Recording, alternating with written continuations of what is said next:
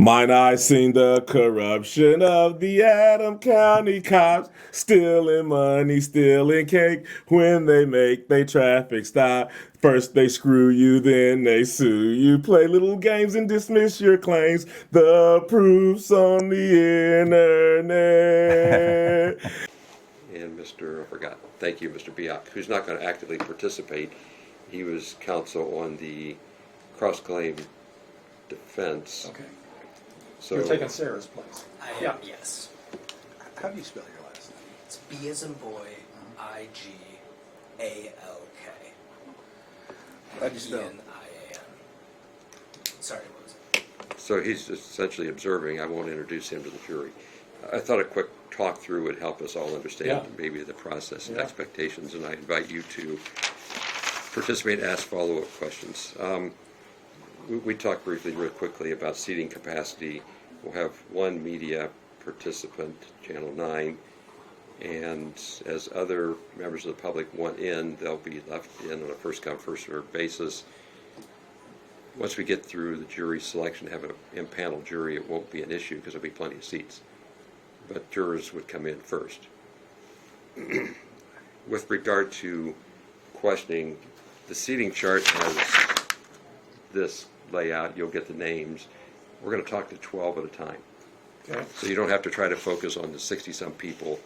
Just direct your questions to people in the box. All right. I could never keep track of 57. Yeah. So I don't do that to you either.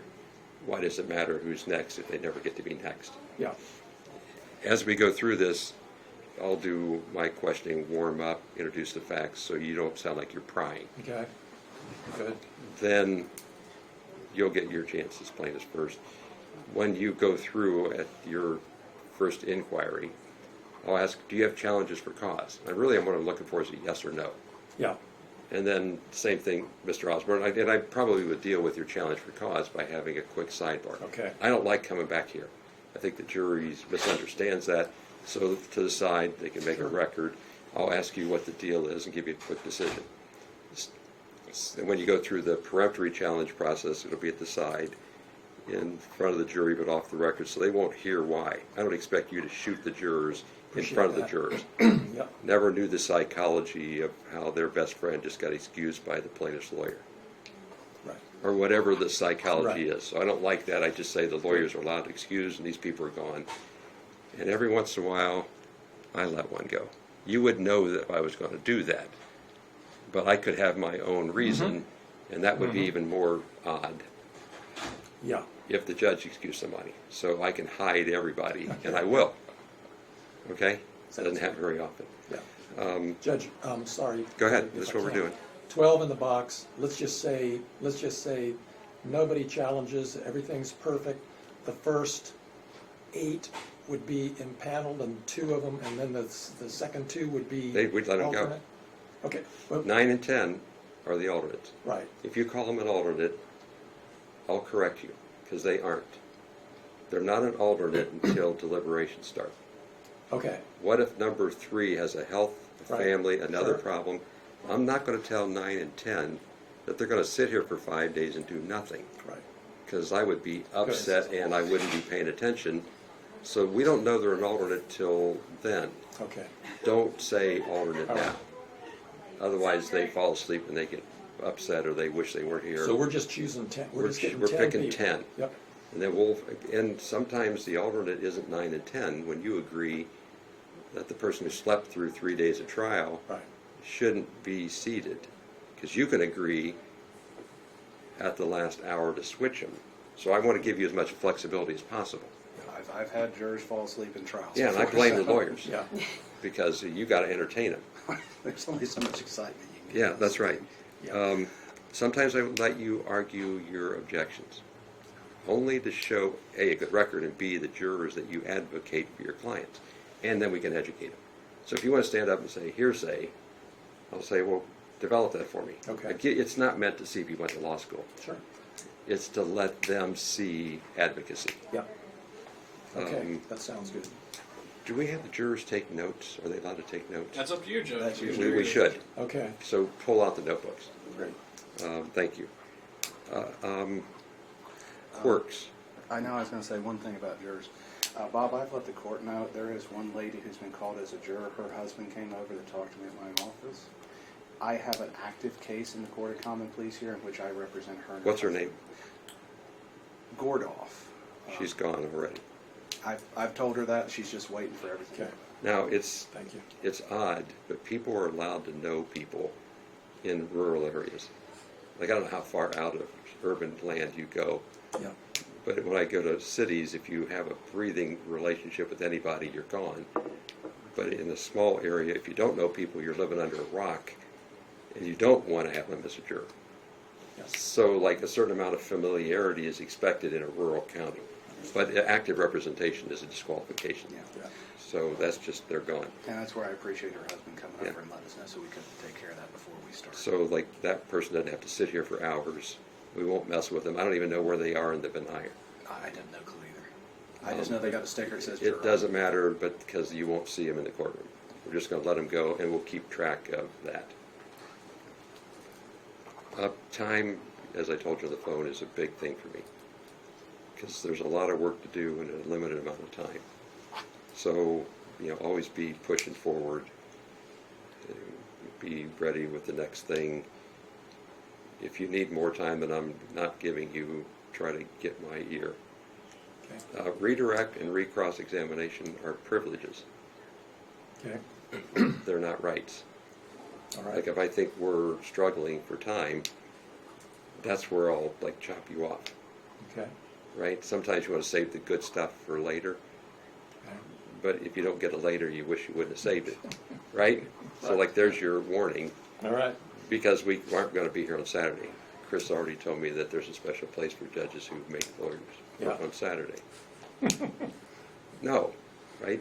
yeah. To do this sure. case, actually, you can't be presenting your evidence on Friday.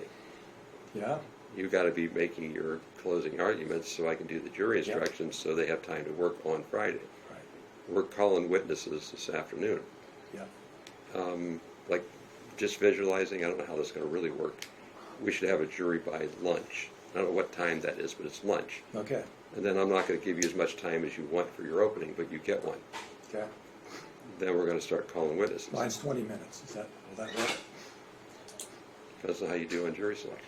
Okay, That's not unreasonable. yeah, See what I just did to you? I manage time. okay, yeah. Right? Gotcha. I manage time. I don't know what time we're going to start tomorrow. Are you staying in the county someplace? Yeah, yeah, yeah. Yeah, well, of course. So, like, if I can have a panel who gets here earlier, I don't know what earlier means. Yeah, What time would you normally start? We typically start at 9, but Yeah, we're always open at We're 8. never going to start at 9. Because the only way to get more time is to start early and work late. So, like, I would start suggesting maybe we're going to start at 8:30 tomorrow. I just helped you. yeah, I just gave you your 20 minutes because I Thank you. bought a half an hour. But I don't know that till I figure out what juror has a child care Yes. issue till, and if none of them have child care issues, then why are we not starting at 8:15? It's fluid. Wednesday might be different, okay, all right, right? It's Yeah. fluid. Like, Right. how are we doing? Like, I don't expect you to start a witness at 10 till 4, yeah, unless it's a 5-minute witness. yeah, But if you're going to start somebody, you ought to at least be able to make it through the direct or whatever phase it is and start with cross tomorrow morning, because you're going to thank me in the end for getting all the evidence in as opposed to running out of time. yeah, Like, what are you doing on Monday? I don't care, but it's not this case. yeah, Exception is whether the jury can deliberate it. Once they get the case, Yeah. they own the case. Sure. If they work Friday and it's a late hour and decide they need to go home, then I'll see you Saturday morning. Not Okay. because of what I said, it's All right. because they own the clock Yep. when they deliberate. There are motions to eliminate. Thanks for doing that because it tees me up on legal issues. yeah, that's the point, So it helps me, but remember, you got to renew your objection yeah, in the moment so we can decide in the moment. Really helpful, so I could see what was coming. Like, I don't know how untimely disclosure gets passed. You both have the same issue. Like, you got a detective and a report on $400, Yeah. which I haven't heard about. yeah, Like, we'll have to talk about, I want to call this person next. okay, And then we'll have to get to it before they get on the stand, okay, right? Then you have the harem of girlfriends and whatever it is, right? I don't know relevance in any of that, but I need to at the moment. Like you listed 5 people that you said you had never heard of. Or what's the deal with Trinity White Knight Flyer? All that stuff I'll have to hear in the moment. But it's very helpful to do motions in limine. So thank you for that. What do you want to know, Mr. Klingler? Let's see, anything else? I think you've covered it. Will you, Judge, ask the panel if they know the plaintiffs, if they know, will you get into some of that? The quick rundown is Yeah. like introducing people and parties and lawyers and things Yeah. like that. Then going right to the jurors, like here's what we're looking for, here's what we're doing, here's how the process works. And then like swearing them all in, obviously. Familiarity of parties, knowledge of the facts. Like I'm going to ask about YouTube and social media, how many people frequent that? Okay. Because you're going to want to know that, and if nobody watches YouTube, they're smarter for it. Or whatever it is they are. Because there's the smart side and there's the dumb side of all sorts of online streaming. I get my CLE online. Not sure which way that pushes me. I think it depends on the CLE. Exactly right. Depends on the content. So when people start saying they use social media, I'm giving you the opening to get into, do you watch cat videos? Or do you do something that's got a certain amount of educational knowledge base, something? I'm trying to set you up so you don't introduce a subject that sounds offensive, Yeah. right? I'll talk a little bit about NIL. Do you understand the concept? Because in sports, people know what that means, right? If that's sort of what you're thinking in this case is your clients have NIL, that's theirs, not the public's. Or is it? What's NIL? Name, Name, image, image, license. Okay, Likeness. Name, image, likeness. Likeness. Yeah, yeah. It's in sports. You gotta be a professional when you're in college. okay. They can't use your face unless they pay for your face Yeah. and your uniform number and things like that. So maybe we should let you pick yours next. I'm going to ask about like sheriff's office perspectives and relationships and how you do with law enforcement. Prior jury experience. Like I'm just trying to go with Yeah, the good, obvious stuff. Good. And then I'll explain like legal processes, burden of proof, why lawyers go first and second. All the way through, I have a client. My client's the jury. Yeah, I'm not going to tell them what to do. I'm going to explain to them what they have to do. So my goal is always to educate. You'll see me stop and teach them, hearsay is this, and here's why we allow some and not others. Okay. So like, do you care? Well, you already know it. But for them sitting over there, Yeah. they don't know a thing. good. That's sort of how I work. I'll do the same with you guys. You want to know what's coming next? Well, now it's Mr. Osborne's turn to do this because this is why the rules are written in such a way that he gets to do this. And you go, oh, that's what I'm going to do next. When you didn't know, I'm talking to the jury when in fact, if you listen, I'm really talking to you. Got the concept? Like the more communication I can do effectively, the more you'll feel comfortable, right? Yeah, good. You know, publicity, media, explain how that all works. You know, like their functions, like the jury instructions, like you'll start seeing those concepts. Along the way, I'll introduce at a 10,000-foot level defamation and false light. Now you can drill it down, Good. Yeah, but like they have to have some idea what the case is all about. good. I'm glad you're doing that. Yeah. I'm not going to like bring up the fact that you have a three-piece suit on and you don't, and you have a pantsuit on. Like I don't do appearances until I do, because their use of eyes is a part of weighing credibility. So like at some point in time, I'll probably ask, who do you think's ahead, Mr. Klingler or Mr. Osborne? And they'll all look at me offended, and then they'll realize they are in fact judging you, weighing your credibility by your appearances. Let them do that. They do that with witnesses. So at some point in time, I start getting into a little bit of how people like and do they care that you have facial hair and you don't, just to prove the point. Okay, now you can deal with I can tell whether the they story like why I your have a beard. client's attire. Okay, he has a very bold looking suit. I'm good at that. I have no problems with that at all. But like I'm going to try to avoid things that might be like misconstrued. right? The fact that we wear conservative colors or that I have a robe means something to people, and it's fair game. So, like, if you want to get into appearances, like, I would invite you to do that, because I sort of open the door to some of it. So when you enter the same room, subject matter, it's not the first time. If the judge talks about it, then it's okay. If the lawyers bring it up the first time, people will get offended. Does that cover like most of what you would hope I did? I think so. Will we have a charging conference then at the end of the evidence, sit down for the jury instructions? Oh yeah, I'm not going to take your jury instructions the way you submitted them. Yeah. No, But I work on them during the trial. Sure. I asked Mr. Osborne to send me a Word file. Yeah, Like, I like the fact that you sent me a Word file yeah, that looked like my last defamation case yeah, and last false light.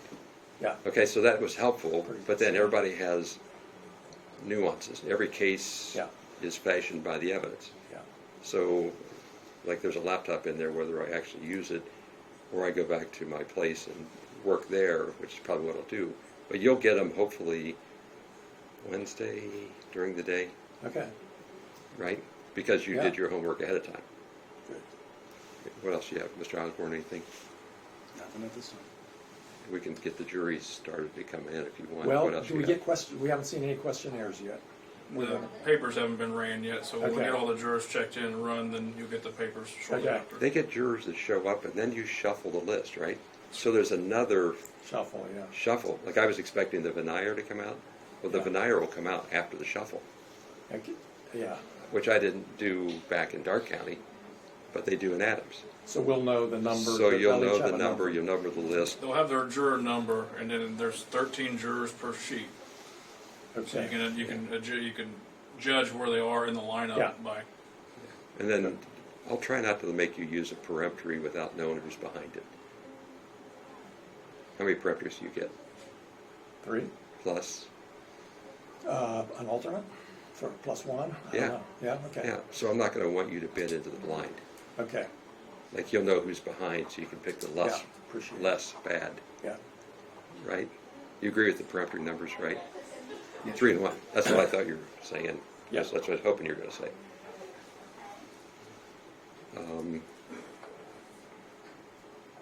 We're not going to introduce you. You're going to be able to come in like you're a media person. It's one of the 62 seats. But, like, you're just here to watch, so with all due respects, we won't be introducing the lawyer for the party who's not, the claims that aren't before the court. Talking to the Court of Appeals is appropriate. Make your objections sometimes during the break. I want you to build it. okay, Okay? Like, I don't expect to try a perfect case. Right? So when I don't give you a chance to make the record right in front of the jury, just remind me on break, when the jury's gone, that you want the record to build out your issue. Maybe I can fix it, maybe I shouldn't fix it. okay. Maybe you're just completely wrong and didn't realize it. Anything else you want on the record? No, thank you, Henry. Anything else? Okay, go ahead and turn off the record.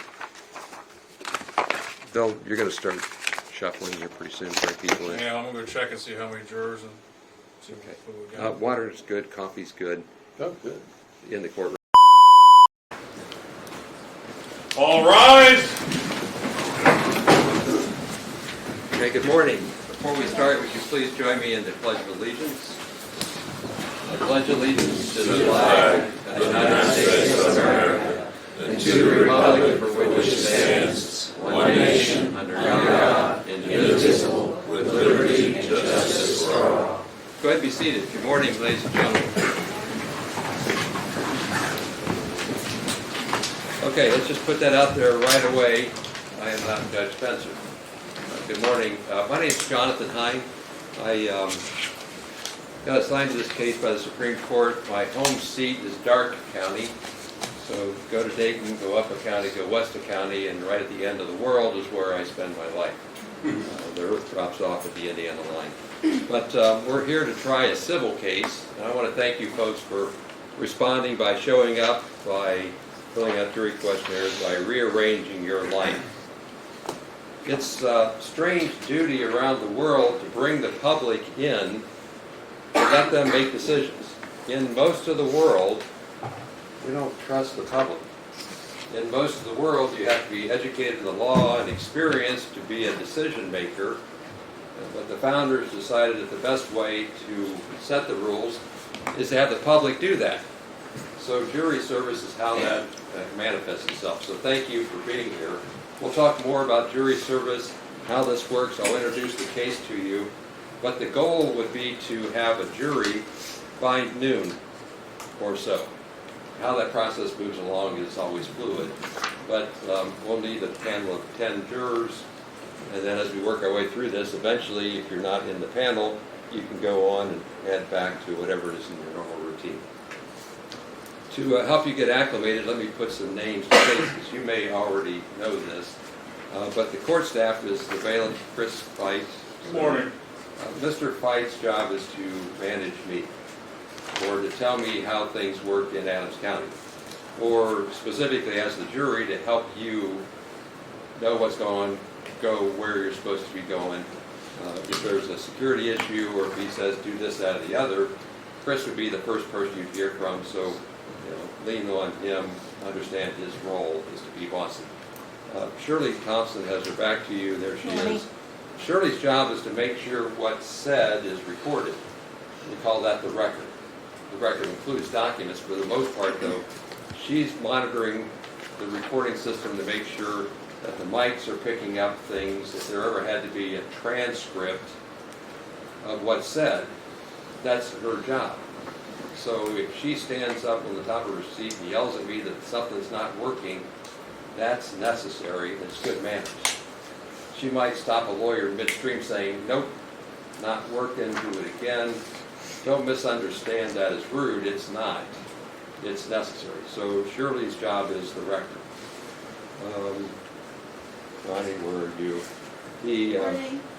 Ronnie's job is to run the court. Court administrator, right title. She's got a lot of years' experience doing the, I'm going to say, back office, the management, the administrative side of things. So to the extent that she does that, that's her necessary role.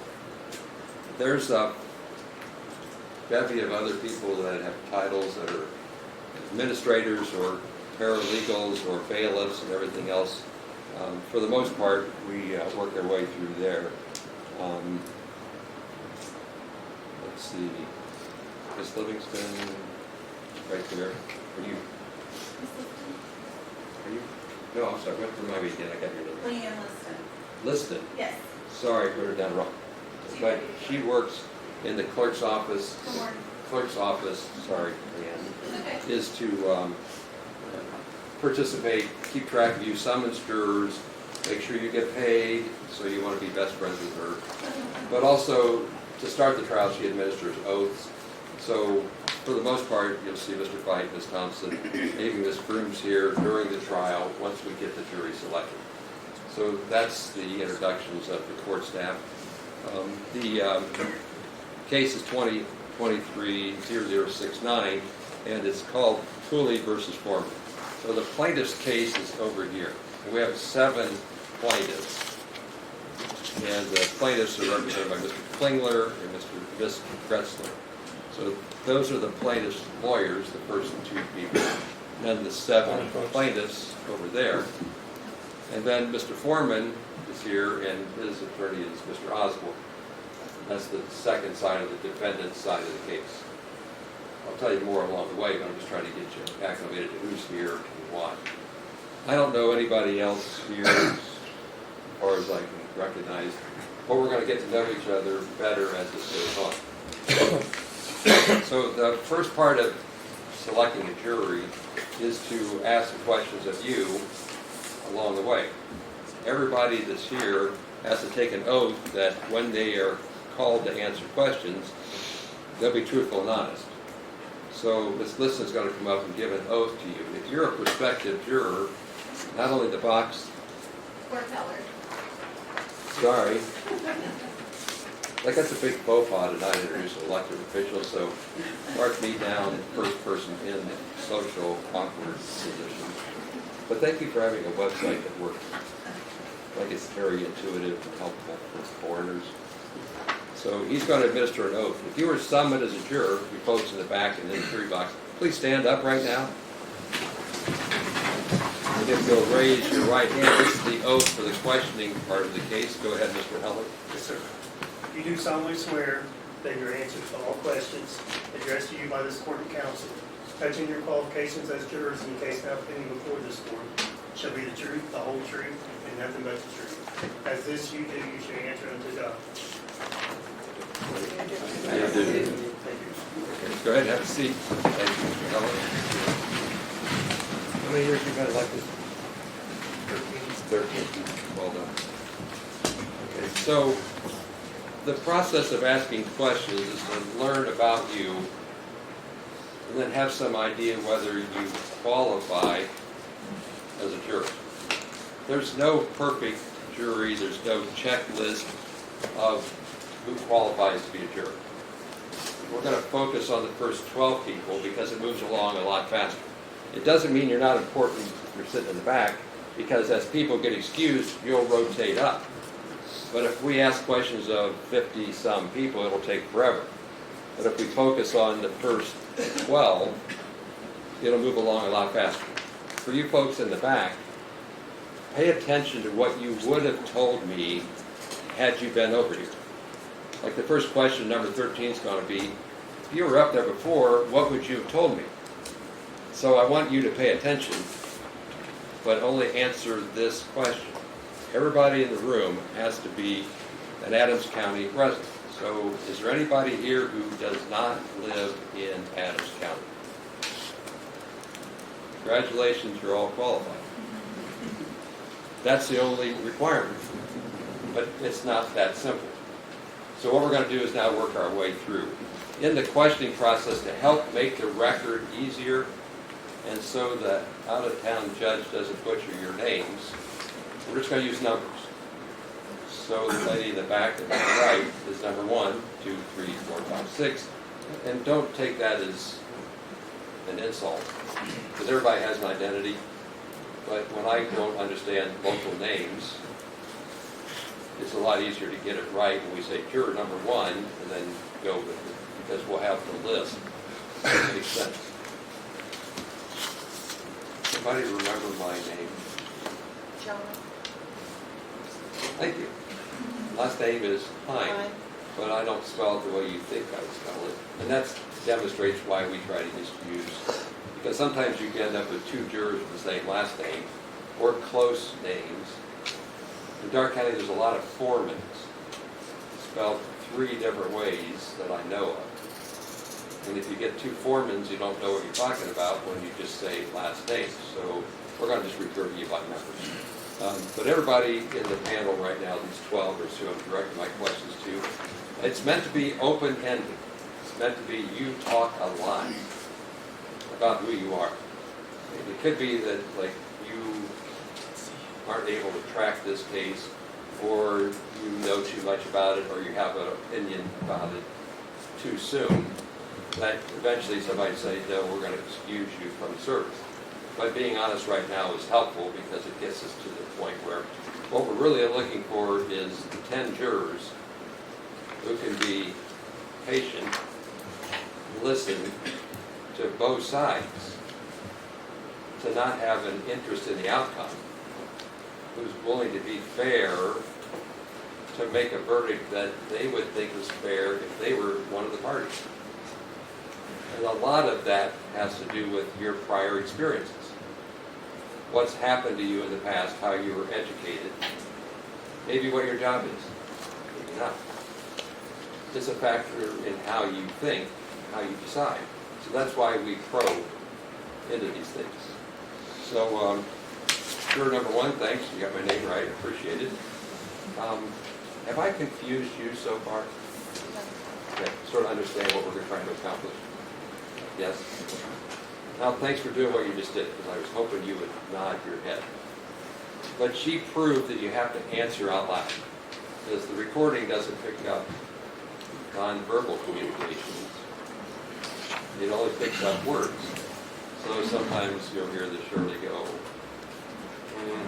doesn't mean anything. Is that a yes or a no? We do that along the way, so number one didn't fall into the trap. Good job. It's answer the questions as clearly as possible out loud. Let's start with the introduction I just did. I'm not going to talk about the court staff because they don't factor into the case. But does anybody recognize Mr. Klingler, Ms. Gressler, Mr. Osborne? Anybody recognize those lawyers' names? Okay, I'm just working on 1 through 12 right now. But number one, you do. Okay, who do you recognize? Well, I recognize David Osborne, and I recognize Afroman, Okay, Mr. Foreman. Mr. Foreman. So, do you have an active case right now with Mr. Osborne? Is he your lawyer? As he's been in the past? No, sir. Okay, how do you recognize him? From social media. All right, way to go, because that's what this case is about.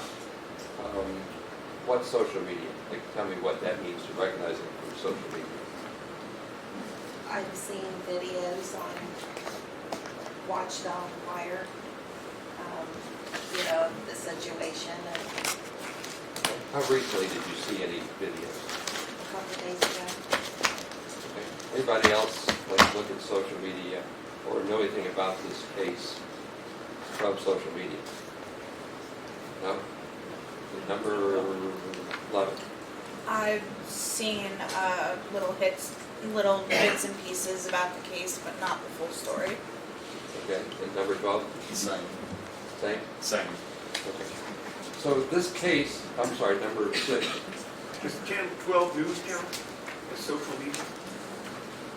He was on a news report, I think 2 days ago. Well, let's say it doesn't matter if it's social media, it's a way of knowing about the case. Because there is a certain notoriety or information. I'm going to ask more about this, but it's typical for jurors to come into a case having some context. Let me tell you more about the case to get everybody up to speed. The 7 plaintiffs were, maybe still are, employed at the Adams County Sheriff's Department. They executed a search warrant at Mr. Foreman's house. In the course of the search warrant, there's recording, security cameras, and then Mr. Foreman uses this materials from the search warrant in his publication process. Plaintiffs find offense with that, so they file claims, in this case, be it or decide, which I'm going to call defamation, making false statements or false lights, which is a first cousin. It's maybe not false, but it puts people in the wrong impression. So the claims by the plaintiffs in this case are that the publication, the social media, the distribution was false, defamatory, false and hurtful and false images, and or put the plaintiffs in a false light, a misimpression, and that's what this case is all about. So if you saw something on social media or on a traditional media site, that's not unexpected. The key point is to understand that's not evidence. The chair next to me right here is the witness stand. The evidence comes from the witnesses. The evidence also comes in paper form. A witness says, yep, this is something. Likely will be you'll see video. The video then is evidence, moving pictures. So you have to, as jurors, disregard what you think you know about the case from outside the courtroom and decide the case from what goes on in this room. Understand, number 1? Yes. How about 6? That makes sense?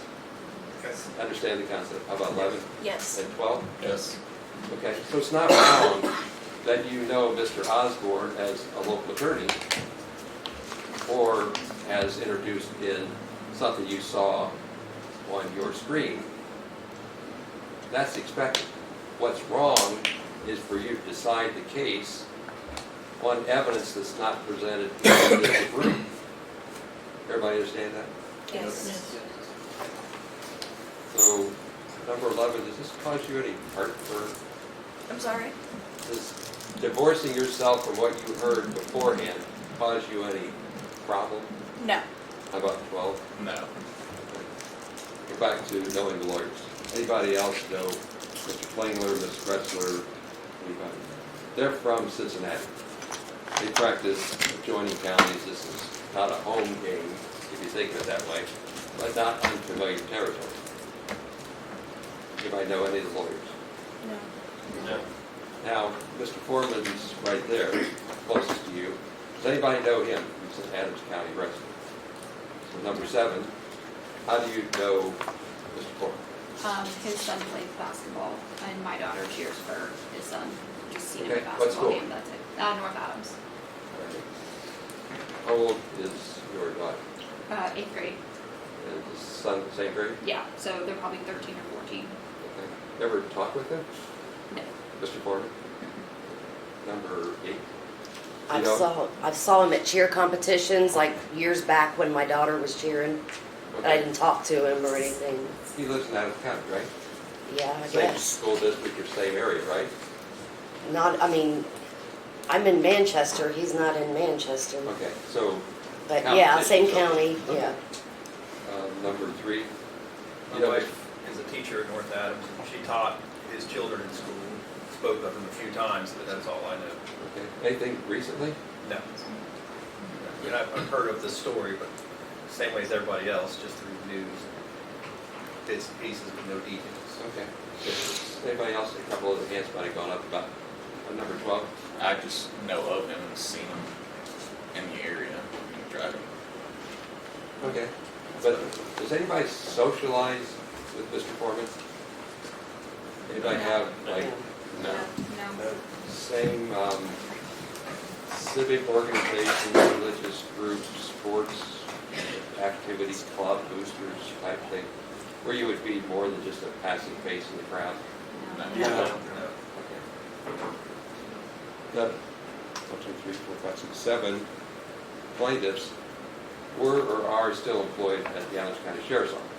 Now, this will get a little bit bigger, but does anybody know any of the 7 plaintiffs? Yes. Yeah. No. I mean, not no, but Let's go with number 8, 9, sorry, with number. I just know him because I'm born and raised in Adams County, and just know him just from being around. Which part of the county do you live in? Adams. West Union, sorry. West Union, so you're here in town, Yes. and the sheriff's department's in town. Yes. So higher probability you'll see their face in town, right? Absolutely. Is it more than that? Is it what? Like, is there any other social or civic affiliations you have, same booster group or anything? Not really. Just knowing him around here, and Are all your clients still actively employed in the sheriff's department? No, Okay. two are no longer with the department. Any of those folks over there ever give you a ticket? any what? Ever give you a ticket? Speeding ticket? No. Equipment violation? Ever investigate you? No. See how that might make a difference, Yeah. right? Thank you. So, ma'am, number 8. Brian lives a couple streets down from me. I've never had a conversation with him. His kids go to the same school, so I know who he is, but I don't know him. And Lisa was my stepdaughter's resource officer several years ago, but I've never had a conversation with her. Randy, same thing, was my daughter's resource officer. I don't ever recall having a conversation with him, and I don't recognize the rest of them at all. I haven't been on social media, like, I've been off of that for about 1.5 years. Why'd you tip your hand? Well, because I don't know them, but I mean, I know who 3 of them are. Yeah, because you called them by their first name, Yeah. and that's okay. Dark County has got almost twice the population of Adams. We're a small county. If you didn't know them, I would be concerned. Well, I When know you 3 called of them them by their are. first name, it told me something, Yeah. right?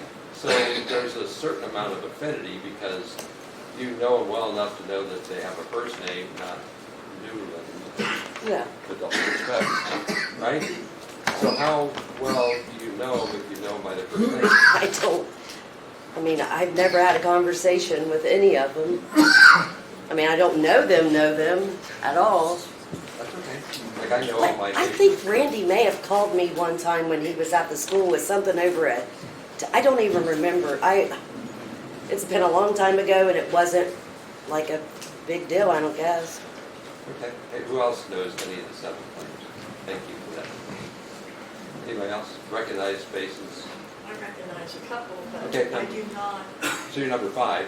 I do not know them at all. I've never had a conversation with them, but I see a couple faces that are familiar as I was in the courthouse before. Okay. That's it. Thanks. It's totally expected.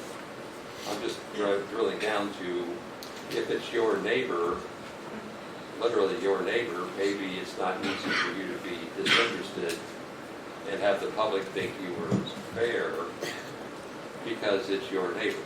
Understand? Yeah. It's not wrong to call somebody by your first name that live 2 blocks over and you know them because you've been in the same neighborhood. I mean, I speak to him when I see him out, when I go by. Like, Thank you. So anybody else recognize anybody over there? Okay. These are 7 individuals who at the time worked for the Adams County Sheriff's Department. Does that figure into any of your psychology? Does anybody have family members that work at the sheriff's office? no. Anybody have family members that work in law enforcement? Anybody? No. Anybody have like issues, prior bad experiences with the Adams County Sheriff's Department? No. Anybody have prior bad experiences with any law enforcement agency? No. Why did I ask that? Because that might creep into your mind if you had a prior bad experience with a person in a different county wearing a badge, and for a living they wear a badge. Understand my point? Yes. The reason we go through this questioning is to try to unpack what affects your decision making. Like I did not have my traditional breakfast this morning. I got a better one. It was really good. I don't get eggs and bacon because I shouldn't eat eggs and bacon every day. So now I'm having like a good food rush because there's a good experience in my brain. Does that affect my decision making? It better not. Because I can't afford to let my diet interfere with my duty, and you have the same duty as we go through this, to not be affected by anything besides evidence. Understand? Yes. All this questioning, when the lawyers get up here and start poking at you deeper, trying, is to see whether you can actually set aside prior experiences, your way of thinking, your prejudices, it's okay, your biases, your preferences, we all have them, and decide the case. That's what this process is all about. Understand so far? Yes. Yes. Now, who wants to volunteer something that's going through their mind that they don't know if they can get rid of? Anybody have a gut check so far? Okay. No. So this is where I pick on number 4 just because you've been smiling back there. Okay, so how's this process going for you so far? It's going fine. Okay. Are you hesitant about anything right now? No. You're not? No. Good for you. Work on it. If anybody tells you jury service is easy, I'll be surprised. Because during this process, I introduced complicated legal topics by saying defamation and false light. That's just to get you in the door. As it goes on, you'll find that it's much more than that. We'll take it apart and I'll educate you. That's still coming. But is there anybody here that doesn't do well following directions? No. No. Okay.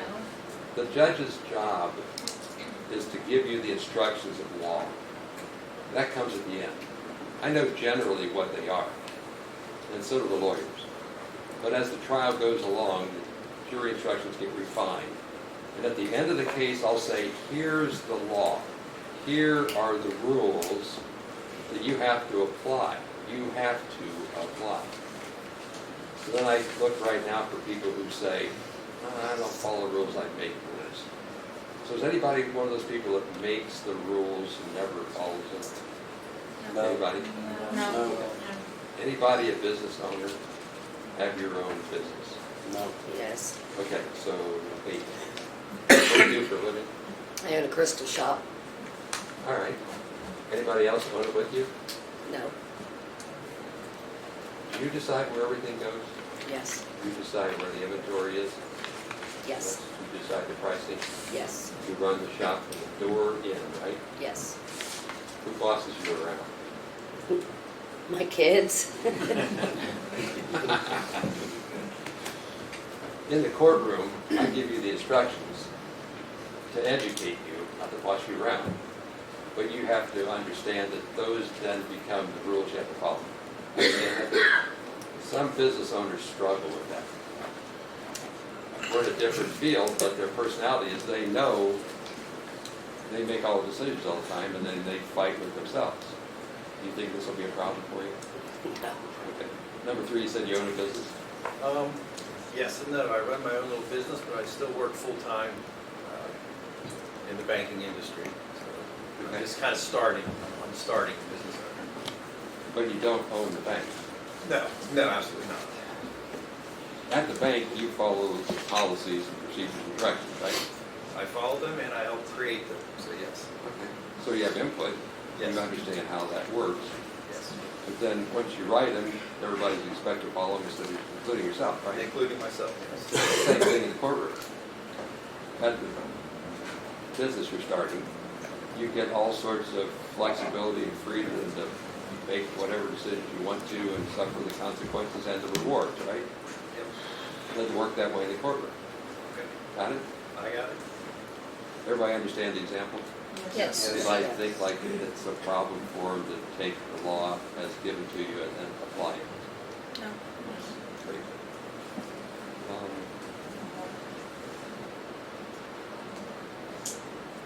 Let's talk about sports for a second, like the subject, but the point's the same. College athletes now can sell their name, image, and likeness. Have you ever heard of that NIL acronym? Yes. Where athletes have an image and a likeness, and it's now marketable, and they can get paid for that. Does everybody understand that concept, NIL? Yes. Okay, it's a commodity, right? Yes. So, like in some respects, you could use that as an analogy in this case. If you didn't understand it, then I would be worried. But if you at least understand the concept, that's helpful. What about use of online streaming services? Does everybody have some sort of an online streaming service where they get their education, their entertainment, whatever it might be? Just do it this way. If you don't have one, raise your hand. Okay, so everybody uses Netflix or YouTube or ESPN online or CVH online. Understand how distribution works. Yes. Yes. Just that'll be a part of what happens. Again, if you didn't know about it, then I need to know that because that would be like out of touch with what's common. Okay, so no problems there. What about prior jury service? Anybody ever served on a jury anywhere before? So number 5. I served in Texas many years ago when I lived down there. I served on them. Okay, thank you. Number 6. Yes, I served here. I think it was 4 years ago. There was a mistrial declared. And then 2 years ago, the prosecution didn't like me. No, I'm sorry. Plaintiff's lawyer didn't like me. So he dismissed me. Okay. Interesting that you think they don't like you. Because that's, I'm not saying you said anything wrong. That's the normal impression I always coach against.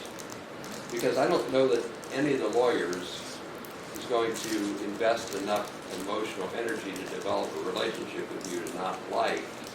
Instead, what happens is they say, from your perspective, with your experiences, you're probably not inclined to think about my client the way I want you to. But we all take rejection, quote unquote rejection, in a different way. So thank you for showing up, thank you for serving, and don't take it personal. Because in this process, people are going to get excused. Like, you just helped me check off one of my boxes. When I excuse people, I remind them it doesn't mean you're not a good person or that you have a character flaw. It often means that one of the lawyers thought you wouldn't see the case from their perspective. Now, they're both looking for jurors who will think of the case from their perspective, so neither of them's going to get everything they want.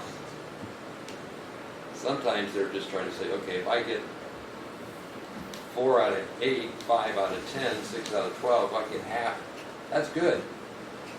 And then in the end, I always remind the jurors that the evidence is what you make a decision on, not personality and likableness, things of that effect.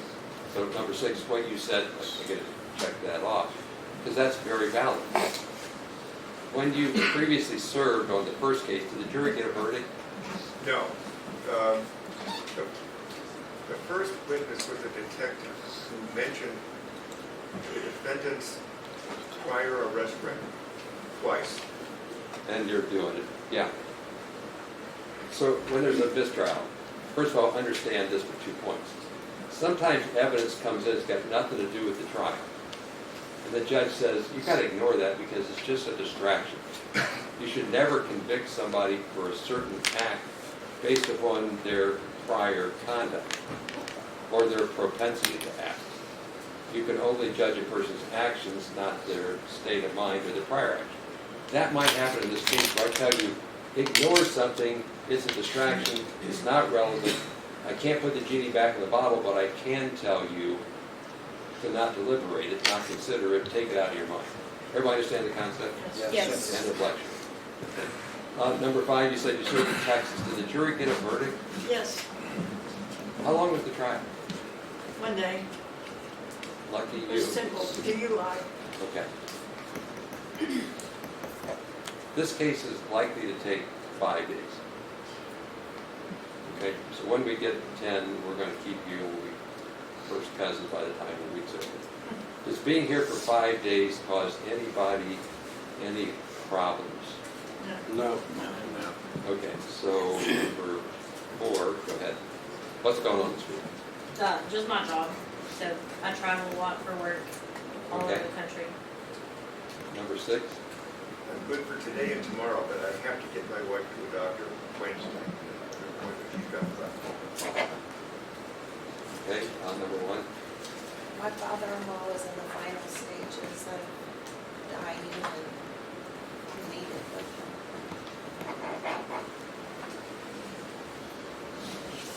Anybody front row, number 11?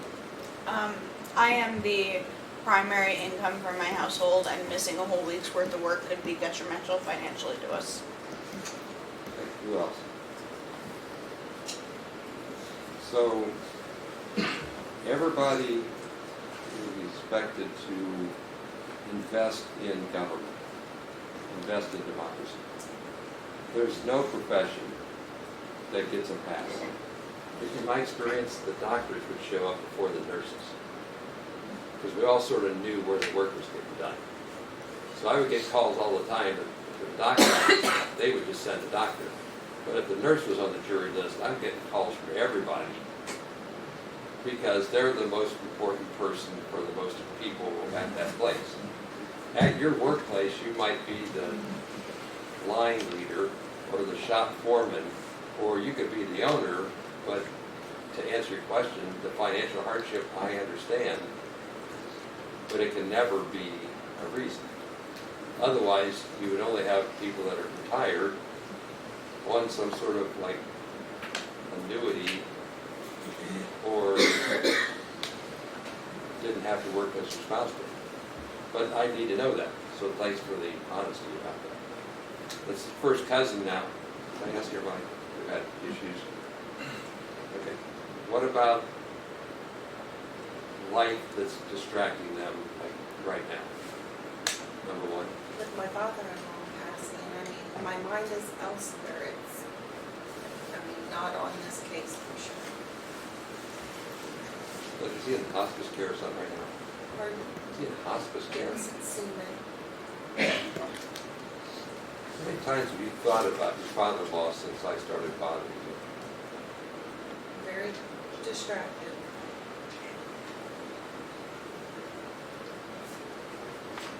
Do you have any problems with Mr. Osborne?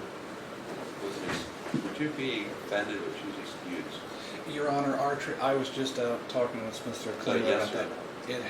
Yes, Your Honor. You would be offended if she's excused? No, I would actually ask. So the answer is yes. What do you think? Absolutely. I think she should be Okay, excused. thank you. Just to hurry this along, Right. thank you for being here. You have her attendance, right? So how soon do you send out checks? Just up to the clerk's office, issue the voucher, then she take that scared. Nobody gets treated this well. You get paid a day, but you can be excused. Thank you. Okay, so 13 gets to come up here. Thank you very much. Thank you. So, madam, you can walk around the front to make it easier. So come around the front of the jury box.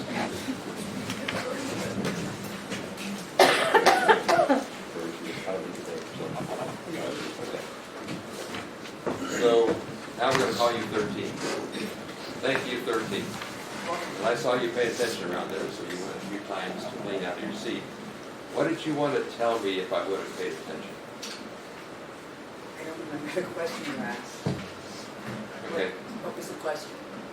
Like I asked you to hold all your answers until you got up here. So, like, tell me what's on your mind that you would have answered or would have been a problem. I don't remember. It was, I put my hand up in response to a question you asked. Yeah. Was it, but I don't remember what the question was. I don't either. So it must not be Sorry. that important. Quick recap is whether something you about social media or name, image, likeness you didn't understand. You understand the concept? Yes. And then I talked about defamation or false light. Generally understand like the concept. Okay. Do you know any of the parties or the lawyers? Not personally, but I have had a Zoom interaction with Mr. Osborne when he was running for the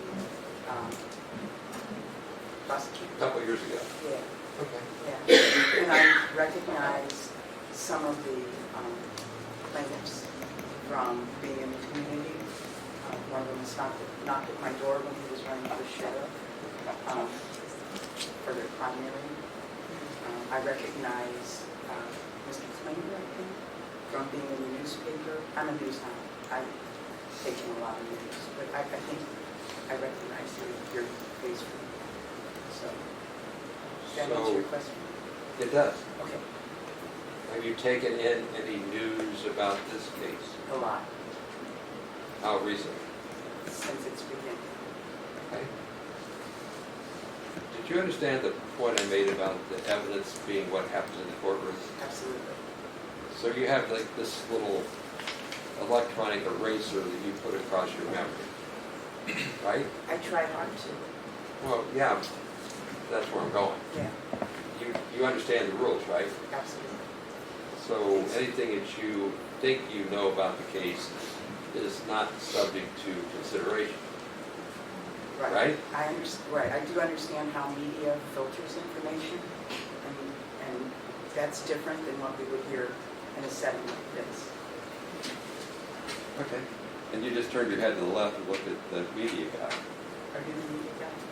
Yeah, I did that on purpose. You know, I thought I was going to see Mr. Hicks, the watchdog hair guy, when I went back. No.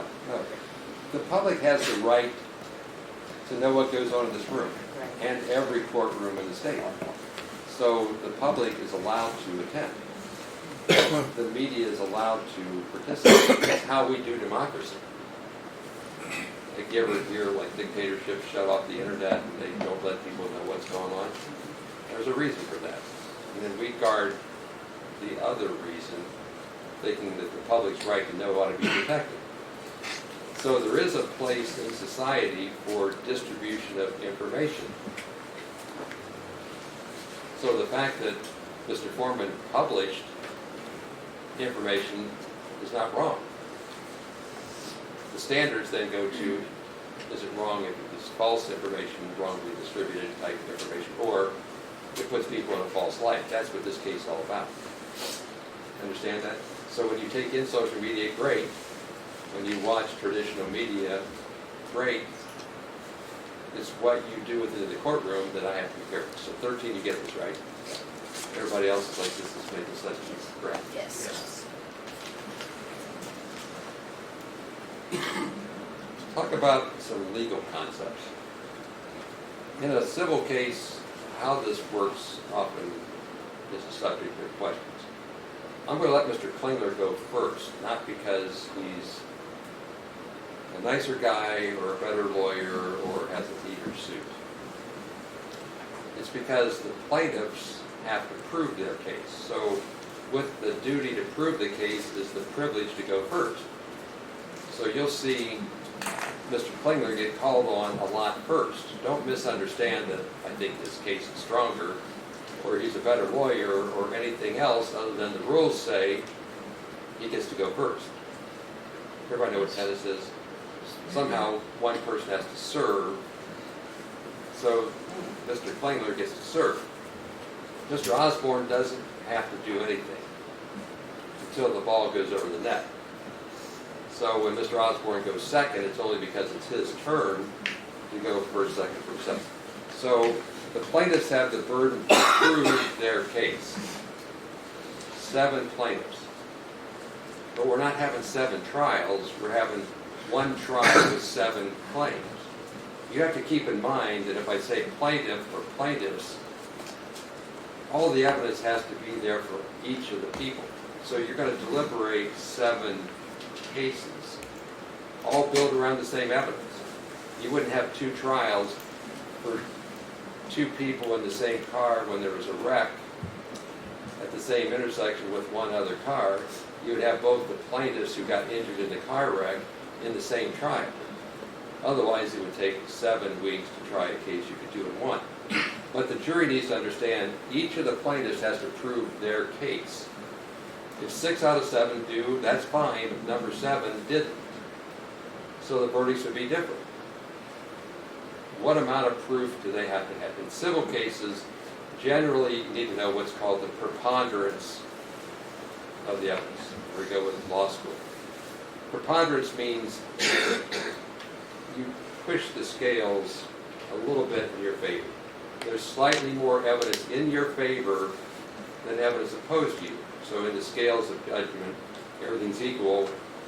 Plaintiffs, if they don't prove by preponderance, don't prevail. But they only have to tip the scales a little. Number 6 was in a criminal case.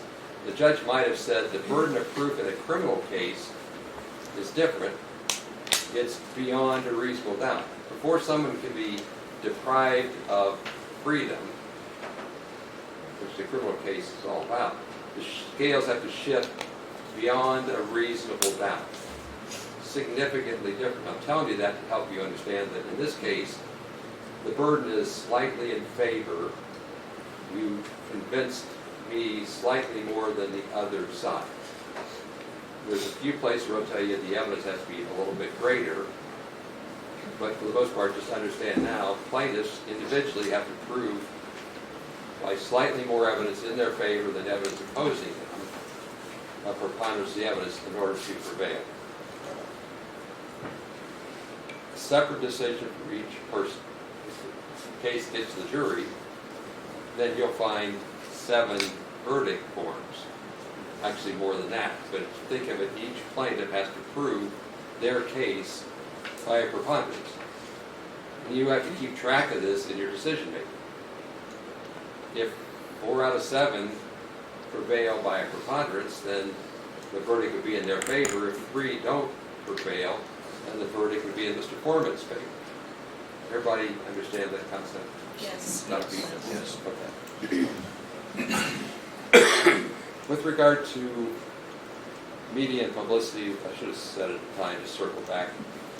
You're left out of it, like nobody's allowed to record your identity. The media knows, like when they start running their camera, that it's not the jury.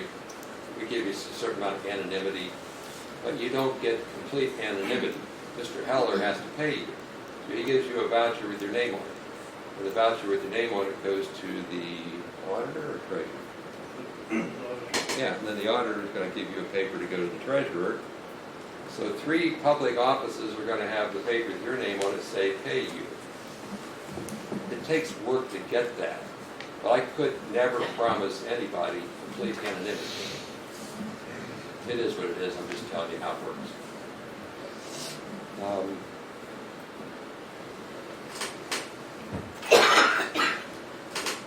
In a courtroom, we call it weighing credibility.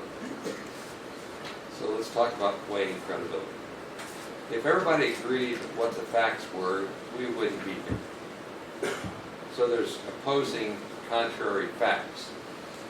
And then you're going to hear opposing contrary facts, and you're going to go, what am I supposed to do with that? I'm going to ask you to decide which is more likely, which is reliable, which is credible, which is believable. And this whole process is about watching the witnesses, looking at the exhibits, considering their communications and their meaning, and then deciding who's more believable. If a witness gets up in the stand and says something that opposes a prior witness, you have a problem. Well, I'm telling you right now, you have a problem. Because that's why we have trials. We ask you to weigh credibility. Does it sound like something mystical? No, I hope not, because we do it all the time. And you're doing it to me right now. Don't tell me because you'll break my heart. Who thinks I don't know what I'm talking about? It's okay. That means I'm not a good communicator. But you could have that opinion because you're watching me, you're listening to me, you're considering me compared to Judge Judy or the last judge you had, or your expectations for what a judge does, and you're deciding if I'm believable. And you should. Like, I hope I'm a good communicator. I hope I'm credible.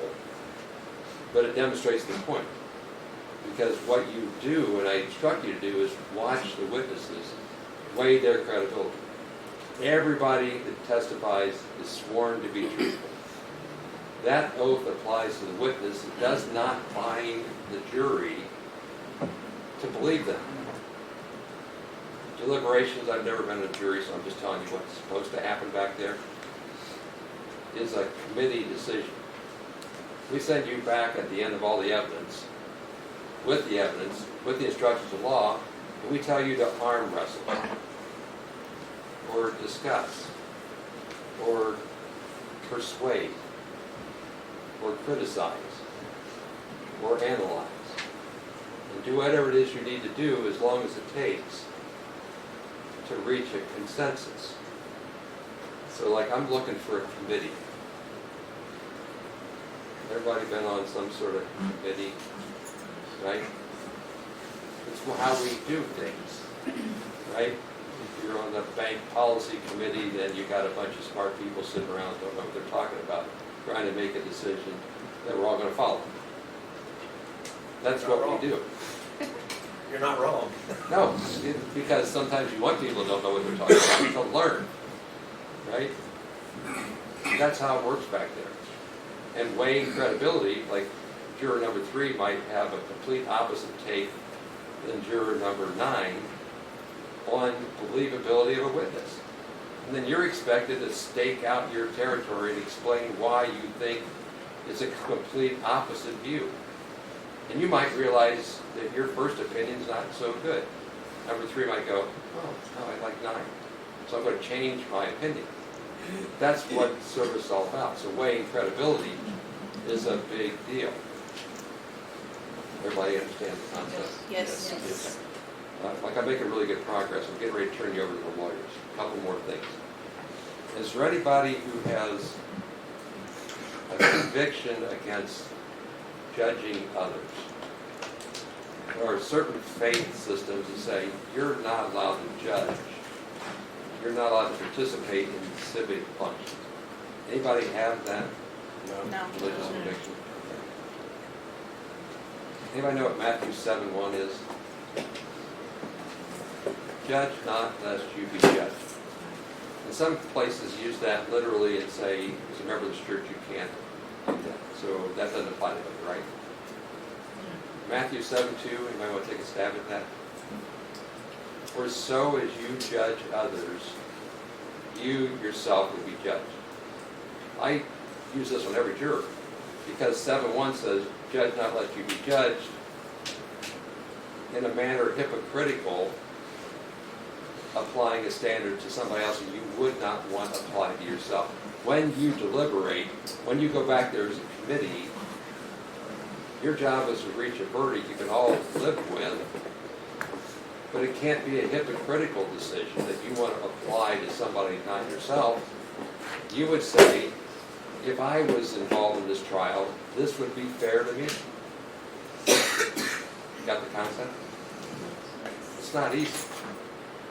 Like number 7, when you served as a one-day trial, would you say it was easy? 5, I'm sorry, number 5. Number 5, you finished. Was it easy? No. But you got it done. It wasn't easy, but we deliberated, and that's what it is. We all deliberate and we come to a conclusion, a final yes or no. That's the goal. If Yes. anybody says it's easy, they're misrepresenting the importance of the outcome. Like a one-day trial sounds like it moved along pretty fast. Yes. Didn't exhaust you. The concepts were understandable, but the decision-making process takes work. Yes. That's what we want you to do, is take this seriously, not have distractions. So circle back to who's distracted. Anybody? Got other things? Like I know number 6 has a medical appointment for his wife. Right? I didn't forget you. Yes. I didn't forget you. Anybody else have something else? Number 11 works there. Yes. Anybody, something jumping in their mind? Okay. Mr. Klingler goes first just because he's the plaintiff's lawyer, not because they taking sides. Go ahead, Mr. Klingler. Thank you, Your Honor. Morning, folks. Morning. Thanks for being here. Judge Hine has done a lot of my work for me, frankly. But I do have a few more questions I'm going to ask you. And I want to let you know that I do voir dire jury selection a little differently than a lot of folks do. I think a lot of times you expect lawyers are going to ask you a bunch of questions and then they're going to decide, we're going to decide who's good for our case and who isn't good for our case, and then some of you might be excused, and if we think you're going to be good for our case, you have to stay on and you have to be here whether you want to or not. But I think you ought to have some say in whether or not you're here. So the first question I'm going to ask you is, are you willing to have a conversation with me about some of the things Judge Hine talked about, some of the things maybe we haven't touched on yet? Have a conversation with me, and at the end of that conversation, tell me if you think you want to be on this jury or not. Are you willing to do that? Yes. Raise your hand if you are. I appreciate it. Thank you. Now, there's some restrictions. I can't talk to you about the evidence. I can't get into the specifics. But what I'm going to do is get into some of the principles of this case, some of the issues that you're going to be grappling with if you are a jury on this case. So, understanding that I can't maybe answer your questions, we're not going to tell you what the evidence is, we're not going to get into a lot of details, but just sort of some of the principles and issues. Are you still willing to have a conversation with me? Yes.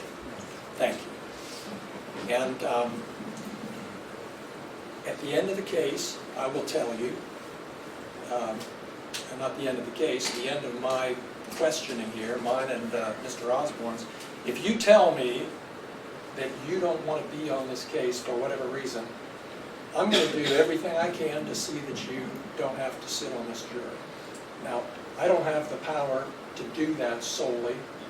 Mr. Osborne has a say, the judge has a say, but I have some say, and I'll tell you, if you don't want to be here, I don't think you ought to have to be here. And so I will do what I can if you tell me at the end of this that you don't want to be here. Is that all right with everybody? Yes. Okay, thank you. Let me pick up on a couple of things Judge Hine asked you and just ask, I apologize if you answered this and I didn't quite get your answer, but do any of you know Mr. Foreman personally? Have any of you had a conversation with Mr. Foreman? No. No. Have any of you heard his music? Yes. Yes. Would you raise your hand if you have? All right. And have any of you gone to any of his shows, his live shows? No. Have any of you bought any of the merchandise that he sells? T-shirts, No. he has some beer, I think, that has his name on it some places, maybe some marijuana some places that has Afroman's name on it. Anybody ever bought any of that? No.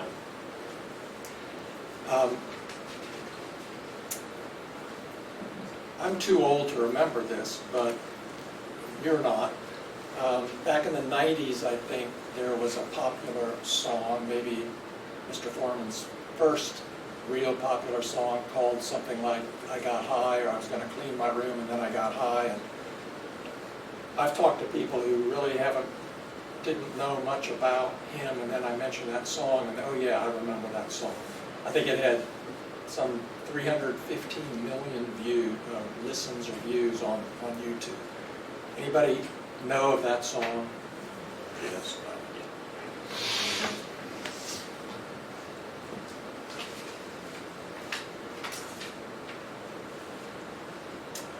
Now, some of you have seen news reports and social media postings about this case.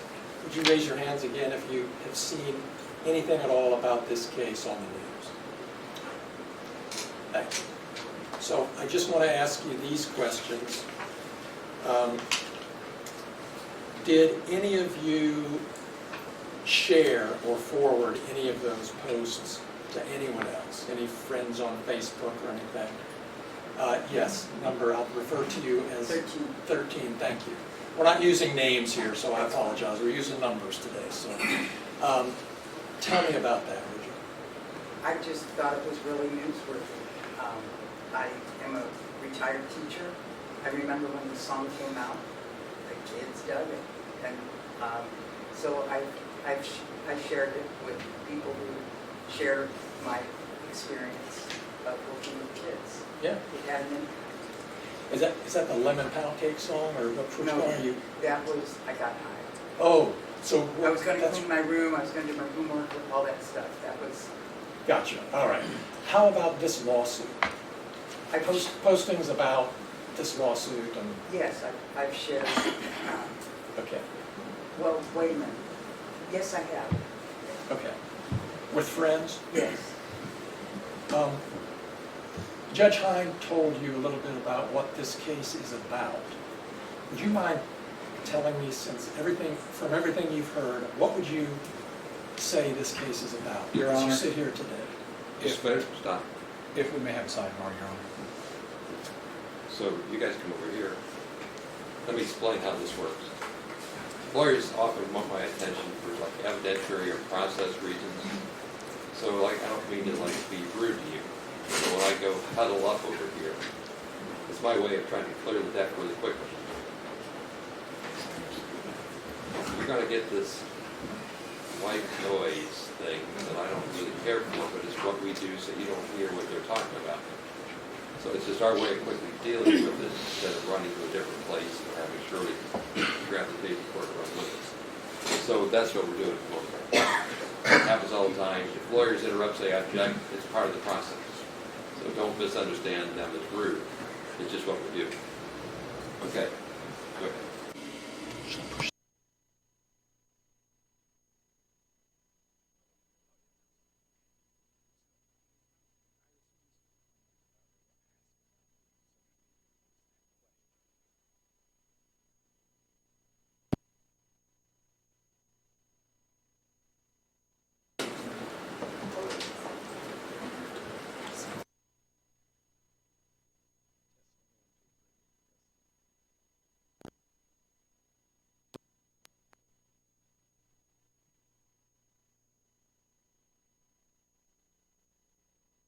I cannot hear you, which means it's not going on record. I know the speaker's on, but it's not recording. I will summarize this. Very noisy.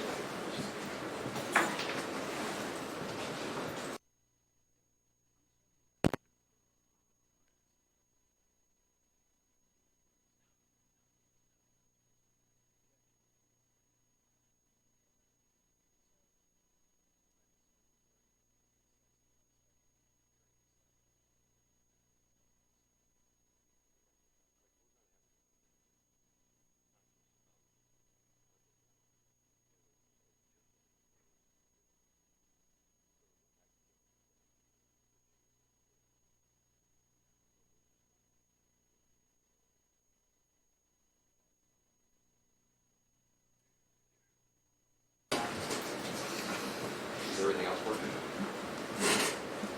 Are you getting any of this? What about the whole hour and a half I spent? Yes, that was all. Just the sidebar. No, it's just the sidebar. That would have been really fun, right? Start over. No, everything else is working, it's just the sidebar. Light brown hair? I had that happen in the trial. Me? Oh. No, me. Oh. No, the tape recorder worked until we tried to listen back a week later, and none of it worked. Oh my gosh. Yeah, oh my gosh, no. Mr. Klingler is Sorry going to about go that. ahead again. Thank you, Mr. Osborne. You're good. Okay, You thank were you. recorded. Okay. So I think I was asking, if you would mind just telling, as you sit here today, what do you think this case is about? Are you asking me? Yes. 13? Okay. Yes, 13. As I understand it, I think this case is about, it's a suit against Afroman, accusing him of having defamed the officers, if that's what I understand so far. I haven't actually read the paperwork, I haven't seen No, the suit, but that's what I understand. That is, By virtue of his art. I believe that's what Judge Hines said, and I appreciate your telling me that. Does anybody think this case is about the execution of a search warrant at Mr. Foreman's house? That that's what it's all about? Because a lot of the news media and a lot of the things that have been out there for 3 years now focus on the search warrant issue. But you'll find, if you sit on this jury, that that is not what the case is about. And so my question for you, and I appreciate it, and for everybody else is, does anybody have any confusion or question about that? This case is about defamation and false light, about alleged, what we claim are false statements that were published about these 7 deputies. Is everybody okay with that? Anybody have any questions about that?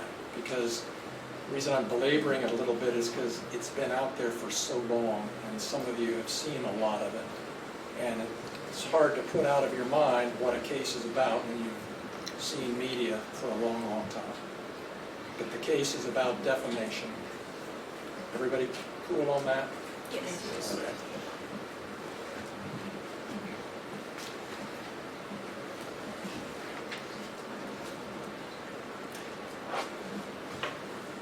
Has anybody gone on the court's docket and looked at the filings in this case, kept up with what's being filed at the courthouse? No. Yes. I tried, but I didn't succeed. Okay. So Couldn't pull them up? I got lost in the weeds of navigating the court website. I just couldn't get it. You haven't read any of the motions and things that? No. All right. Thank you.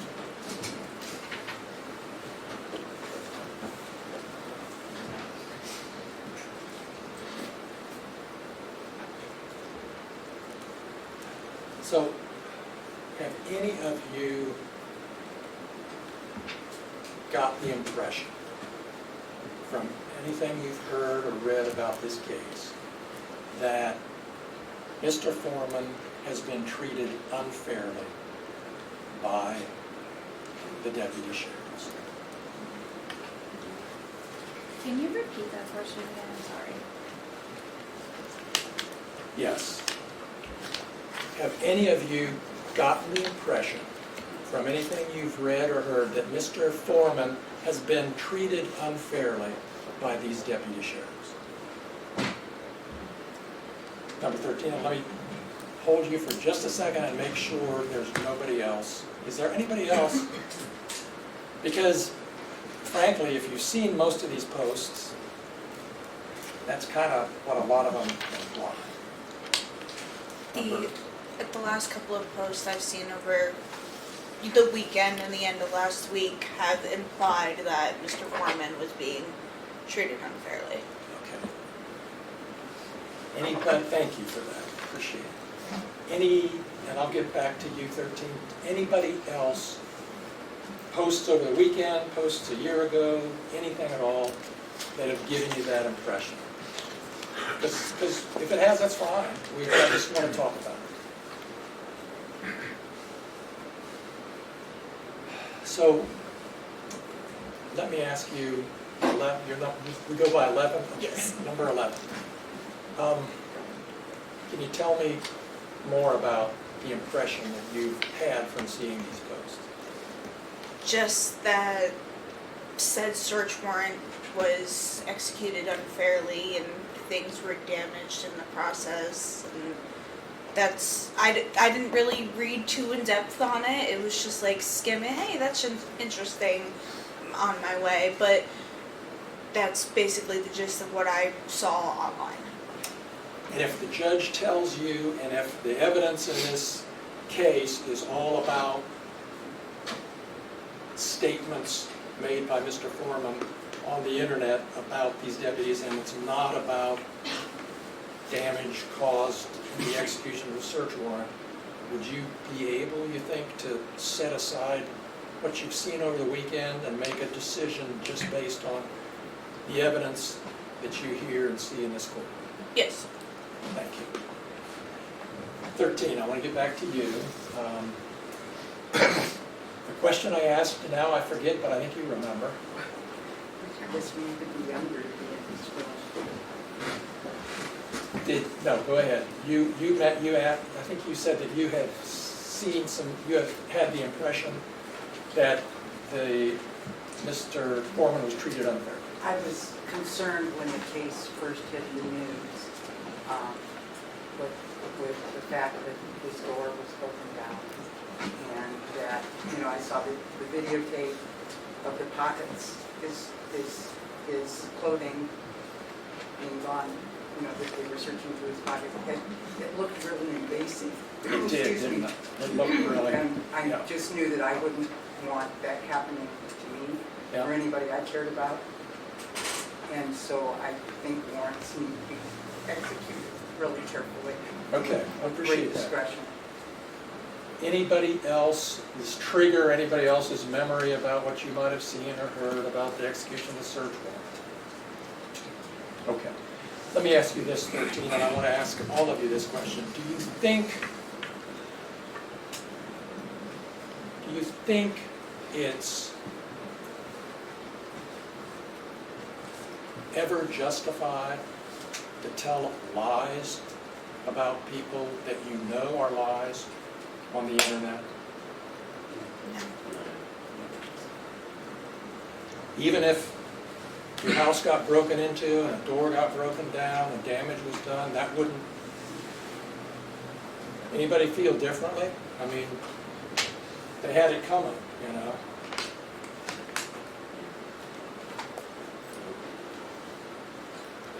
Number 3, what are you thinking? They had it coming. I'm following your statement on how I I want to say that. thank you for telling me that, because I don't always speak clearly. Some people might think, well, they had it coming to be attacked and lied about on the internet because of the way they executed this search warrant. They shouldn't have done that, so they had it coming. That's what I meant. So Okay, that's not true. you don't agree with that? Right, I don't think they had it coming, no. Well, now, I think you're going to hear a lot about freedom of speech in this case, and the First Amendment, And my question to you now is sort of similar, but it's a little bit different. I think you're going to hear from Mr. Osborne and Mr. Foreman that freedom of speech gives Mr. Foreman the right to say anything he wants on the internet, even if it's not true and even if it hurt people. And, I mean, I'd just like to get a little conversation going. Honestly, what do you think? I mean, the First Amendment, we all believe in the First Amendment. It's important. Some people might think, well, you know, yeah, First Amendment's fine, but, you know, some things are off limits. And some people might think, First Amendment, freedom of speech, you should be able to say anything you want. No limits at all. And that's one of the issues you're going to have to be thinking about in this case, and I'd just like to have a little conversation about how you feel about it. Does anybody here who feels like there should be some limits? For example, you can't go out and tell lies about people. Would you raise your hand if you agree with that statement, that you shouldn't be able to go out and tell lies about people? Anybody hesitating on that? Anybody have any little inkling in their mind, well, maybe? Yes? My opinion is, if anybody tells a lie, it's not up to, it's up to the defense and the, geez, I can't think of the name, but it's up to both of the platforms to go and tell the truth, and it's up to us to weigh the truth. So they have to present their case. Yeah. They have to present it with full evidence, and then we are the ones that are given the evidence, whether or not it's right or wrong. Absolutely. So that's for your discernment. Yeah. You'll know. Yeah. You'll know. And that's how it comes about guilty or not guilty. That, yeah, absolutely. You're right. So you can talk all you want to on social media, but it may not get to us because it doesn't pertain to the case. Understood. Thank you very much. And that's the way I Yeah.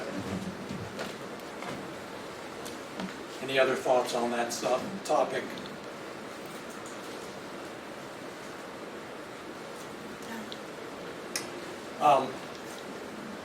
Law enforcement officers, I know you all marked on your questionnaire whether or not you had family or friends. I mean, does anybody have law enforcement in the family? I didn't think you did. No. And you may have answered this for Judge Hine, but very quickly, anybody ever been arrested by any of these officers or any sheriff's department person? No. Anybody ever been a subject of a search warrant of any kind? No. Yes, ma'am. My son was, and back years ago, he was online doing something, and the FBI came to the house and wouldn't let us leave until everything was searched and all that. And I'm sure that wasn't a pleasant experience. No, it wasn't. That wasn't local law enforcement. No, not here. It was in Claremont County. Okay. It was the FBI. It was the FBI. But everything was fine. He wasn't guilty or anything taken to court.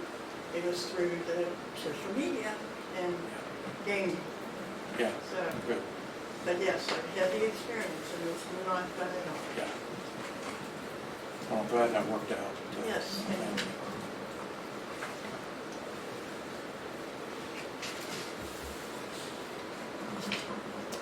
Another thing that you will be hearing about in this case and thinking about if you're a juror is reputation, the idea of a person's reputation. I'm going to assume, without asking you a silly question, that everybody thinks their reputation is important and they'd like to defend it, protect it if it gets attacked. Is that fair to say with everybody? Yes. Okay.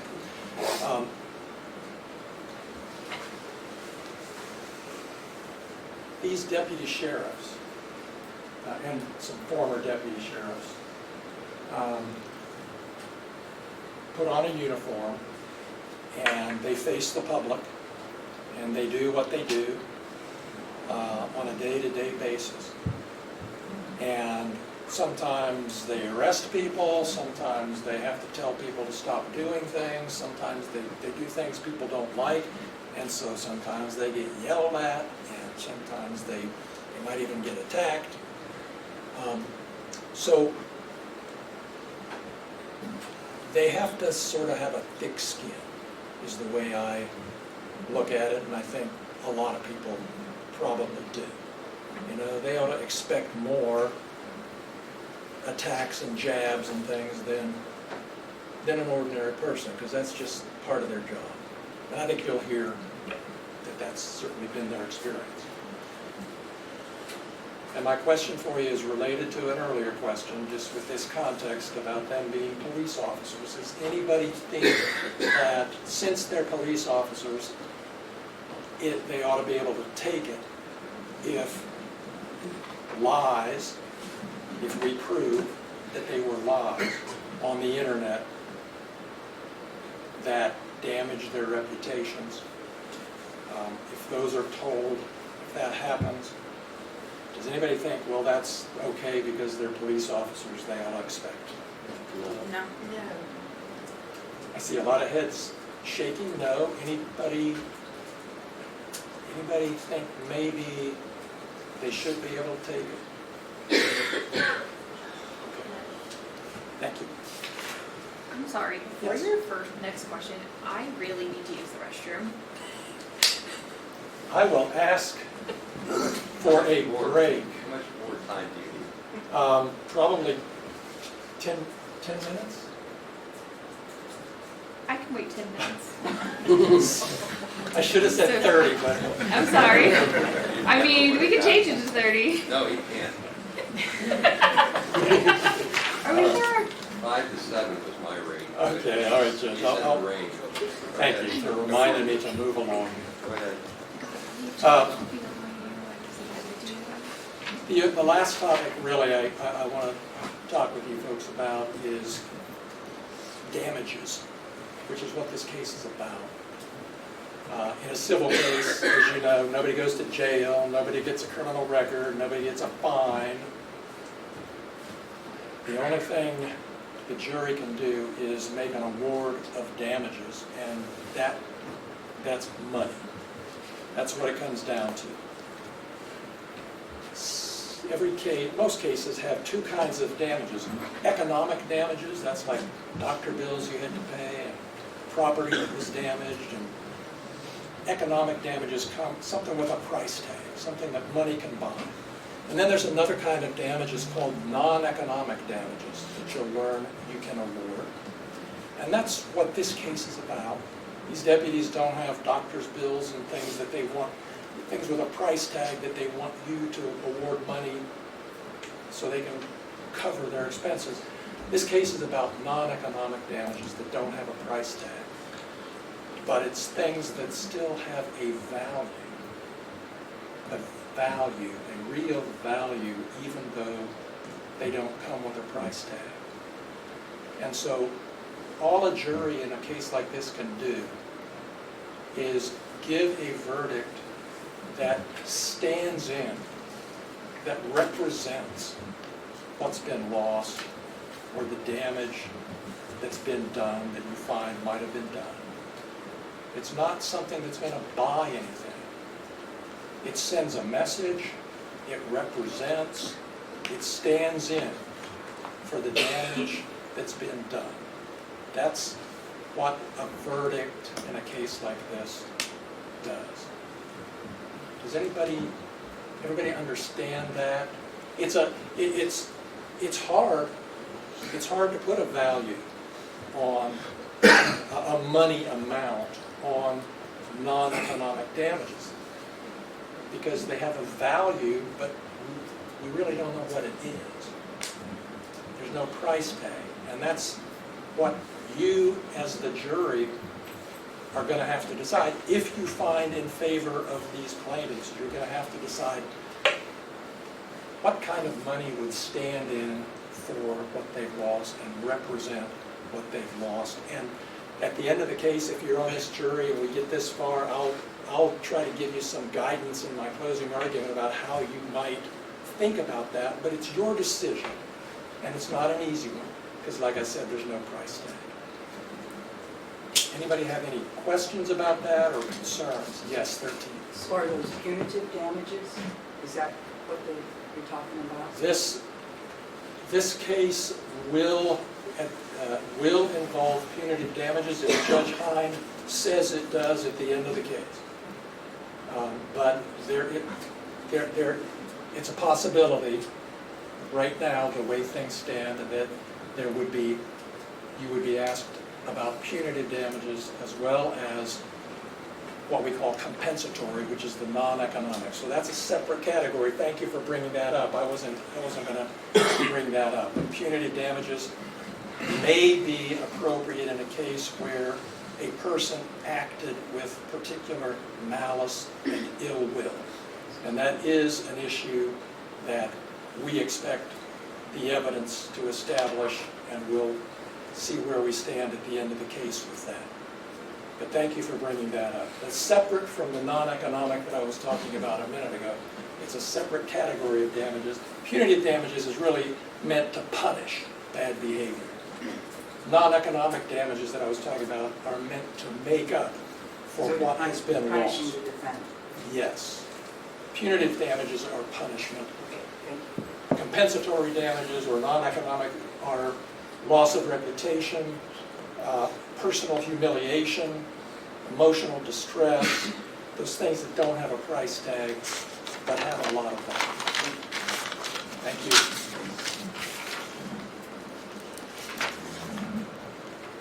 I think I'm close to my 5 or 7 minutes. Folks, thank you very much for your attention. You've been very attentive and open and honest. I appreciate it. Thank you. Thank you. You have challenges to cause. Yes or no? Answer right now. No. Step back. Thank you. Okay, so here's the morning break. These 12 people over there ought to go to the head of the bathroom line if you folks don't mind. So as fast as we can, because the quicker we get through this, the sooner everybody goes home except the ones we need. So you folks step out real fast, go. They'll give you a 30-second head start. We'll go off the record.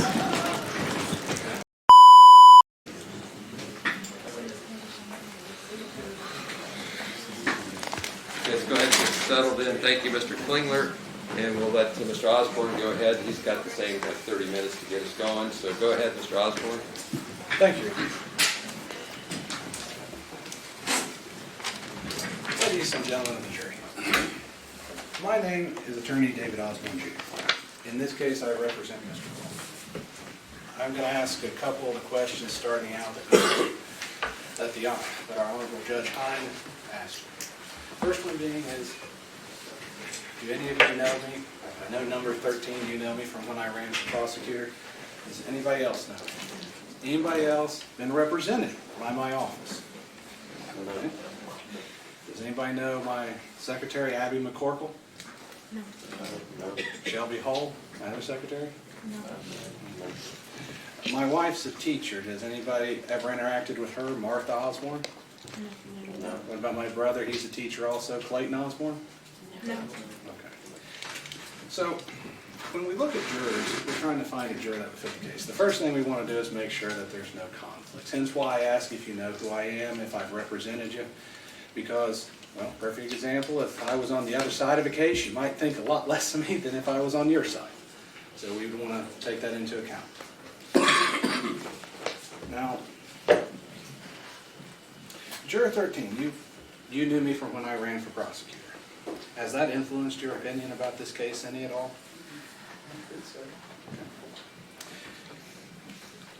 Now let's talk about when I ran for prosecutor. Do you think... So when I ran for prosecutor, I ran as a Democrat for this position. Now, I was called a lot of names during that. I was actually called baby killer and a lot of things because people assumed I supported abortion and everything. So, sir? Yep. Do you believe that I should have just stood there and take that? No. Why not? And why would you let somebody sit there and say stuff about you that may not be true? But I put myself out in the public. I ran for public office. That's true. And people have, I guess, the right to say what they want, but You would imagine that's their opinion, right? yeah. What about you, man? Do you think when I ran for public office and put myself out there to the public, that they had a right to have opinions about me? No. Why not? Well, let me rephrase that. Okay. Yes, they have the right to their own opinions, but not to, I'm trying to figure out how to word it, not so that it would be detrimental to your reputation or career.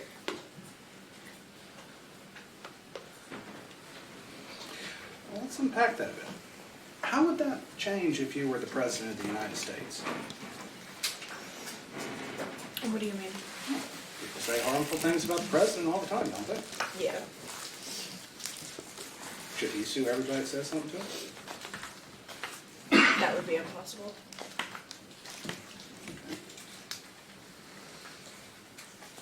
So when I talk about the freedom of speech, and I refer to the First Amendment of the United States Constitution, do you know what I'm referring to, sir? Yes. Okay. When was that amendment, or I should say, when was the first one, amendment number 1? First. When was that passed? Well, I couldn't give you the exact date. 1776, I don't know. A long time ago, right? So, do you believe that each person is different? Like the president is in a different position than, let's say, someone such as our bailiff? Yeah, that's unfortunately, yes. We all like to be equal, but yes, it's not always the case. So, you would agree that public officials kind of are held to a different standard then than just a normal person? Yeah, I believe so, yes. And that would have applied to me when I was running for prosecutor because I was making every bit of my life known. That is true. Do you agree with that, ma'am? Yes, I agree. So, would that explain why I couldn't sue him? It's not fair, is it? No. But it does make sense. Yes. So, we all understand now why Richard Nixon was called Tricky Dick. It was a nickname we all did at the time. I mean, we've had numerous ones today. So if public officials are held to a higher standard than a normal person, can you take that into account during this case?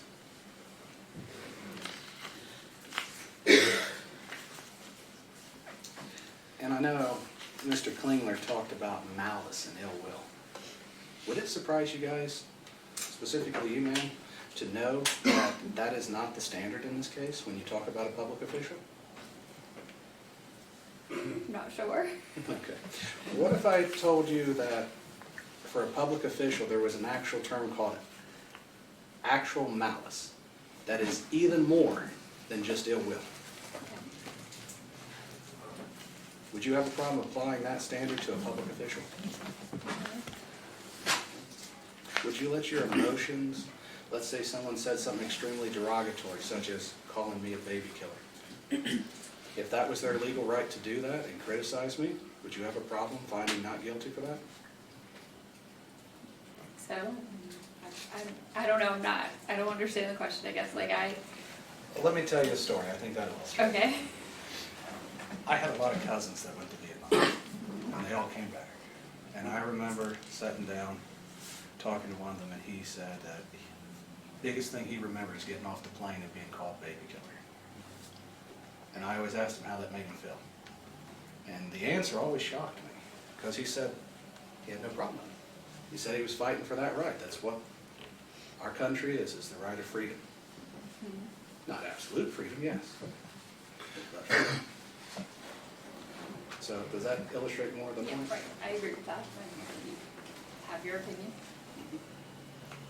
And you agree that some people would present their opinions as fact, Yes. such as calling me a baby killer.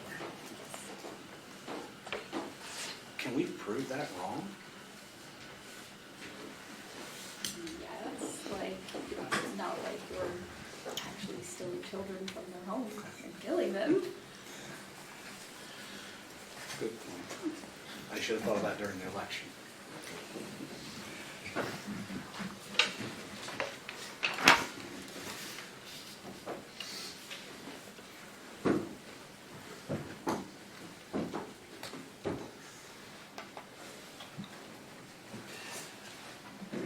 Now, this is a really stupid question, but I gotta ask it. Mr. Klingler has mentioned that Mr. Foreman might have an alcohol named after him or a marijuana strain. Does that affect any of you guys? No. And I'm gonna tell you why I asked that. So you guys are like, oh dear. My grandma, who has passed on now, was a diehard Baptist. And if she ever caught me drinking, I know exactly what would happen to me. Because she was like, you don't drink. And so that's why I asked that question. But some people hold that belief, like my grandmother. So now you know why I'm asking questions. Because I want us to have a dialogue. I want you guys to understand why I'm asking questions, because some of the questions come out of thin air. And I don't want you guys to be confused.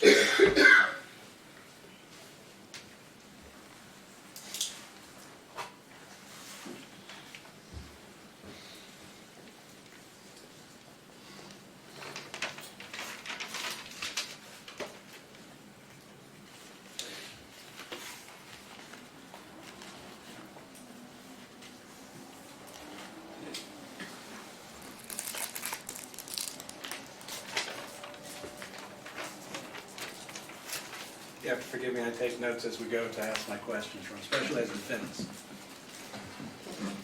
We talked about a sports analogy called NIL. I'm going to be honest, I don't know what it is. Sir, do you know what that is? A sports analogy? Yeah, it's something about name, image, likeness. I'll be honest, I don't watch sports, so I don't know that much about it. Would it surprise you to learn that this case is nothing about a person's image and use of it? Yeah. Would it also surprise you to know that as a public official, like when I ran for prosecutor and made myself a public official, I had no legitimate right to my image? I'm sure I understand what you mean, legitimate right to your image. I will rephrase that. That is a good point. Do you think Donald Trump should be paid for every time his picture is taken up on the newspaper? No, I take care of the national debt, but I mean, no. But we all understand that public officials are photographed all the time. Actually, as Bob said, when officers put on the uniform and go out in public, they're photographed all the time.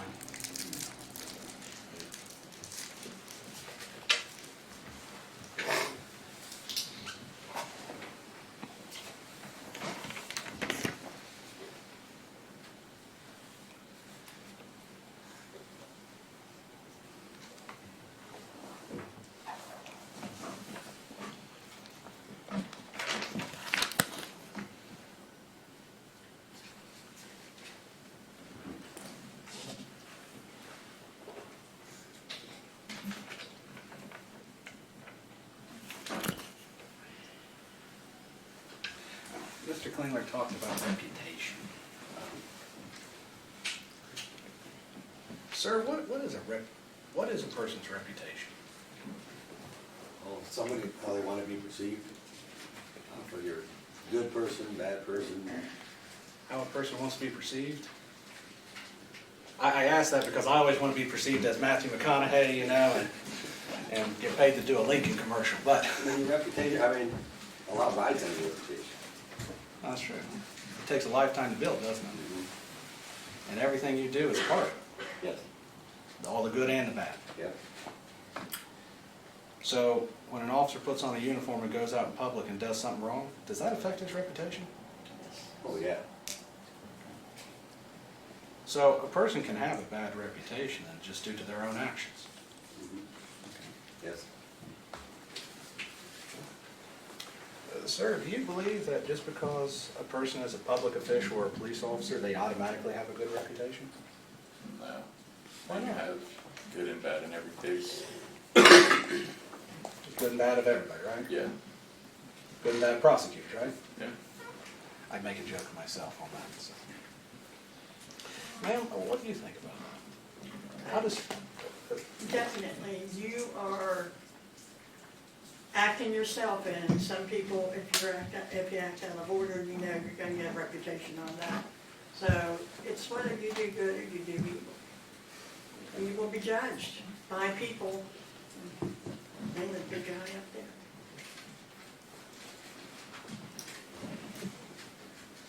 so how a person does their professional duties looks on their reputation? Well, yeah, you have to have a good reputation, I think.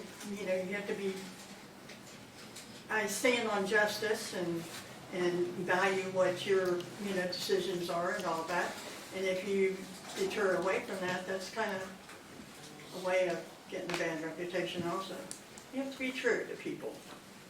So, You know, high or low, it doesn't matter, you have to be honest. how does that, you said they have to be honest. Well, if you're caught in a lie, you're gonna find out real quick how quick that's gonna further you into being unreputable. How does that play into a public official? Because, let's face it, as you read the news today, you can pick either side, good and bad. How does that affect a person's reputation?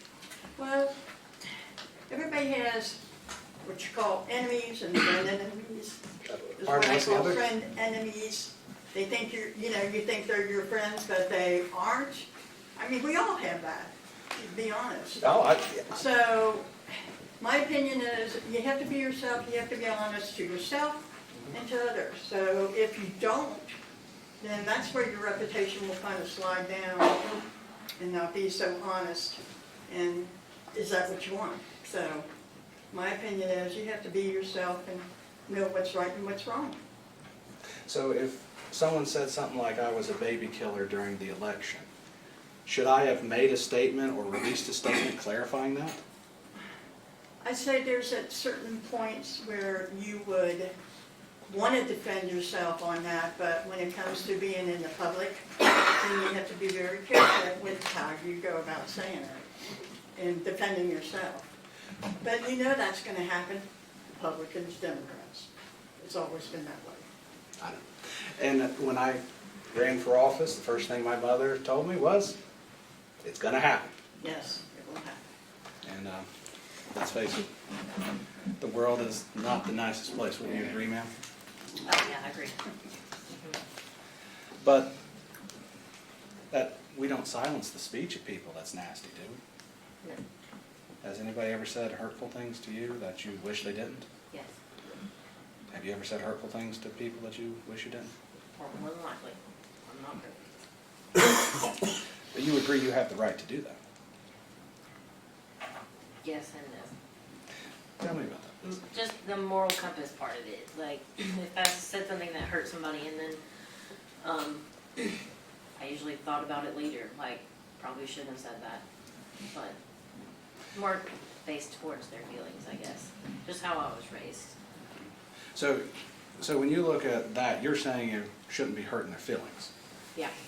not necessarily talking about their right to say it. Yeah, yeah. I mean, everybody has a right to say it. That's the freedoms of this country. So while I may have been hurt by being called baby killer, that's my personal feeling, and as a public figure at that time, and even today, I have to sort of take that. Would you agree with that? Yeah. I picked on you. I don't think I picked on you, and I don't mean it as picking on. As I try to keep a mental note of who I'm talking to, because I don't like to leave someone out, because it's kind of like when the gentleman here said he thought they didn't like him. Just because I don't talk to you doesn't mean I don't like you. But I'm going to cover something here. It's completely off topic, but it's something I have to go through, and the judge will explain it later, which is, would you have a problem if I bumped into you in the hallway and didn't say I was sorry? Yeah, that wouldn't be like the worst thing in the world, but it would bother me a little bit. What if I told you that I'm not, once the jury's impaneled, I'm not allowed to talk to you in any way, even to say I'm sorry? Would that affect you? No, then that would be understandable. Okay. So some things are to be put in context with the law, makes sense. Yes. Okay. Have I picked on you? Yeah. Sorry. So it's you I haven't picked on. Now you're in the hot seat. So, do you agree with his statement that you can follow the law and that if someone bumps into you and doesn't say sorry, it's not meant to be an offense to you? Absolutely. Would you agree that with the freedom of speech, people may say things, but they have the right to correct Yes. people? Have you ever said anything hurtful on social media? Probably not on social media, but I have said in person, yes. Are you married? Yes. Then definitely you have. I've never found a married couple yet that didn't have a fight and say things they didn't mean. You hurt her feelings. Yeah. She hurt your feelings. Yes. But you guys have the right to say that. Yes. Now, there's a lot of questions about who's a public official. Ma'am, you knew it was coming. Yeah. Can you tell me what a public official is? Someone who serves the rest of us in public position. So like the judge? Yes. Like, I'm not gonna pick on her again. But like our prosecutor, Aaron Haslam? Yes. Like our Sheriff Kenneth Dick? Yes. Like Mr. Osborne, who ran for prosecutor? Yes. Failed miserably? Definitely. Oh! You didn't have to say that. I'm just joking. Oh. I didn't even know you ran for prosecutor. I had no idea who ran. That's okay. From the votes, I don't think a lot of people did. But that's okay. We always say be thankful for what happens to you. I was thankful I didn't get the job. But, so, a public official would be someone who works for the government. Yeah. Who's out in the public where everybody would see it. Someone subject to public scrutiny. And it would even extend as far as when I was running for prosecutor. Because you would admit that if I was running as prosecutor and I got pulled over by the police for DUI, that would be pretty bad. Yeah. Do you think the news would have any... Would you agree that the news would have a right to put that in the paper that I was pulled over? Well, yeah. I think I picked on everything. So I'm going to start over again. Do you think that that would cause people to form opinions about me? Yes. Do you believe those people are entitled to their opinions? As a public official, would you agree I should have a really thick skin when they say them in public?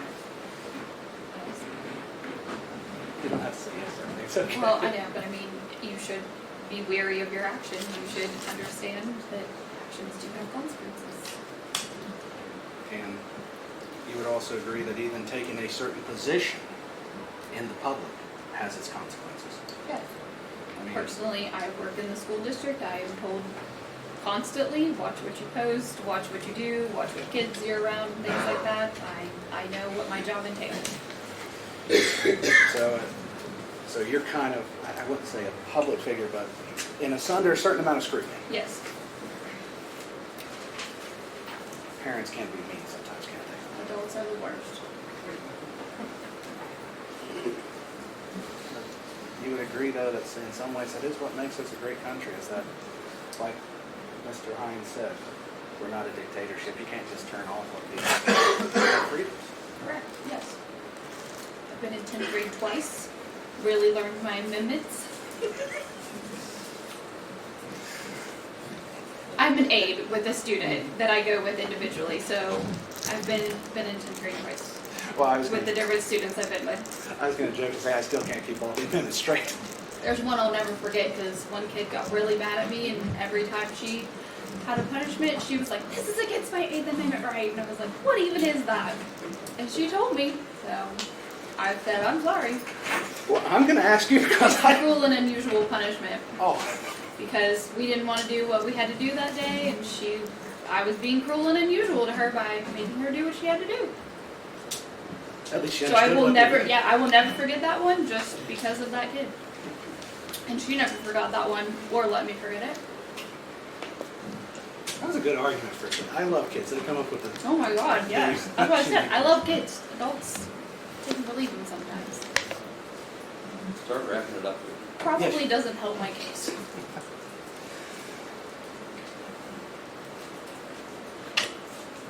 there was a talk about damages and non-economic damages. How would you guys determine what a person's reputation is worth? Yeah, I'm gonna pick on you again. Well, it's not, I guess it's collaborative of everybody, but every juror is going to have a different opinion, so we have to come to a conclusion, the majority. But, or just make sure everybody is on board with that, but, Would you expect evidence as to what oh, a I person... definitely, I hope that everything is presented in the case, because if they're not, then it's going to be damaging for either the prosecutor or the defense.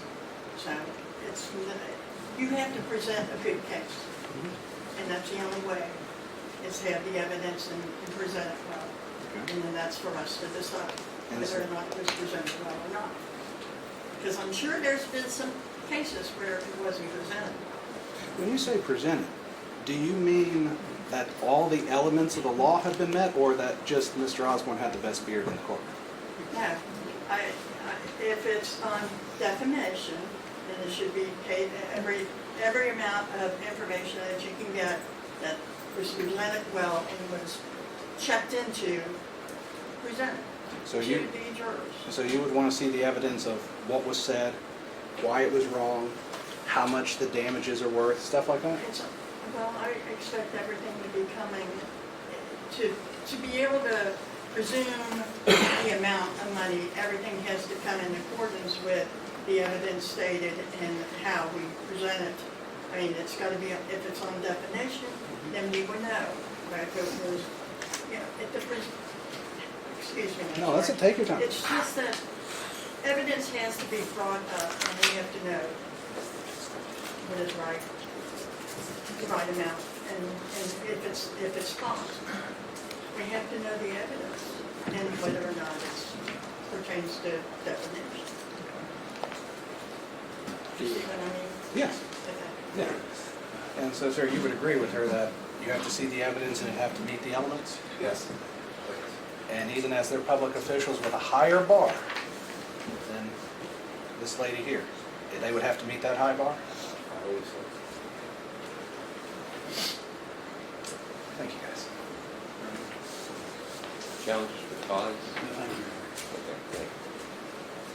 So we're making good progress, ladies and gentlemen. The next thing I do is talk to the lawyers about the privilege they have to excuse jurors with no explanation. It's the hunch. It's the art of the law. So I'm gonna huddle up with them over here and simply ask them yes, no, and then we'll reset the deck and keep bringing people in. So if you wanted to stand up, just stretch a little, you're welcome to do that. Stay in your chair until I talk to the lawyers. You are quite emotional. Chris, if you need that, can you turn it on?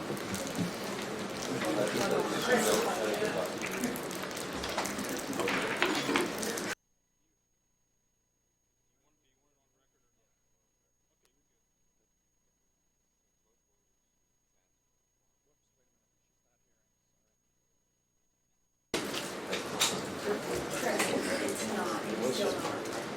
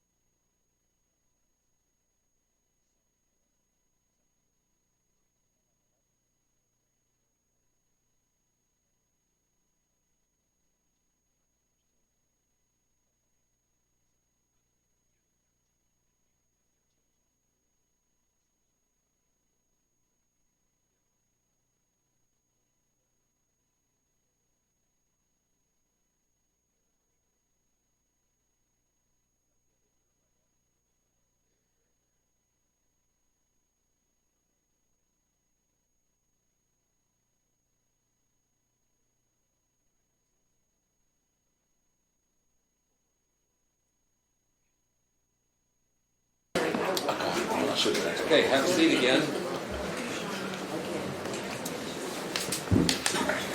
So these 4 people are going to be excused. When you leave, you don't have to leave.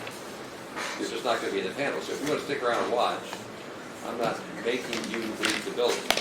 You're just not in the panel. Like I get some people that are retired looking for something to do all day, and I get to be the entertainment. Just understand, you're the public now, and you get the privilege of sitting there and watching. So, 5 and 6 and 11 and 13. They're all excused. Thank you very much. If you do leave, then you go to the clerk's office, we send you to the auditor's office, we send you to the treasurer's office. So thank you very much. 5 and 6, 13 and 11. Thank you.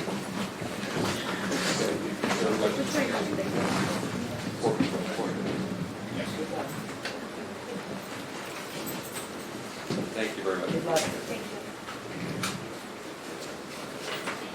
Thank you very much. So the next 4 jurors are seated over there. So number 14, let's have you sit over in that far corner, if you would, please. And then number 15, have you seated second in. Number 16 will go next to him. And number 17, no, would you go in the back? No? 16 on the end, yeah. And then number 17's in front. Great. Now, what we do now is focus on the 4 new people. So I'm going to talk to the 4 for the most part. The lawyer's going to direct your questions to the 4, just to keep winnowing this down. We'll speed the process along. What we're referring to as number 14. Thanks for being here. What are you just dying to tell me? That I don't want social media. I keep it to myself. Okay. I have a Facebook account, but I just use it for marketplace and check out my kids because I've got a new grandson in line. Okay. Congratulations. That's about all. Okay, thanks. How about number 15? What are you dying to tell me? Not a whole lot. All right, we'll do this the hard way. Did you understand the concepts that the lawyers and I were talking about? Yes, sir. Is there anything that got confusing for you? Like you scratched your head and go, what? Some of it, yeah. Okay, like, I want to clarify it, so can you help me understand what was confusing? Just all the legal stuff. I'm not okay, Okay, the legal stuff. For the burden of proof, slightly more evidence in your favor is the preponderance. Plaintiffs have to prove their case by slightly more evidence. You understand that concept? That makes sense? Yes, sir. Okay. Defamation, making a false statement, or false light is when a false statement puts somebody in an unreasonable light, misunderstood light, offensive light. Those concepts make sense to you? Yes. Okay. If I came back to you in a couple minutes, would you tell me what else I'd need to explain? Probably not. The whole process is education. Like I'm the school teacher right now. But I have a duty to make sure you can pass the exam. The exam is when you get the case in 3 or 4 days, whatever. You understand the rules well enough to make a valid verdict. So we all go to school all the time. Does that help you? Yes, sir. Okay, thanks.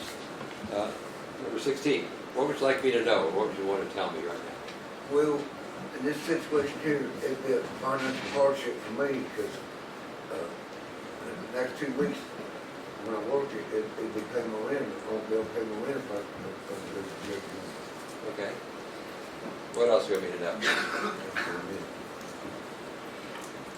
Did you understand like some of the legal concepts, things people were talking about? Yeah. All right.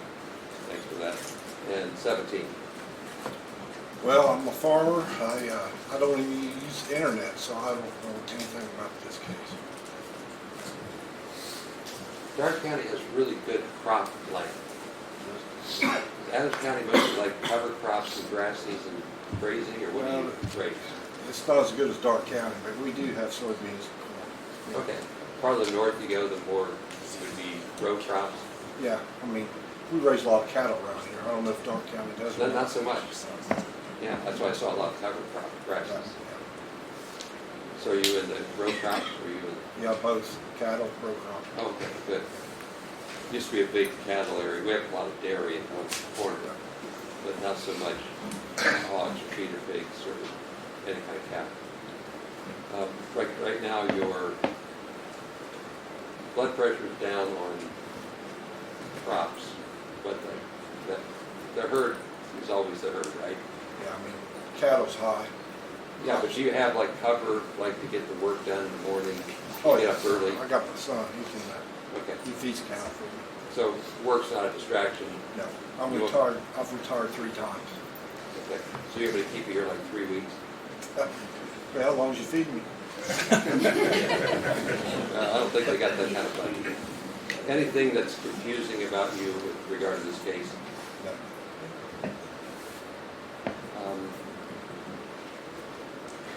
So, Mr. Forte, I can see you watching, right? You're paying attention to everything. Is that like normal for you, Yes. right? Watching the lawyers? It's watching everybody. Yeah. Which one of the lawyers is ahead? Not started yet. You really believe that? You're really right. But you've been watching, right? Correct. You have impressions from using your eyes, right? So far, yes. Yeah, I want you to. I'm poking at you to say what you're doing is what you should do. Correct. We want jurors not just to use their ears, but you have to watch people's impressions.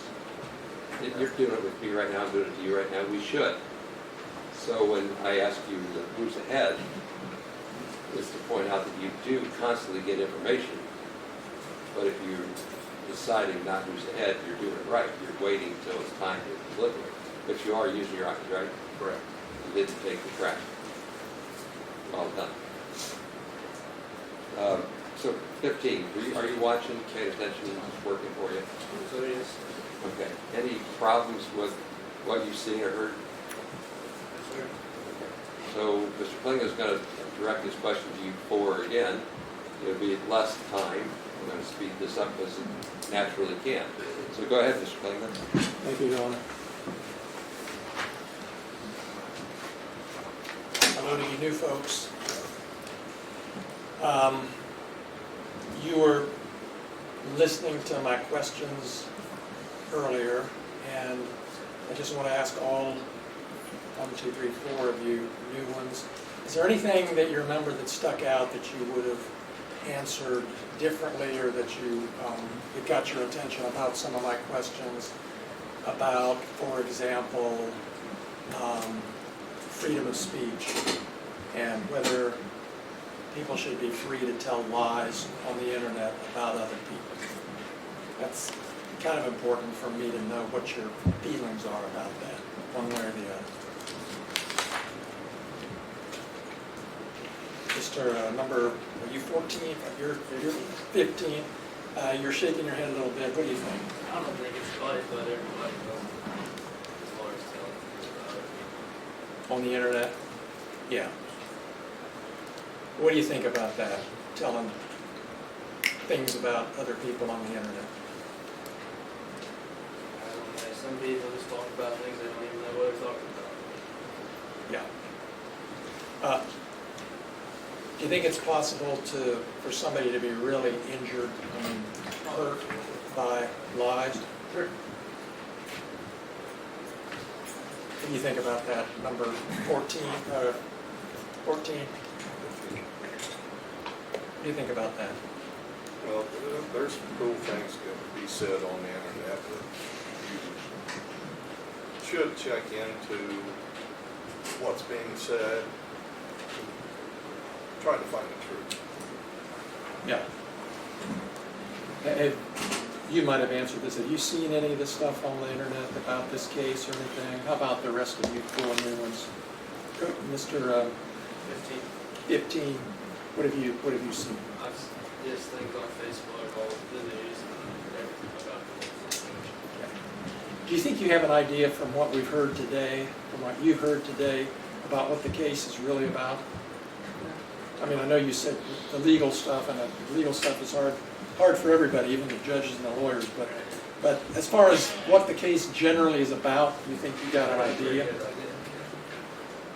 Do you think you would be a good juror on this case? I'm partial to one side, Pardon? but I'm partial to one side, but Which side are you partial to? I know some of the sheriff's systems. Do you know him personally? Sir, All right. You think that might affect your decision, or could you set that aside and decide on the facts? I can set aside and see evidence. Okay, What actually goes on. appreciate that. And number, I hate these numbers, number 16, is that you? You're 16, you remember? What is it? Yep, yes. You're number 16. Have you heard anything today that makes you think you might be a good juror, or maybe might not be a good juror on this case? I don't know. Gotcha. And number 17. Yeah, that's me. How about you? You heard Yeah, I anything? think I could. I don't know anybody here.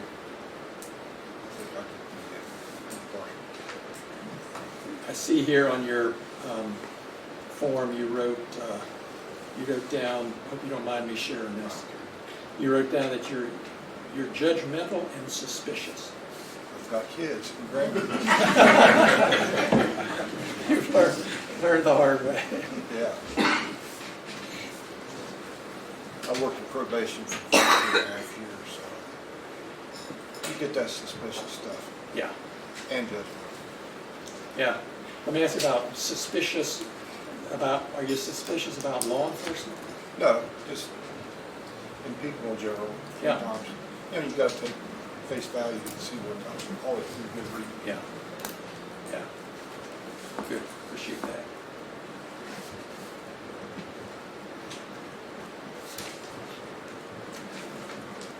I told you I'd ask you this and I forgot, but other than what we've talked about, is there anybody right now who thinks they just do not want to be on this jury? You, sir? Anybody else? And while I've got you here on the spot, can you say a little more about why? Well, I just don't like to be in control of somebody's life. I don't want to make decisions like that. You know what I'm saying? You'd be uncomfortable making a judgment about anybody? Yeah. Okay. All right, I appreciate that. Thank you very much. Thank you all. John, 4 or 5. Yeah. We'll get on here later. Go ahead, Mr. Osborne. Thank you.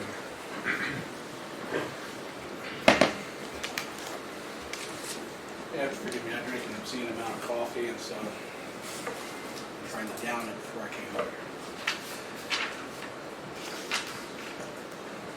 I'm gonna pick on you first, because you're in the hot seat. Here's none. Do you know the officers personally? All 7 of them? Not all sides. Which ones do you know? That's what Mike used to. How do you know? We've done business together, cattle in the past. And you have an opinion of them? Good friend. He's your friend? So, if I presented evidence that painted him in a bad light, would that affect your friendship with him?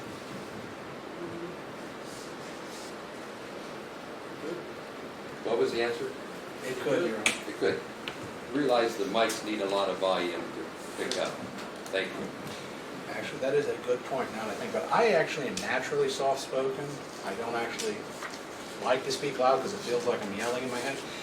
If at any time you can't hear what I'm saying, just raise your hand and tell me to speak up. Okay. And, sir, you were a probation officer at one time. Yeah, I'm assistant chief out of county. Oh, God, you worked with Rocky Costa then. Yeah. I'm not gonna say.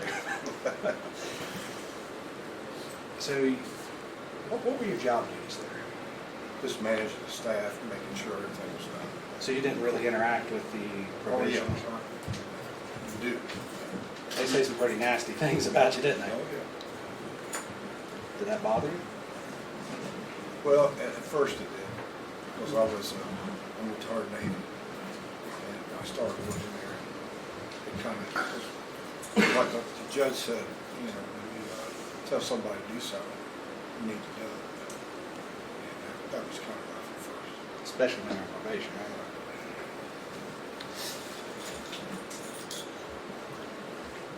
Did you ever think that those people didn't have a right to call you names like that? Well, sure it did. But you would agree they have a First Amendment right? Yeah. And you fought for that right for our country. I'm sorry. And you fought for that right with our country. Now, when did you serve in the Navy, if you don't mind me asking? 1976 to 2000. So you came in right at the end of Tricky Dick and Me and Jimmy Carter went in together. get to that. I got a whole series of jokes on Jimmy.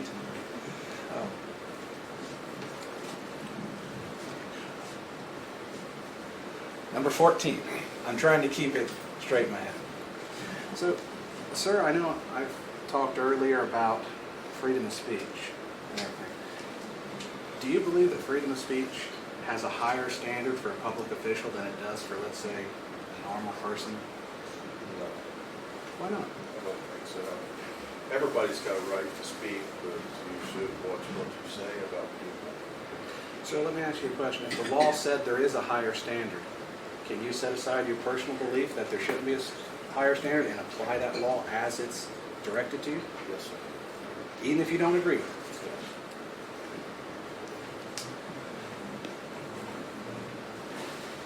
Number 16, you have said you don't like passing judgment on a person. You've also said this would be a financial hardship, correct? With that financial hardship, is that going to be weighing on your mind as this case is going? Yeah. Would it be safe to say that, as you said, you have to work to make your rent, that as this goes longer, it's going to weigh even more? Yeah. Will that affect your ability to pay attention at trials?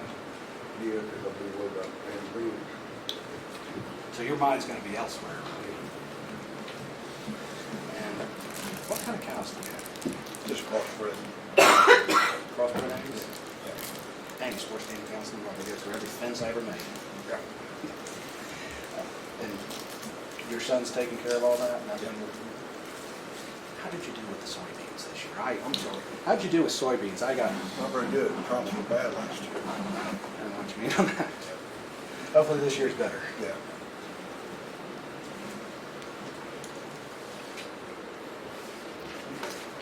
No further questions? Challenges for pods. Yes, sure. Okay.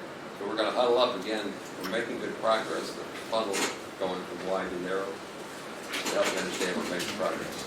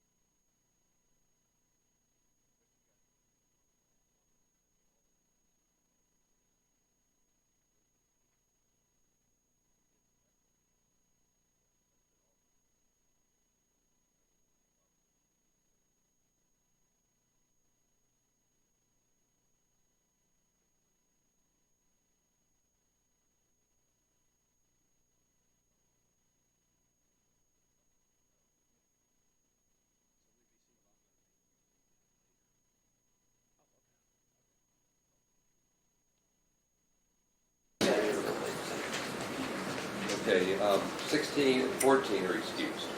Thank you for being here. You don't have to leave. You can watch, or you can run out the door as fast as you can run. And I need number 18 in that corner, please. And number 19 in that corner.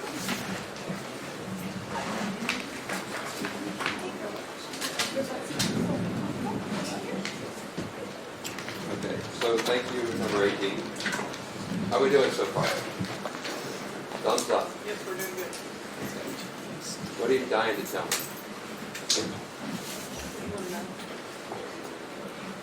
I want you to know that I asked the questions. No, the concept makes sense to me. Anything confusing? You understand, like, the legal discussion we've had along the way? We're at 10,000 feet on legal concepts. It'll get a lot clearer as it goes along, but at least at the high view, you're following what we're doing, right? Tell me about, like, social media, how you interact with it, how you use it, what you expect out of it. What do you say with that? Well, I've seen like the posts about this, and I never really read into them or anything. Just kind of kept on going, minding my business. Okay. Have you read anything like in the last 48 hours that you really I've read nothing. Okay. Thanks. Number 19, how are you? I'm fine. Okay. I didn't really pay attention, but were you awake the whole time? Yes, I was. That's a struggle? Nope, It is for me. sorry. No, but sometimes it drags on. We try to take a break every 90 minutes, like we'll structure the breaks better when I get everybody else out of here. Good. Okay? But like stamina-wise, you've been attentive and strong. Right, same thing with you, also number 18. Stamina, physical. Yes, no? A little bit. A little bit what? I was all a little in and out of wanting to fall asleep. It takes work. You have to invest energy to not go into comatose mode. Yeah. Right? Are you able to do that, 18? We'll find out, I suppose. Okay. You able to do that, 19? I'm going to be fine. Okay. Do you have a sense of who's ahead? No, I don't. Do you have a sense of what the arguments are? Yes, I do. Okay. Which is what I would hope you'd say. Because who's ahead is deliberations. That comes much later. You heard me say this before, right? Mm-hmm. Correct. Yes. The temptation, because we all do it, is to have incremental decision making. We gather information, we process it, we get to a small decision. Then we gather more information, we process it, we combine it to the first, and we make another small decision. And then we build our decision making over time. Correct. Like when you buy a house, you look at a house, you go yes or no. When you look at another house, you go yes or no compared to the first one. And you look at a third house, you do yes or no compared to the first two. And then you make a group decision along incremental decision. Get the concept? Yes, That's correct. good. Until you make a decision by yourself in a jury in the absence of everybody else. Like buying a house without consulting everybody that's going to live in it. Get the idea? Yes. Okay, so you're doing fine. Do you know anybody, number 19, involved here? No, I don't. Okay, tell me about like social media or what you do with it or how it affects you. I'm on Facebook, and that's about it. Where I live, I can't stream or do any of the Netflix or anything. I'm on Facebook with my friends. I was an advocate at the Chillicothe VA, and so I have friends in other counties. I moved back recently, and no, I don't know anyone or even what it was all about. Okay. You're up, Mr. Klingler. And then they're going to just direct questions to you too. Yeah, go ahead. All right, let me start with number 18. Social media, what impressions do you have about this case? I mean, like I told him, I've seen the posts about it, but I've never really clicked in to read into them, or so I've really just seen the headlines. Nothing else other than that. And you ever shared them or forwarded any posts about this? Looks like you've got a little Little girl or boy? Little girl. Okay. And is it, childcare gonna be okay for you if you sit for 5 days here, or is that an issue? Well, I can't really pay a babysitter if I'm not working. Yeah, so that is an issue? Yeah. Number 19. Do you think you would or would not be a good juror for this case? I hope that I would be a good juror in this case, What would make you a good juror?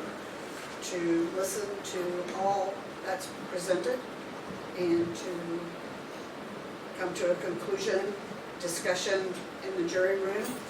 If I had a different opinion, listening to other people's opinions to see, and then depending on my opinion, how strong it was, I would stick to it or change.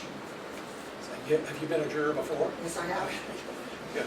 But I was an advocate for veterans, so I had to listen to both sides and try to do what was best and try to come to an idea of what I needed to do to assist. I see. So it wasn't a trial like this? No, and it was back in '83. Okay. All right. Thank you, I appreciate it. What about you, 18 for just a second? Do you think you'd be a good juror or not in this case? I'm honestly not sure. What question do you have that makes you not sure? Just being able to, let's say, form a proper opinion.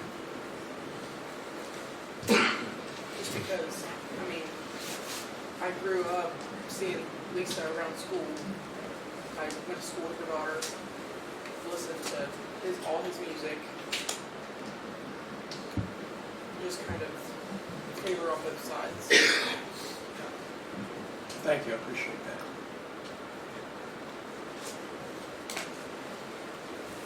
That's all I have. Thank you. Go ahead, Mr. Osborne. Pastor Osborne. Thank you, Your Honor. We got two hot seats, so I'm going to start with you since Ian. You said favor on both sides. What exactly do you mean by that? And just, well, with law enforcement too, I have a cousin who's a state trooper. So more than just police just. Right, there is no wrong answer. No, I'm just trying to find out how to word it.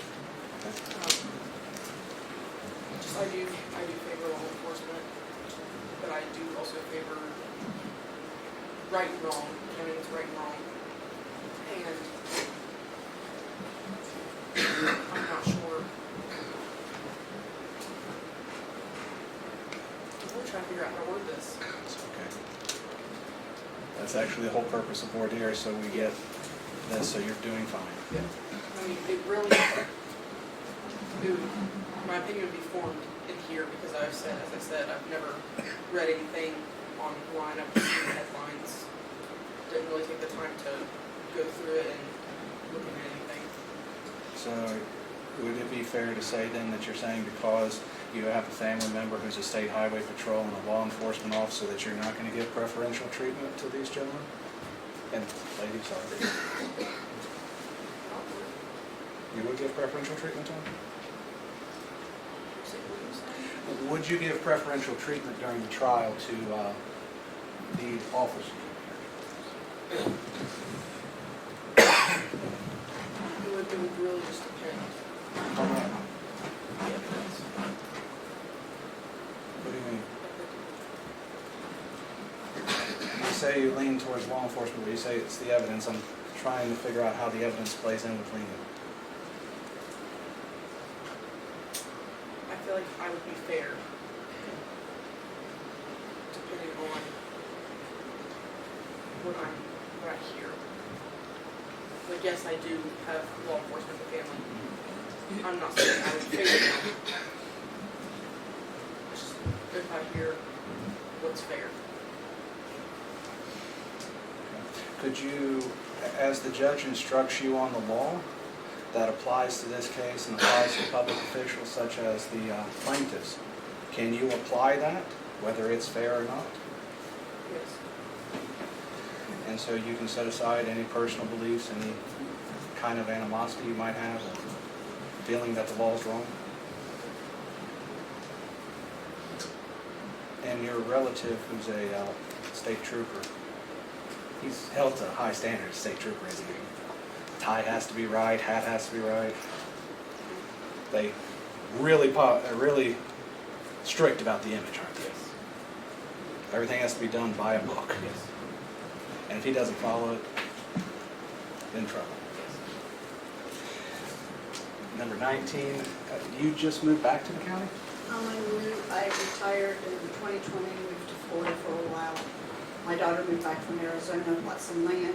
I made a tiny house on her land, and that's where I live. Or I say, if you had said you moved from Arizona, I was going to ask what's wrong with you. Well, they moved from Arizona to here, and I don't know what's wrong.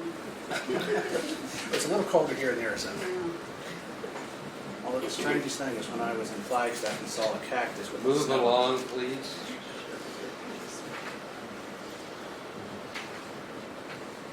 Would your work with the VA affect you in any way in making decisions today?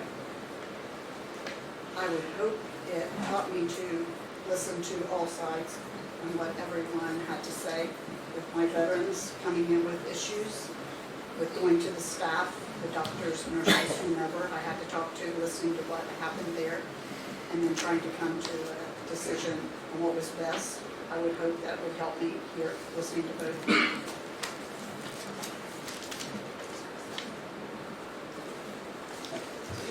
Ma'am, I have one more question. It wouldn't apply to you. Do you know anybody from my office or me or anyway?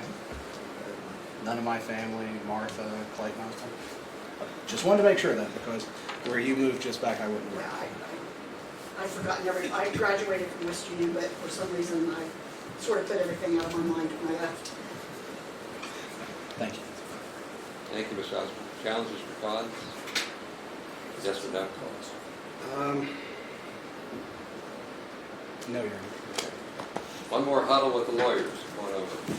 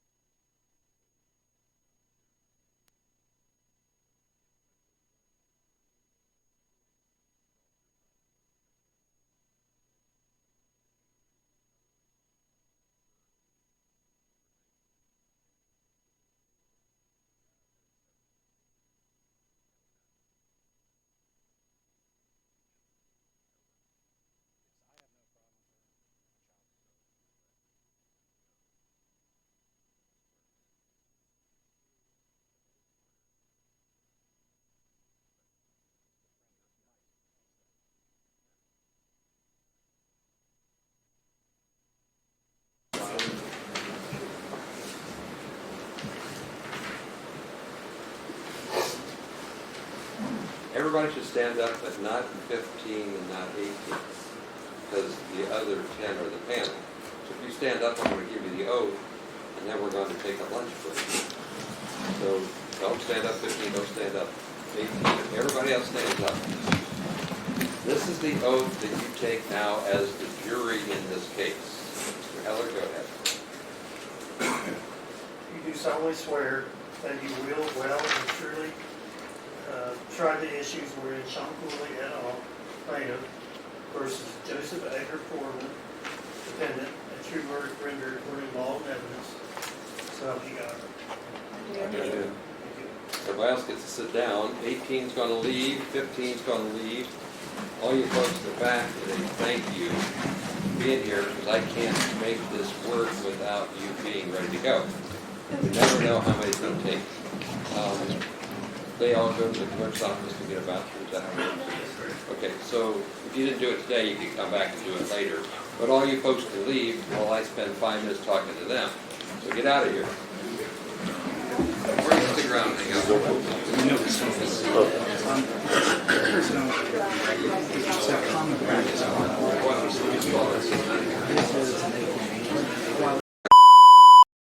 Have a seat. So lunch break is coming like in a few seconds. But I need to give you an explanation of your responsibilities as jurors. This is going to primarily have to do with communications. But the first thing is to say, I often try to tell you ahead of schedule what to expect, only so you can not live on the end of a yo-yo string. In some respects, serving as a juror means you now sit and listen and I run your life. But that's not really fair, so I'm going to tell you that we're going to work long days. We're going to try to get as much done, because you can never get more time without starting early and working longer. So I need you to tell me if it's not working, if fatigue is a problem, or if something's going on in your life, right? But how you communicate is really important.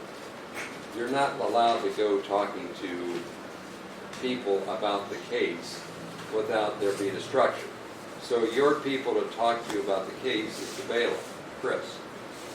So Mr. Pike's the first person you talk to, and then he's got to document what the problem is so everybody knows about it. That's not quite the same as saying, hey Chris, haven't seen you for like 10 years, how's your family member? Like a social thing like that is not what I'm talking about, but as soon as you start talking to them, somebody's going to think it's about the case. So if you can hold off on personal conversations with all the court staff, do that. But I'm not going to lock you in a social box. They have a duty to make sure that if you're talking to people, we know about it, because everybody, both sides of this case, need to understand they're getting a fair, impartial, disinterested jury. I got my pending case right now where a juror was talking to a court staff member during the lunch hour, and now the guy in prison thinks they were fixing the jury. And it's a mess. I don't think it's a problem, but it takes a lot of work to solve things that are not a problem. So if you can not make it a problem, okay. So number 7 wants to say something. Chris, it's a social thing, right? It's a work thing? It's this thing. Then you talk to him about it, he'll make a record of it, and I'll deal with it. Okay. Thank you. Because that's the discussion we have to have. Yes. Is work Yeah, things, that's what I knew it work things was. affecting the defendant, work things affecting the plaintiffs have to be dealt with structure. Thank you. I don't socially know anyone in this Hang room. on. Great. Do not fall into the trap of incremental decision making, except in your own brain. Now, when you go back there and you're hanging out waiting for me to get together and start my process, you wonder why I'm late, it's probably because I'm working with the lawyers. But while you're back there waiting and wonder why I'm late, you start talking to the second juror about what do you think happened this morning. Now your incremental decision making starting to involve the second person, and then the third person starts listening in, and pretty soon half of you are in a conversation about the trial that the other half are not involved in, and now we're doing it wrong. So you always have to be on guard. It's okay to socialize, make a new best friend, talk about whatever you want that's not this case. But conversations flip so fast, you've got to always be on guard. Thank you, 19, for helping us go through that again, because I'll repeat it repeatedly. Don't fall into the trap. No independent research. Like if you want to go by somebody's house, no. You hear an address, no, you don't go check it out. Yeah, all the evidence has to come from this chair and the exhibits. You're not allowed to go do a social media check. No search queries, no. 0, no.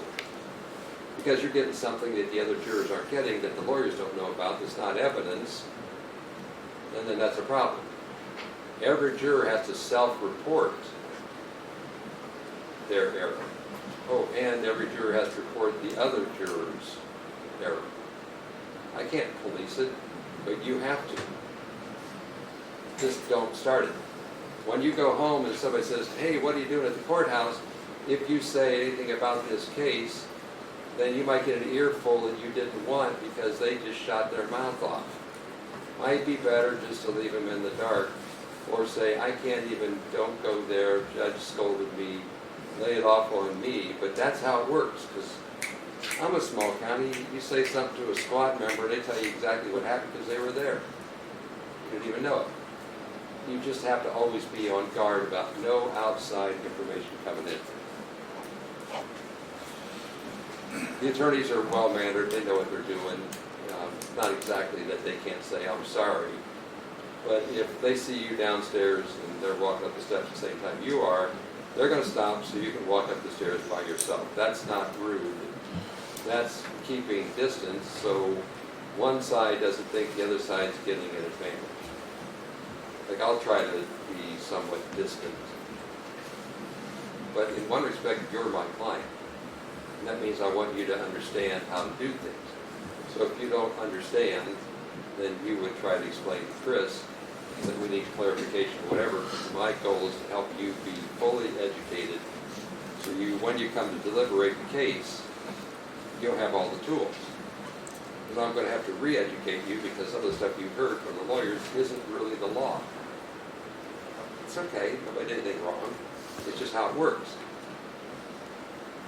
So let's take a lunch break. I don't know, like I don't eat lunch. 45 minutes is enough. It's time to get where you got to go back. Yes, no.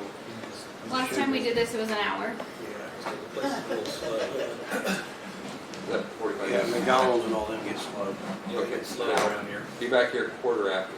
55 minutes. Just negotiate. Get out of here. Go have a good lunch. Thank you. Whatever it is. I just want to get things on the record that we left off the record.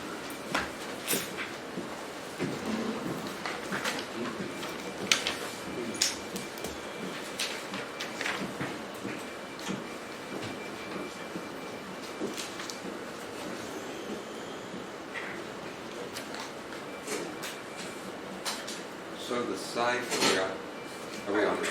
Yes, we are. The sidebar mic wasn't picking up what we did. So plaintiff's challenges for cause were 5, 13, and passed. Defendant's challenges, peremptory challenges were 5, 13, and passed. Defendant's peremptories were 6, 11, and 14. To get the last two jurors, 15 and 18 were excused by agreement. The court granted challenge for cause as to 16, denied a challenge for cause for 15, who was not seated anyway. So there was an agreement to have 19 and 17 as the last two jurors. We don't know who the panel is, we just know that the priority order. I don't use the A word because we don't really know that that's where they're going to be at the end. The lawyers did a good job of being expedient. We'll go with like preliminary instructions opening 15-ish minutes or so. Like it's all flexible. Heinz theory is you don't know where you're going, you'll never get there, so I'll cut you off soon. If you're making good progress, making the points, then I won't. It's always sort of in flux. But be ready to go with witnesses all the time. We'll decide later today what time we start tomorrow. Anything for the record, Mr. Osborne? No, thanks, Your Honor. Klingler? No, Your Honor. Anything, Mr. Breslin? Oh, no. Okay, off the record, thank you. Have a good lunch. Clock. I work with the lawyers while you're taking a break. Sometimes my work with the lawyers doesn't go as fast as I hope. So I'll try to respect your time consistently. But when I get behind the talking, because the lawyering with the judge to get the case to move forward just takes time. If you get it 45 minutes for lunch, they get 25 minutes. I had my coffee and breakfast bar, so I'm good to go. That's how we do it on the fly. So don't misunderstand that we're not trying to work hard to get this to you. Looking ahead, we're going to have some preliminary instructions. We're going to have opening statements from the attorneys. Plaintiff's going to start calling witnesses, and then we're going to finish. But I don't know what time that means. The building closes at 4, except it doesn't. Right? We're here as late as you want to, Judge. If we could work 15 minutes longer and finish a witness, I would. And you could thank me on Thursday. or not at all. But that would often be my goal. We won't start something at 5 minutes before, but if we can start something at 3:15 that goes to 4:15, we will, just because it's the only way to make it come together at the end. Thanks for that. Sitting as jurors is often like learning a new sport. You can sit in the stands, have no idea what the rules are, and try to figure it out while the game's in action, or somebody can explain it to you. Like I learned hockey by watching television, having nobody around. It took a whole long time to figure out how it works. I don't want that to be your experience. So I'm going to give you some explanation of the rules. You know, I talked to 10,000 feet. I'm going to try to bring it down to like 5,000 feet to help you understand better what's going on. The final instructions are going to be given to you verbally. You have written copies to look at. There's a lot here. So I'm going to like to start taking out excerpts to help you understand. Because as spectators in the courtroom, you need to understand why witnesses are testifying, what the purpose is, where the fight is, what the points are, to be more effective. So it isn't meant to confuse you, it's meant to help you learn more along the way. I talked about burden of proof. Burden of proof is the preponderance of the evidence, slightly more evidence in favor. Just as a reminder, 7 plaintiffs in one set of facts still need 7 verdicts. It might mean that one plaintiff did prove or did not prove their case the same as the others. Along the way, you're going to have to take notes like you are and figure out, was there testimony for each of the 7 people on all those necessary elements. Thus, you need the notes. When you use your notes, you're not going to be able to take them home with you, so don't put your to-do list or your grocery list on there. It doesn't work that way. You take the notes while you're here. Try not to do too many notes. You try to write everything down, you'll never get any of it because you'll always be behind. So you write down keywords, you write down phrases, you write down things that will jog your memory that you can use when you deliberate. Don't take the notes back to the jury room until the end of the trial. So when we take a break or overnight, just leave your notes in your seat, pick them up tomorrow. Don't tear pages out, don't take things with you along the way. They're meant to be an aid, not a distraction. Your notes might be wrong, especially compared to other people's memories. If I gave you a series of 10 numbers in a row, 8 of you would get it right. The other 2 would wonder how they got it wrong because they wouldn't think they got it wrong. That's all about how comprehension works. So if you take notes, just remember you might have taken it, like I forgot to put the word not in that sentence. Now the meaning changes. So use them to your advantage, not to your distraction. Evidence, what comes in the courtroom, is how you make your decision. But the same caution applies every time you leave. Don't investigate, don't talk. Make everything that you decide this case on come from this room. Sometimes you hear things you shouldn't have heard, I say, ignore that, you have to. If somebody starts talking about it back in deliberations at the end of the case, you shut it down right now.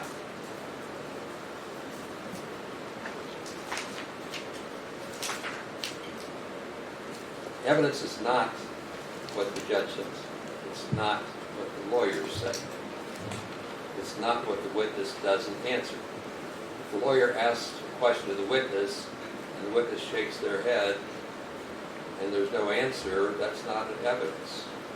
It has to be verbal, especially when there's an objection, and the nodding of the head this way means I understand the question. In fact, the answer would have been no, but I wasn't allowed to say no because it was objectionable. So you have to be careful when a question's asked, there's no answer, to not use your eyes as the answer. It won't happen too often, and it'll happen all the time, because you really are learning with your eyes and your ears. Weighing credibility. We talked about this. Just a quick reminder is it's nothing strange. It's what we always do. We look at the witness. We think about the reasonableness of their testimony. We think about whether they're in a place to have seen or heard whatever it is they're talking about.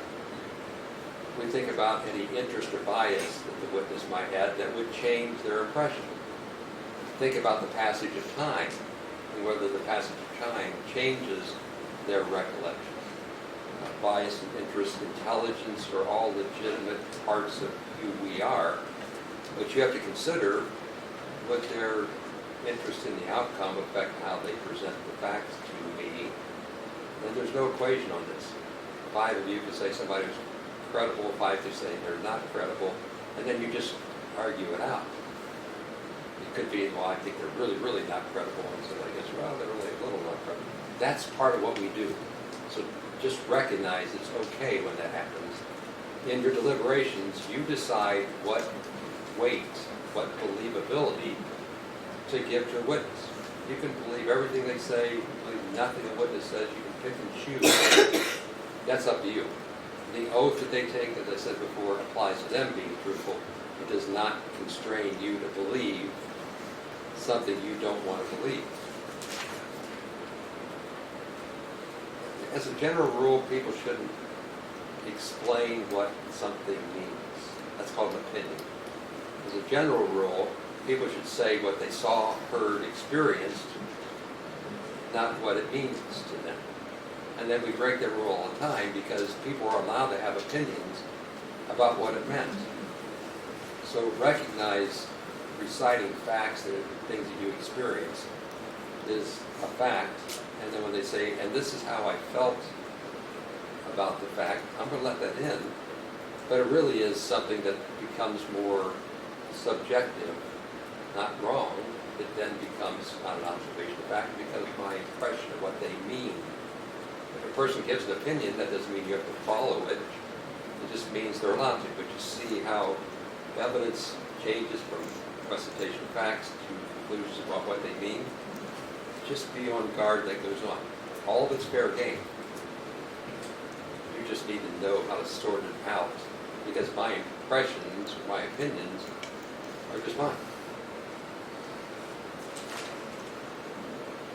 There's 2 claims, you've heard me say this before, I'm going to try to give you a little bit more of an understanding. Ken, you'll get this in writing.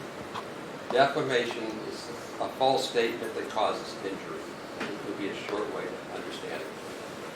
The false statement can be a writing, a verbal statement, it could be a document, so it isn't like statement meaning verbal. Something written is considered a statement. Something published as a picture would qualify as a statement. So it's not constraining. Libel and slander. Slander is a spoken word, libel is a written word. They're still defamation. So don't get lost or think that slander of words is different than pictures or statements, whatever. The plaintiff has to prove by greater weight of the evidence, preponderance, that there was a published or distributed statement that was false, and when making the statement there was an actual malice, motive. So the purpose or motive is malice. False is sort of relative, or truth is sort of relative, because a minor inconsistency or a minor falsity, if it's 99% true, 1% false, you might go, that's essentially true. Because the little thing, the 1%, wasn't really enough to make it false. I think we all like absolutes, when in fact there's not always absolutes. But truth is a defense to defamation. So what's truth? Philosophical question for the ages. The same kind of equation applies when you're deciding truth and falsity. Minor differences doesn't necessarily make it untrue or unfalse. You then get into what is it in your mind, and you might have different opinions about how much has to be accurate, but there's no equation with regard to truth and false. You're going to have to sort that out along the way on yourselves. It has to be substantially true to be true, substantially, not absolutely. actual malice, like the motive for the publication, actual malice. Knowing it's false is actual malice, or a reckless disregard about whether it's true. So to make a false statement with malice, actual malice, means you know it's not true, or you're disregarding, callous disregard, recklessly disregarding whether it's true or not. So you do get into this higher standard for public officials. There was discussion in the jury selection, should there be a higher standard for public officials? That's where the higher standard is. To say the distribution has to be with actual malice. If you're not a public official, it's a lower standard. So like the lawyers were talking, legitimately asking you questions about that. This is where it factors in. So knowing it's false when you make it is a higher standard for the public official. Or recklessly disregarding whether it's true or not is the higher standard. If you're an average person, not a public official, it's a lower standard in the distribution. There was some discussion about freedom of speech. Freedom of speech gets involved in the publication of the statement. Freedom of speech is whether you're allowed to publish or not. Don't misunderstand freedom of speech. Freedom of speech doesn't go to the falsity or the truthfulness. Was there a statement that was published? Was the published statement false? Second element. And was the publication with actual malice? Third. Freedom of speech goes to the first element, publication. If you have the opportunity to publish, then that's the freedom of speech. The freedom to publish something falsely is not the law. That's where we get into the second, third steps. The 7 plaintiffs have been declared to be public officials. In the pretrial process, the question was, are they just average people, like average people, or do they have a public official status? In the facts of this case, they were acting in a public official status, so we raised the bar on the amount of proof they have to have. That happened as a matter of law, but tell you they're public officials. It's not even an issue, the lawyers know it. So that's where that comes in. If the plaintiffs, individually or collectively, some number of them, prove defamation, false statement with malice published, then it's presumed that their reputation was injured. So at that point in time, it's presumed that they were damaged.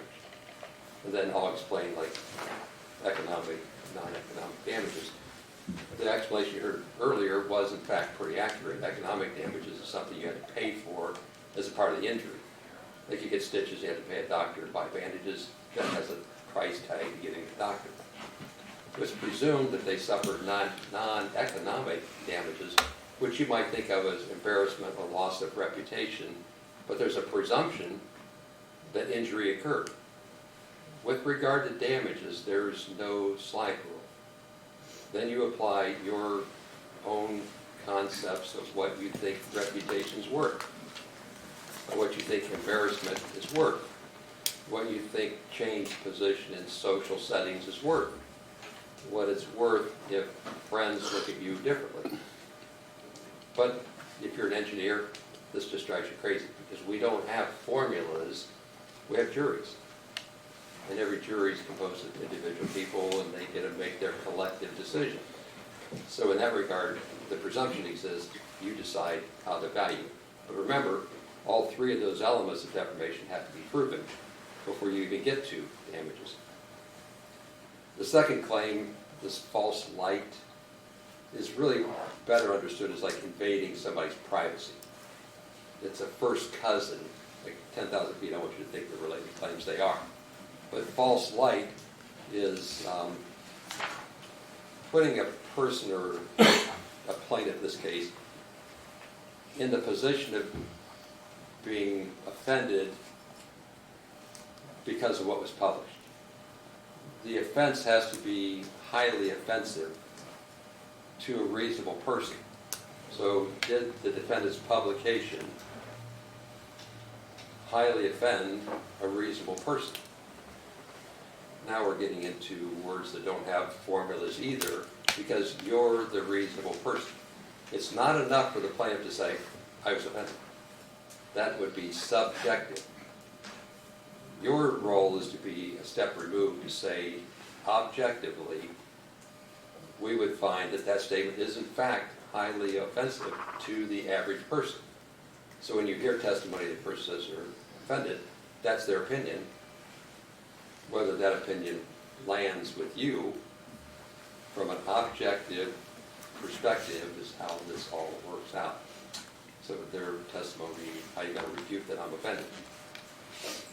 Well, you decide if what was false and distributed about them, put them in a false light with their friends, was in fact offensive to the objectively reasonable other person. False light means the defendant knows the plaintiff would be justified in feeling that they were seriously offended or aggrieved. So it's what the defendant knows at that particular point in time. There has to be a major misrepresentation. That's the idea. It can't just be a little, I'm offended because something minor happened. It has to be something significant or something measurable that involves their person's character or a history or their activities or something like that, where you would find that there was an injury as a result of that. There really isn't any dispute when we talk about publication, distribution. Like, there was no First Amendment violation here because all the material did go out. We often talk about First Amendment violations when the government or a private person prohibits somebody from distributing. Some of you have seen or heard and had observations about what's distributed. So like publishing isn't really the issue in this case. It's the falsity, the motive or malice that might come from that. And then was that in the second claim objectively offensive to an average person or not?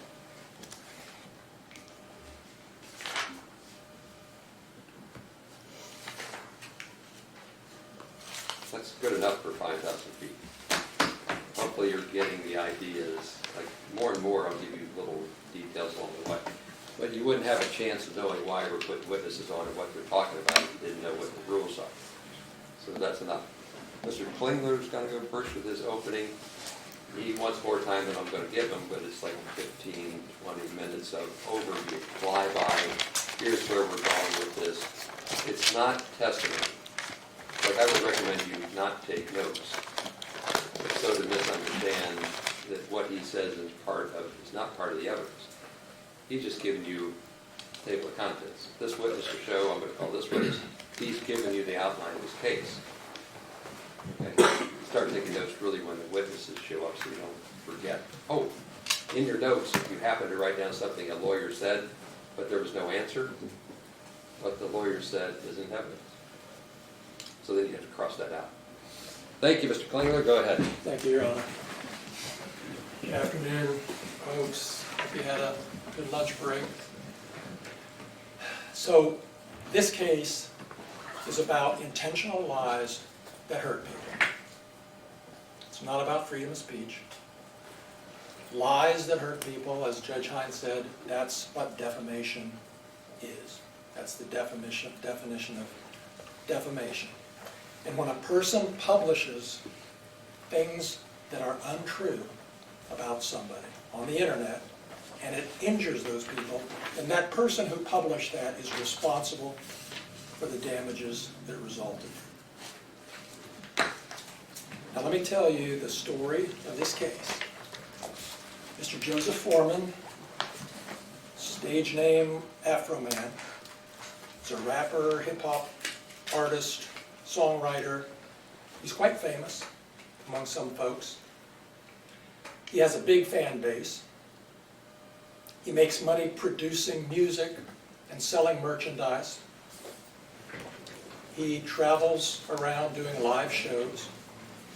He lives here in Hamilton County. His former wife lives here and his children live here. But he often travels, he's often gone on his road performances.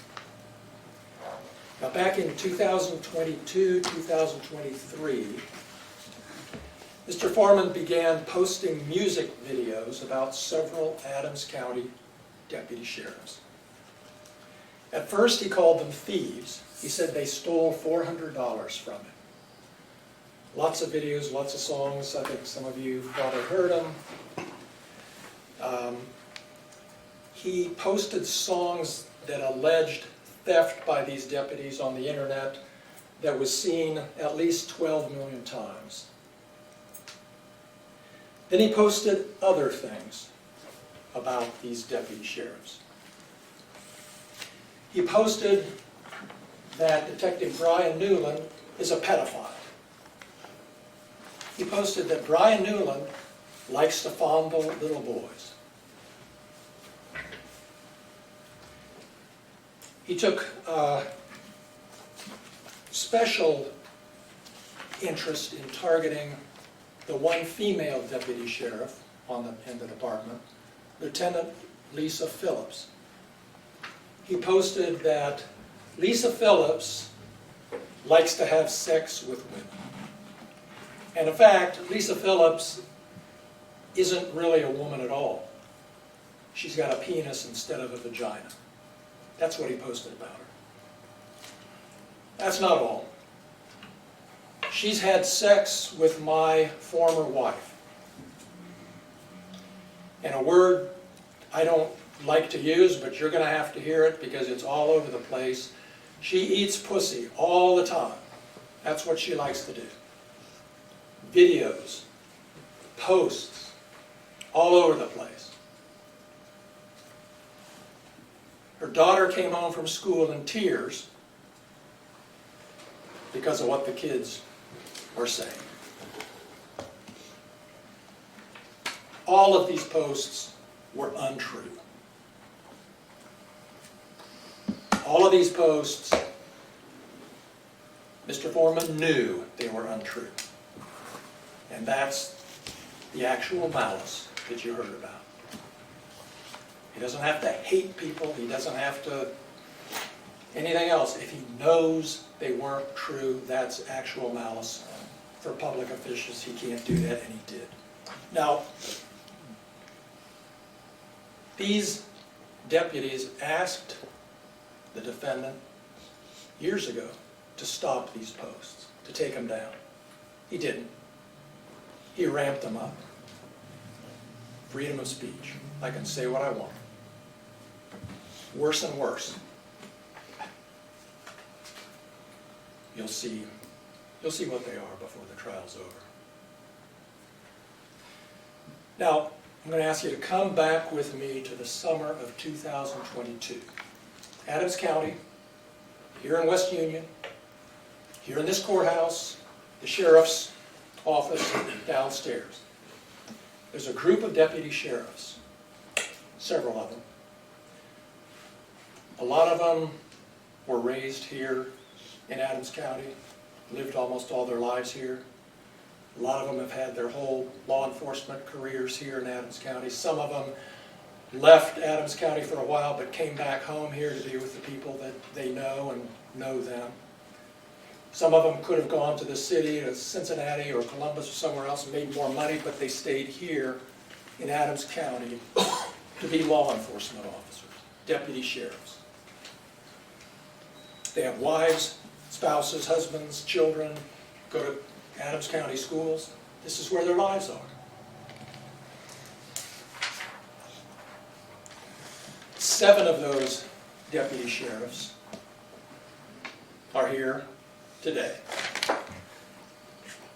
There's Randy Walters there on the left, Mike Estep beside him, Lisa Phillips beside him, Sean Grooms beside him, Justin Cooley beside him, Detective Brian Newland beside him, and Sean Cooley, Justin's father, beside him.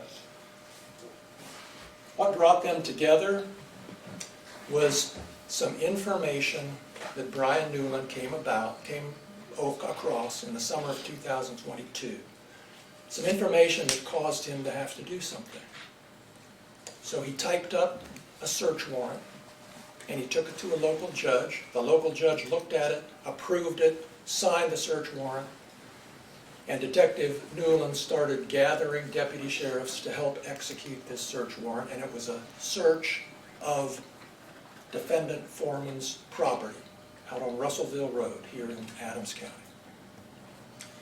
Detective Newland will tell you that any search like this is potentially dangerous, so you like to have as many people as you can. The deputies had guns, of course. A couple of them had rifles, which is normal protocol in a situation like this. And there were about 10 of them altogether who were gathered to execute this search warrant in August of 2022. And these 7 were some of those deputies. The evidence is going to show that they approached, the evidence will show, first of all, none of these deputies had any idea when they woke up that morning that they were going to be executing a search warrant. None of them had any idea that by doing their duties that day, their lives would be turned upside down. That evening, they approached the premises, spread out the way they had a plan. They knocked on the door, no answer. Tried the doors, doors were locked, doors were secured. They ended up gaining entry with a battering ram, had to knock the door down. Again, that's procedure that happens in executing warrants, and that's the way you need to get in. Nobody was home. Nobody was home. Mr. Foreman wasn't home. He was away in Chicago doing a show. The deputies searched the house. They found a small amount of marijuana. They found a significant amount of cash. They seized the marijuana. They seized the cash. That's what they do. And that was pretty much it. No evidence of a major crime was found. And so what happened was, after a while, the local sheriff ordered that, decided there's not going to be any charges filed here, and so he ordered the cash to be returned. It was over $4,000 total cash found in some of Mr. Foreman's clothing and another place in his house.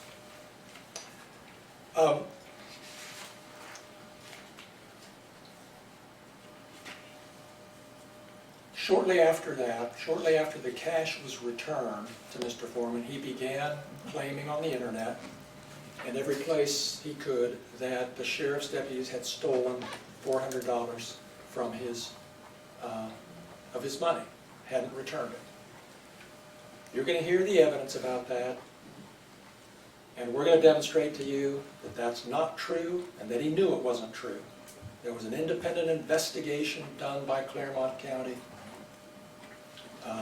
But that didn't keep him from continuing to declare that Brian Newland in particular and the rest of these deputies are thieves. Okay, that's just the beginning of it. Then he went beyond calling these deputies thieves. As I've indicated to you, he called Brian Newland a pedophile. Not called him, he posted it, published it, all over the internet in various posts. He found a photo of Detective Newland from a Shop with a Cop event that Mr. Newland attended with little kids, disadvantaged kids, kids in the community, Shop with a Cop, get them to know law enforcement. Mr. Foreman found a photo of Brian Newland holding one of these children that he worked with. And Mr. Foreman blocked out the face and put a smiley face on it and posted this picture of Brian Newland, and it says, Brian Newland is a pedophile. Watch your kids around this man. He likes to fondle little boys' testicles. Posted it all over the internet, not once, not twice, many, many times, seen thousands of times by people. People in the community started making comments to Detective Newland. His daughter came home from school crying because some kids had called their dad a pedophile. He used to coach cross-country teams. Some of the kids on his cross-country team started calling him a thief and a pedophile. He'll testify, he'll tell you that his daughters used to have kids over all the time. They like to hang out at his house and do things. After all this started, that stopped happening. Like, kids didn't come over. Finally, Detective Newland felt like he couldn't continue to work in Adams County anymore.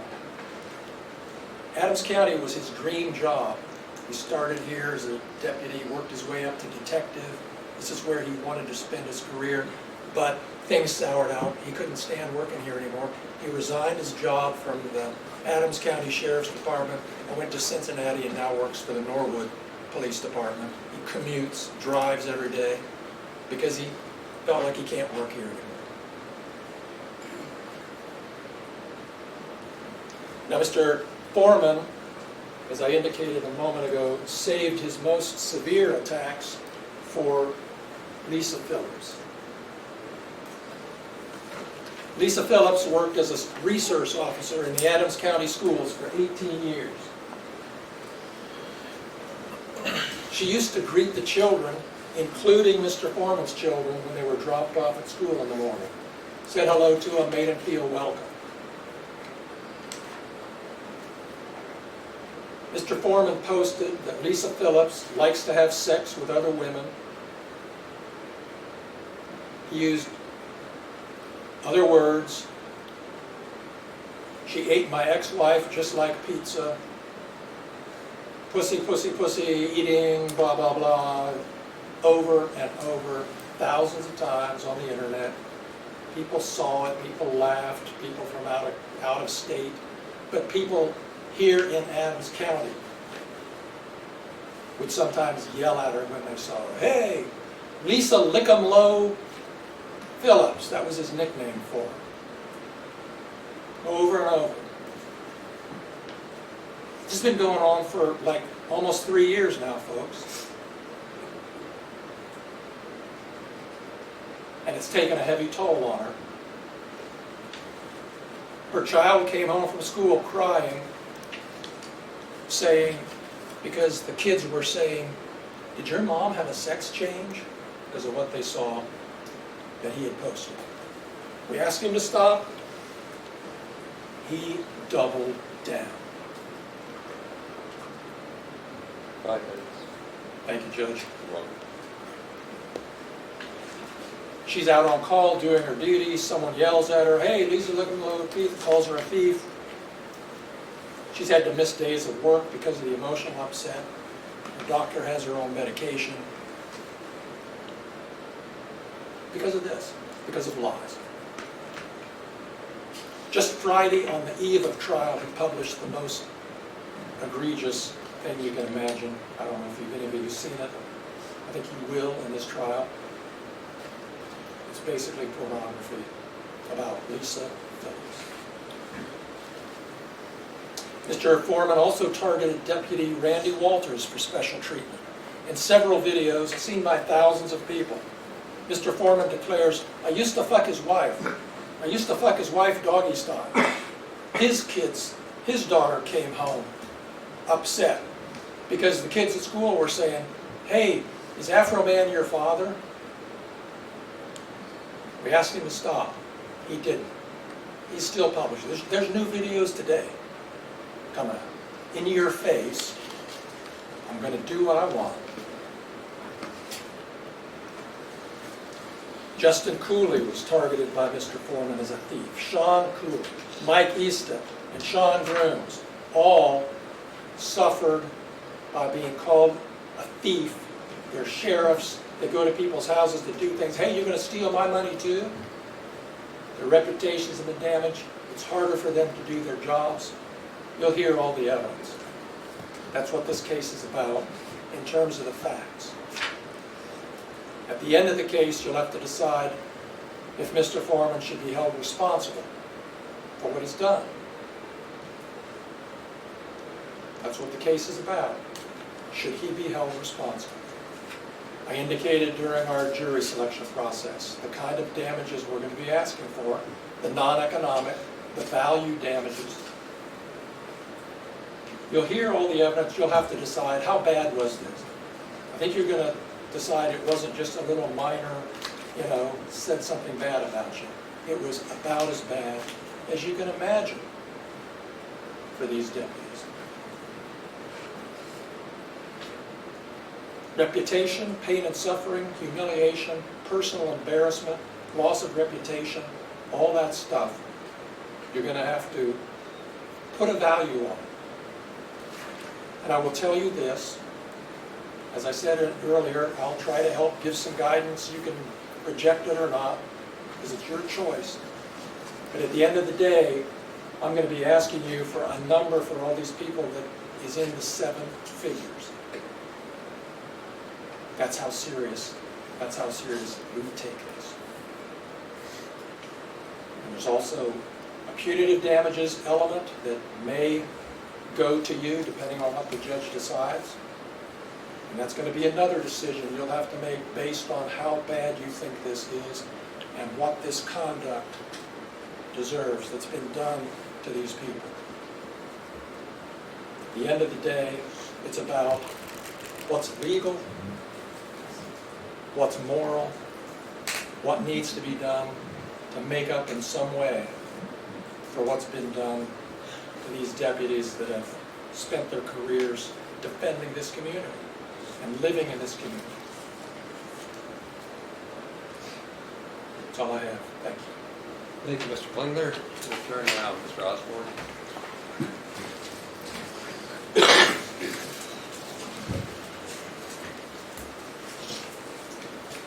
Good morning, ladies and gentlemen. I'm going to reintroduce myself. My name is David Osborne, Jr. I represent Joseph Foreman. Let's go by the stage name Afroman. And I want to thank you for your service today. This is not going to be an easy case. This is going to take a week of dedication of you to go through. Not an easy thing to ask, but something we appreciate you are willing to do. This case is about the freedom of speech protections contained within the First Amendment of the United States and the Ohio Constitution.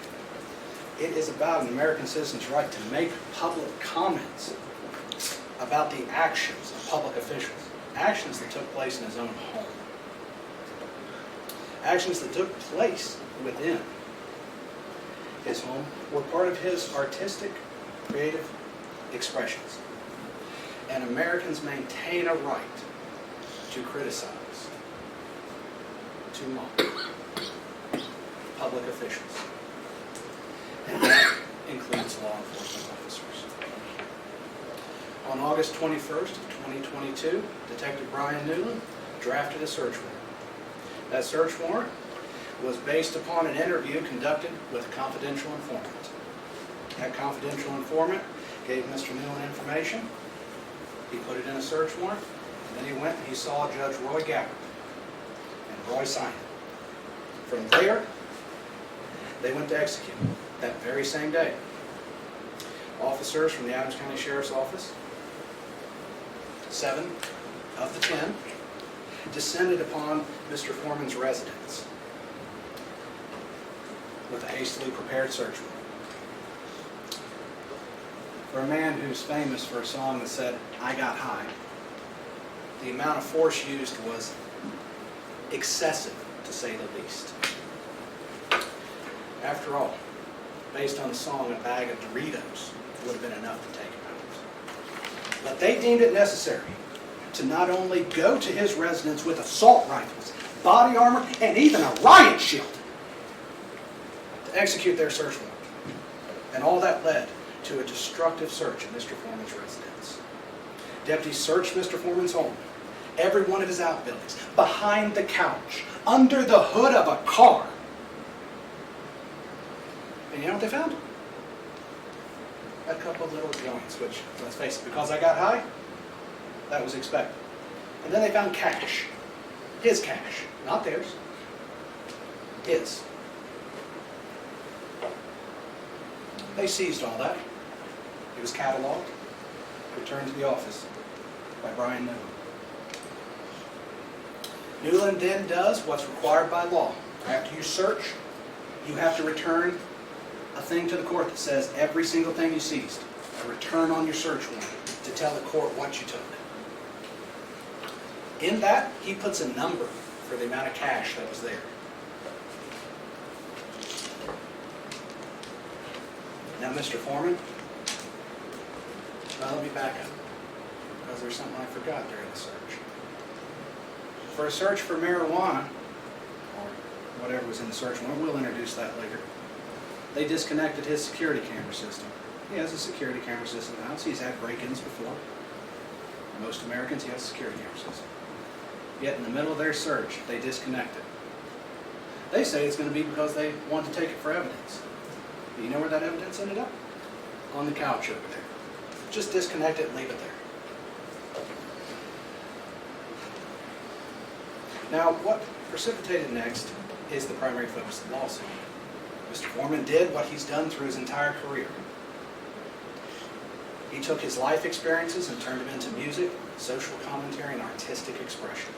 After all, one only needs to look at the song, Because I Got High. The lyrics are there. I was going to clean my room because I got high.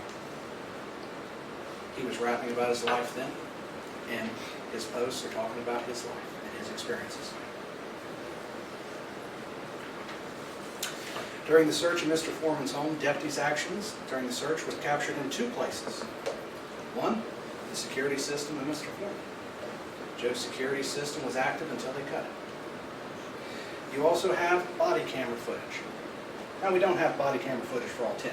Not everybody was wearing body camera. But the officers that did, there is body cam footage. And he used this footage in both those locations to make his music videos. He posts them on social media, like Facebook, YouTube, Instagram, and even TikTok. The plaintiffs decided they did not like what Joe had to say about him, or how they portrayed him, or how he used the footage of their behavior as their job as law enforcement officers, as public officials. Their response was to sue him in order to silence his freedom of speech, threaten his livelihood. After all, have you ever heard of a law enforcement officer suing a person for making a social commentary on them? Or have you ever heard of an officer suing anybody because someone said they didn't like what they had to say? Officers deal with it all the time. I dealt with it during my election. You don't sue people. You respect the freedom of this country and move on. Because, let's face it, we don't have freedom of speech. That's exactly. 250 years ago, the founders of this great country wanted to limit the government's involvement and what government officials had power over to say. And that's why we have the freedom of speech we have today. Before we get to the evidence, I want you to understand this case started with a number of claims. Of them, 2 were dismissed by the court. Do not go there. Do not go there. You know and I know that the jury doesn't need to know what's not there. I'm not hiding the ball. Claims filter out like they should. I gave the instructions, and you don't need to get distracted about what's not in front of you. Mr. Klingler talked about punitive damages, maybe, but you don't need to know that because we're not there. I'll tell you that if you need to know later. There's a lot of things this case is not about. So he doesn't need to talk about what it's not about. It's only what it is about. Go ahead.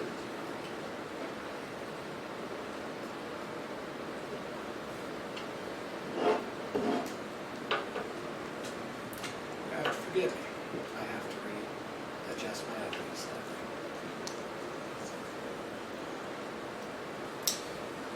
It should be noted that public officials, such as these gentlemen and Ms. Phillips over here, are held to a higher standard than an ordinary person.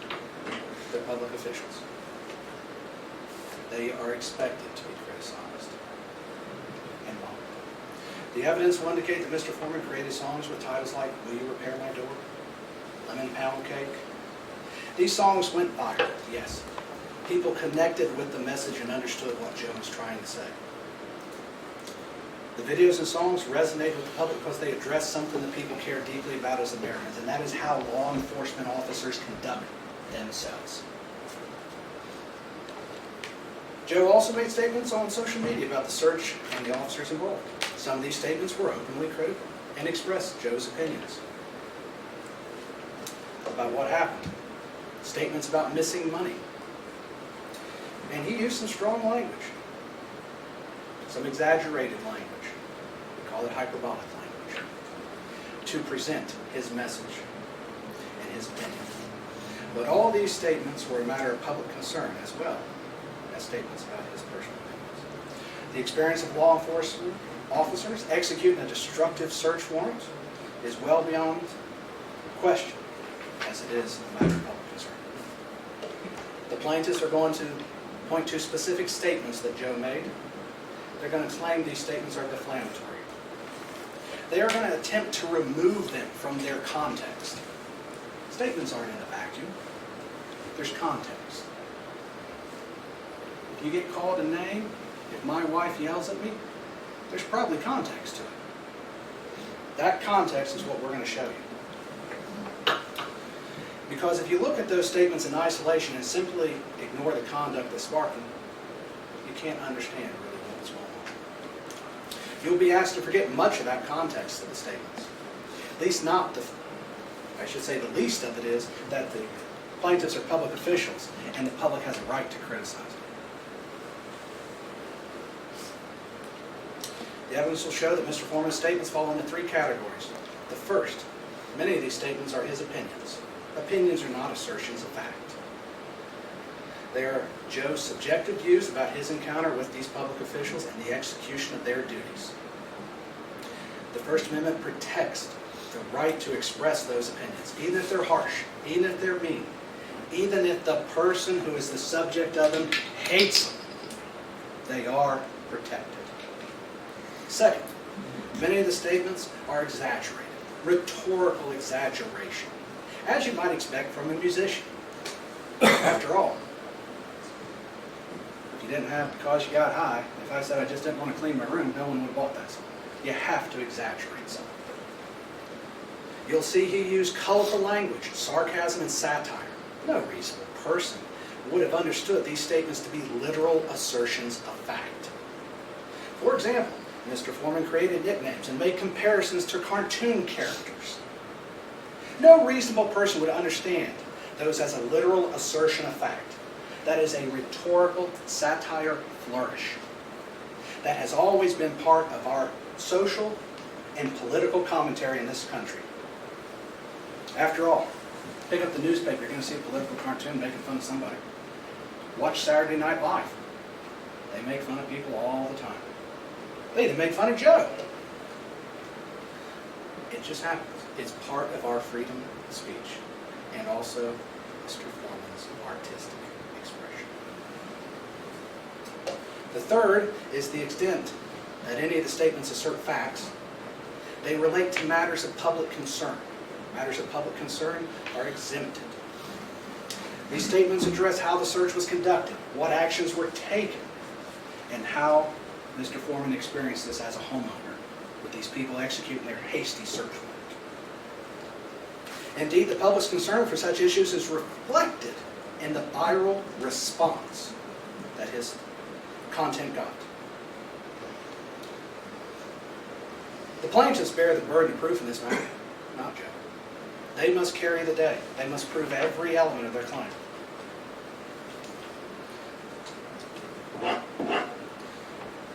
Looking at the invasion of privacy due to false light is one of the claims that they're claiming.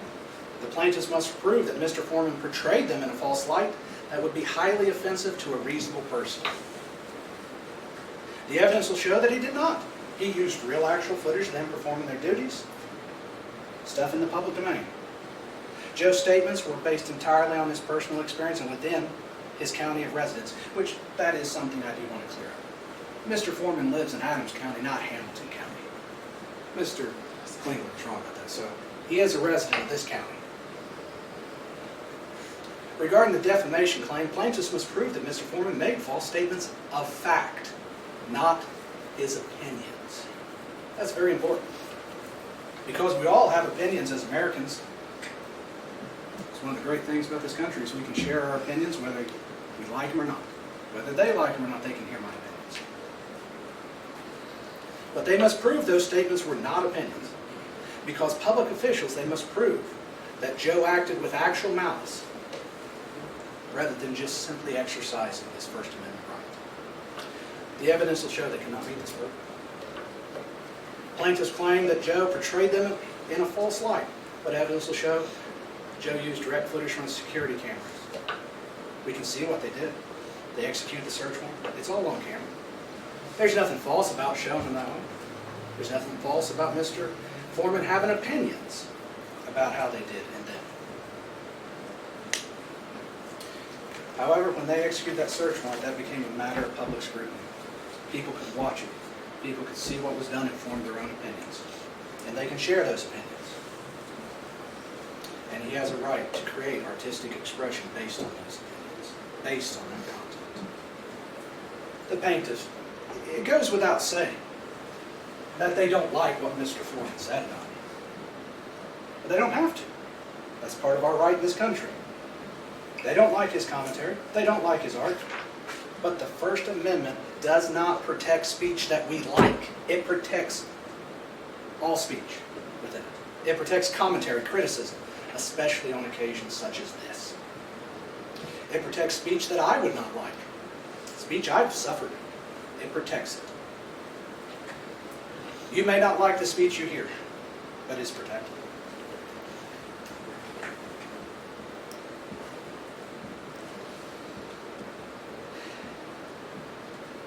Throughout this trial, you'll hear testimony and see evidence that demonstrates several key points. You will see the actual videos and social media posts Mr. Foreman created. You'll be able to judge for yourselves whether they are false, whether they're his opinions, whether they're artistic expression that is all protected.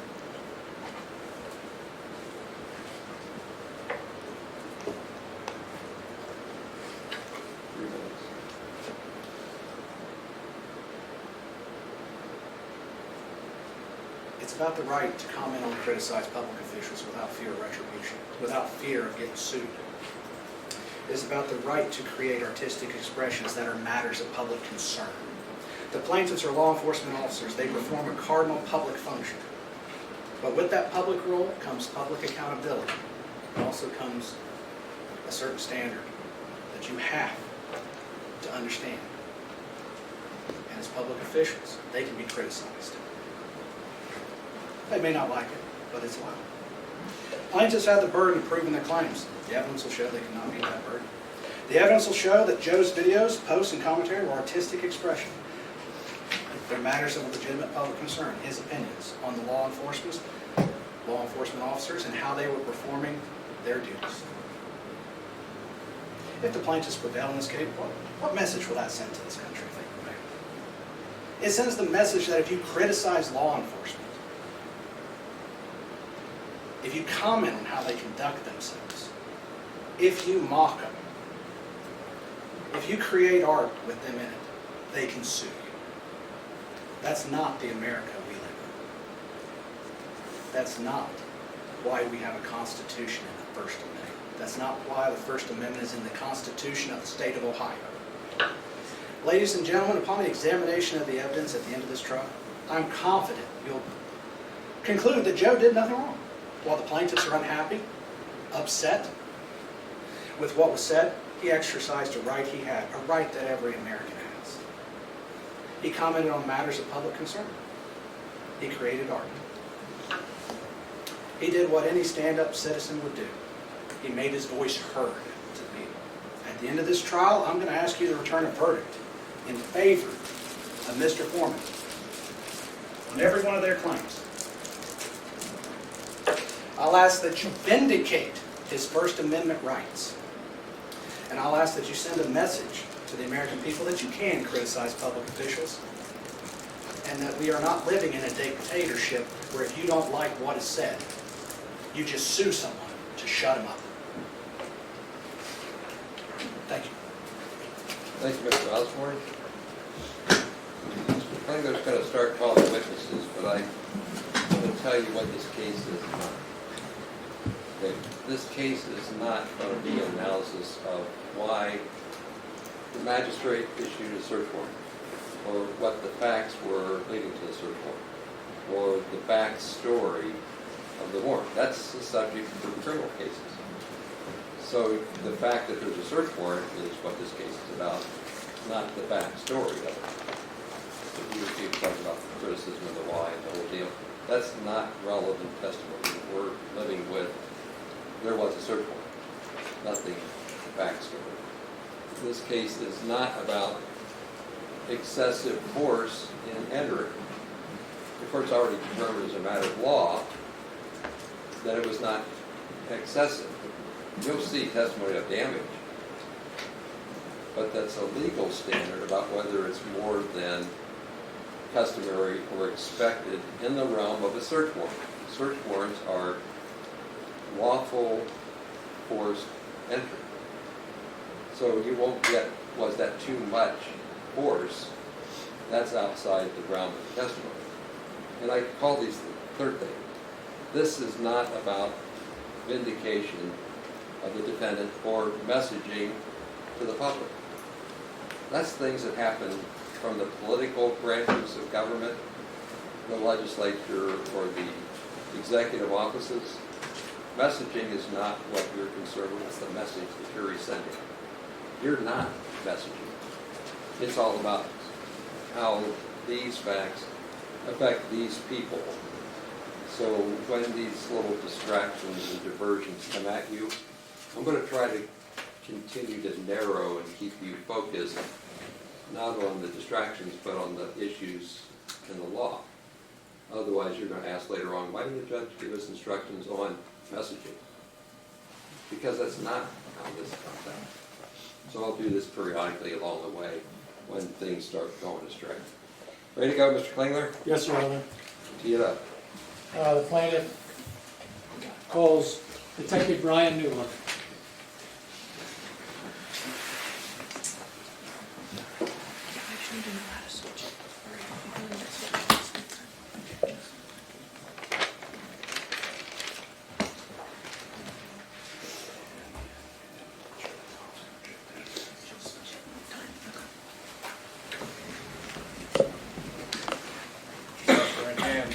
Do you solemnly swear the testimony you're about to give shall be the truth, the whole truth, and nothing but the truth? As this, you shall answer unto God. I do. Thank you. You can be seated.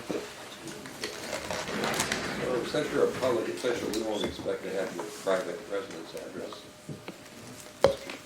Go ahead. Thank you, Your Honor. Would you introduce yourself to the jury, please? My name is Brian Newland. And Mr. Newland, where do you live? No street address, just generally? I live in Adams County, Ohio. And how long have you lived in Adams County? From 1995 to 2010, and then from 2015 to current. What were you doing between 2010 and 2015? I was in the United States Army. Honorable discharge? Yes. What do you do for a living? I'm a police officer. And when did you start in law enforcement? I originally started in law enforcement in 2014. And what position was that? As a deputy sheriff. Where? The Adams County Sheriff's Office. And then how long were you a deputy in the Adams County Sheriff's Department? The Adams County Sheriff's Office was my first full-time job in law enforcement, and that was from 2014 until 2023. All right. And why did you become a deputy sheriff? After I got out of the military, I just wanted a job that I thought would be exciting, something different, so I chose law enforcement. Do you have family here in Adams County? Yes. Can you tell us who? All my family's here, my kids, my grandparents, my mom, my brothers, cousins, aunts, uncles. Did your children go to school in Adams County, or do they? Yes. You were involved in the execution of a search warrant back in August of 2022. Yes, I was. And I want to take you back to the night of August 21st, 2022. Were you part of a team that searched Mr. Foreman's home? Yes. What was your role in obtaining that warrant? I prepared the search warrant based off information I was provided, and then I met with the judge and the prosecutor at the time prior to serving the search warrant. And was a warrant approved? Yes. Can you tell us where what the subject of the search was? The property of the search. It was the residence of Mr. Foreman. I believe the address is 1699 Russellville Road. Okay, that's here at Adams County, correct? Yes. Now, were the other plaintiffs here in the courtroom, were they also deputy sheriffs or part-time deputy sheriffs that participated in that search? Yes, they were. And was Mr. Foreman at home during the search? No. Were Mr. Foreman's children present during the warrant execution? No. Was anyone present other than you and your fellow officers? At the time of arrival, no. Was anything seized or taken from Mr. Foreman's home? Yes, there was some money and a small amount of marijuana and some miscellaneous drug paraphernalia.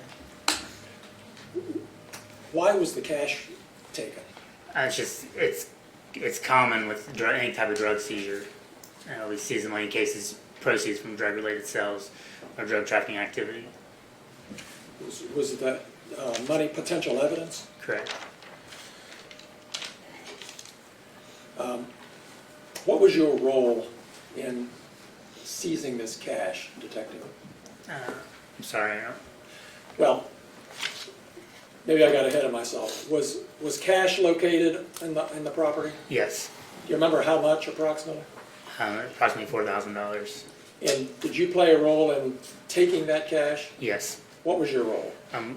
I was provided the cash, or provided the money that was located by another deputy. I counted out the money, put it in an evidence bag, and then at the end of the search, I transported it back to the sheriff's office. All right. Did you take any of the money? No. Did you ever take any money from the evidence bag? No. Did you ever take any of Mr. Foreman's money? No.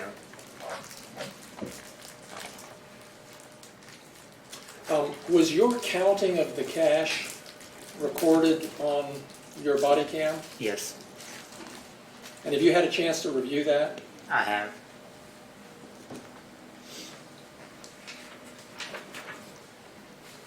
Has Mr. Foreman accused you of taking his money? Yes.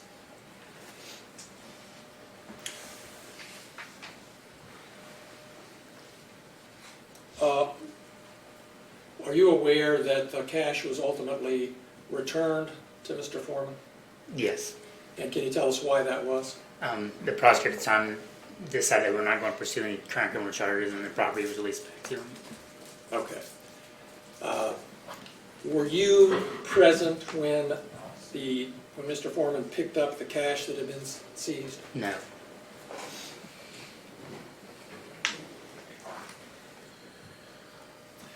Do you know whether any press was invited to attend the return of this cash?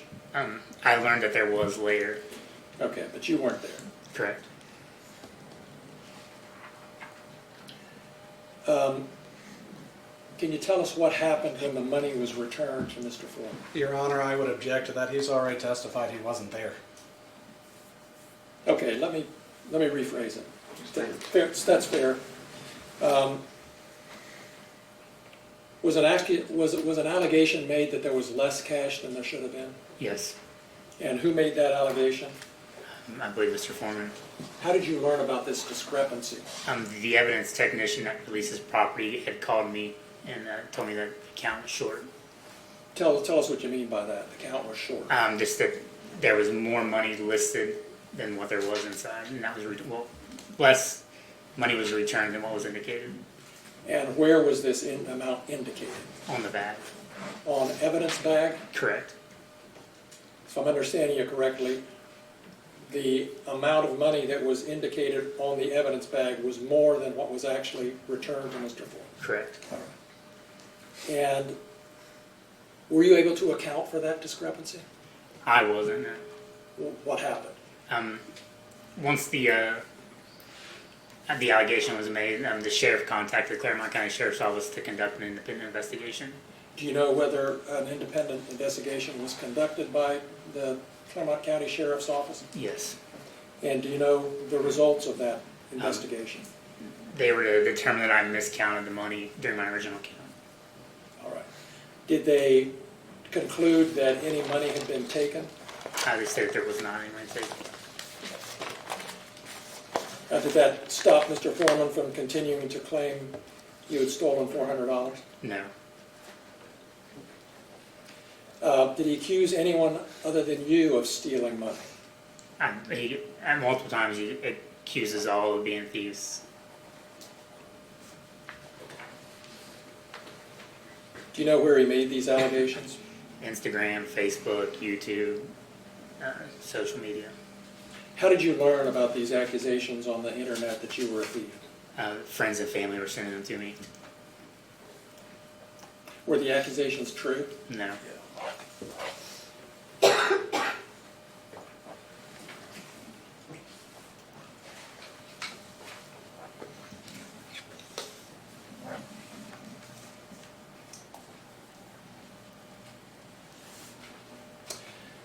I think you said you've reviewed your body-worn camera from that night? Yes. And were you able to tell what happened? From what it appears, if I began counting money, I stopped to reshuffle money that was in my hand, and then began counting again after putting money down. And there was, at some point, there was a discrepancy in the amount that there was and the amount that I counted. Was it a miscount? Yes. Now, were any charges ever brought against Mr. Foreman as a result of this warrant execution? I may have asked you that, I'm sorry. No. Sometime after the execution of this warrant, Detective Newland, did you become aware that Mr. Foreman had posted certain things other than being a thief about you on social media? Yes.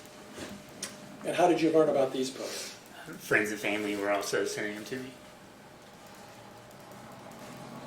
Ms. Gratcher, could we see Exhibit 16? Yes. We need to switch it to the HDMI. Right? Right, Chris? Right. So it can be on the screen. What does she want to put the card on? She needs to switch to left law, I believe.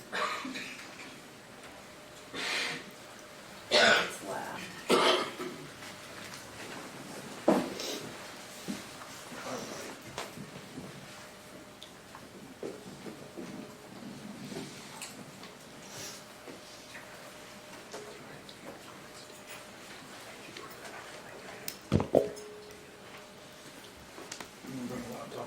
Okay.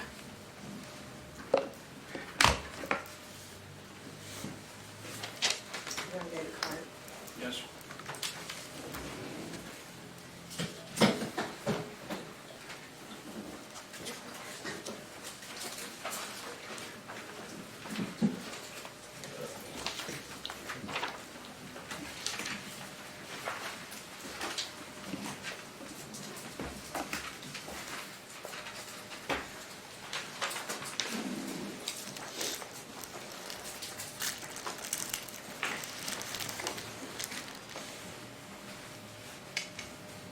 Okay, can we blow that up some?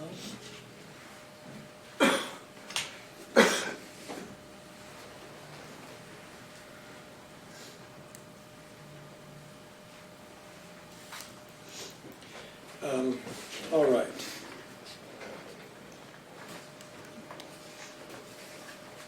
Detective Newland, we're showing Exhibit 16. Can you tell us what this is? It's one of the posts from Mr. Foreman that I was sent about me being a pedophile. And am I reading the date right, September 2nd, 2023? Yes.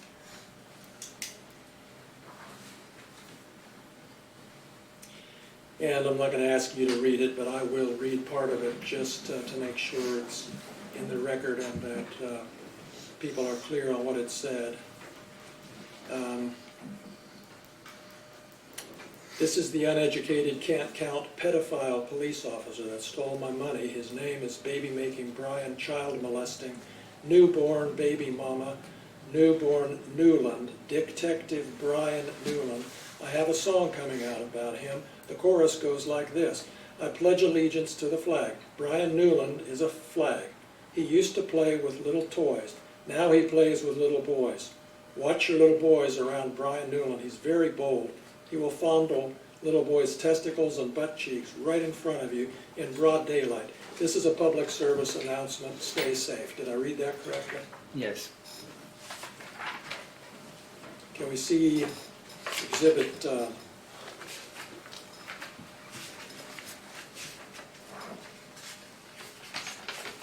17, please?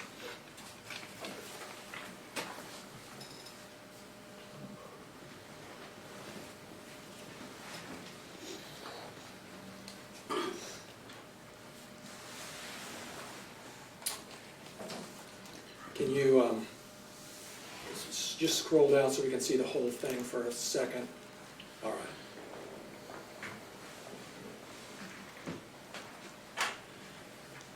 So I'm not going to read this whole thing, but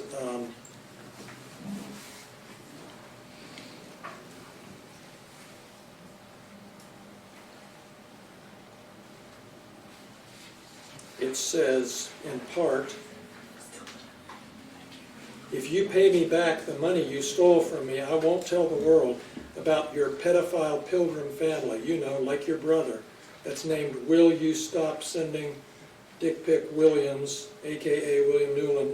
If you get arrested in Adams County, all you got to do is lie on me and Brian will let you go.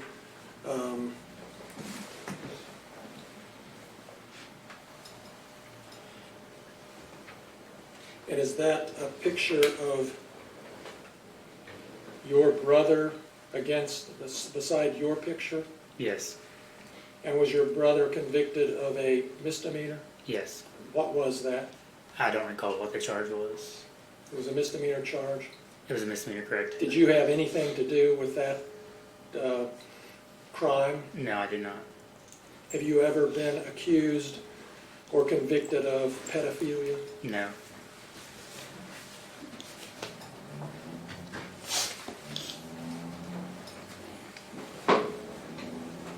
Let's look at, let's see, number 18, is that a video? Yes. All right. Should we play the whole thing? Or what, do we have, a clip? Yes. Oh yes, baby making Brian Newborn Newland.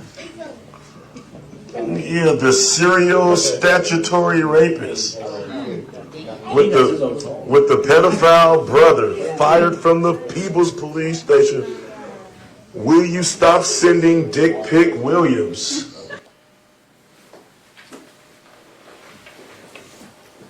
All right, and let's take a look at number 10.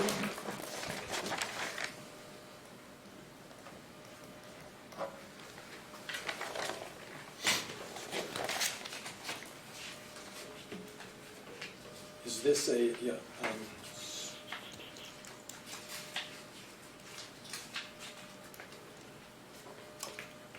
okay. Let's see. He used to do hard drugs. It says there in the third or fourth line. Did you ever do hard drugs, Detective Newland? No. He snitched on all his friends. You have any idea what that's all about? No. Now he steals money from traffic stops, bogus raids, and from Adams KK County Sheriff Evidence Room under the camouflage of law enforcement. Did you ever steal money from a traffic stop? No. Did you ever steal money from anybody? No.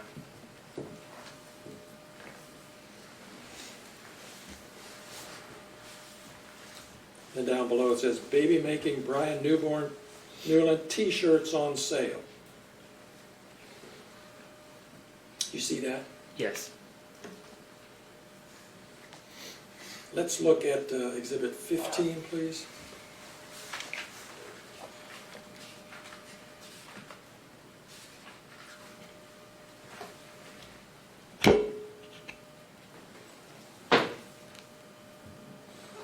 And can you tell, Detective, is this a picture of you at the entering the or somewhere in the property of Mr. Foreman during the search? Yes.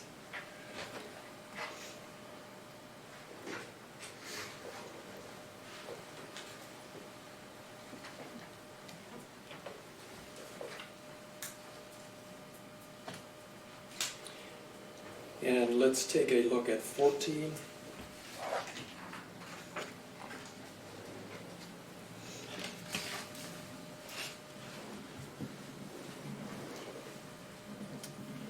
And do you know where this was taken? I guess you weren't there.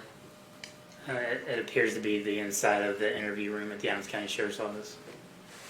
Would that have been where his money was returned to him? Yes.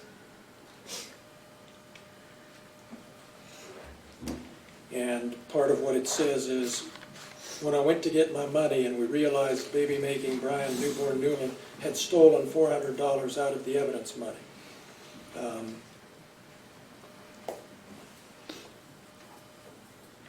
Again, did you ever steal any of his money?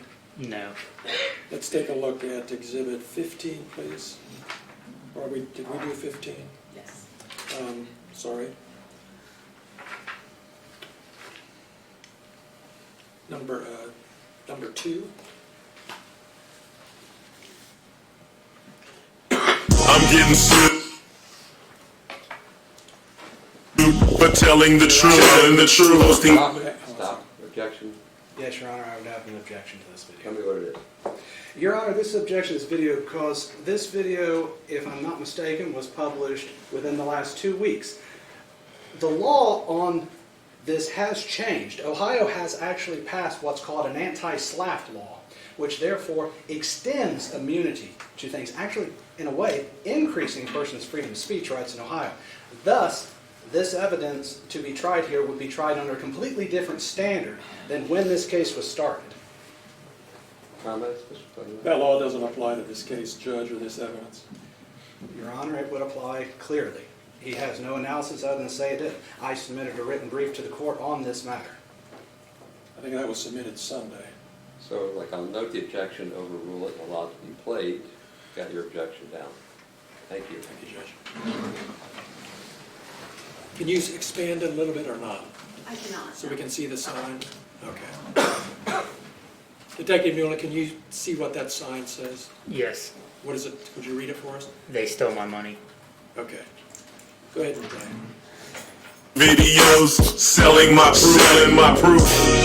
How can you take me to court when you stole my money and it's $400 short? You vandalized my property, and you filed a lawsuit properly. I'm a rapper, so I'm rapping.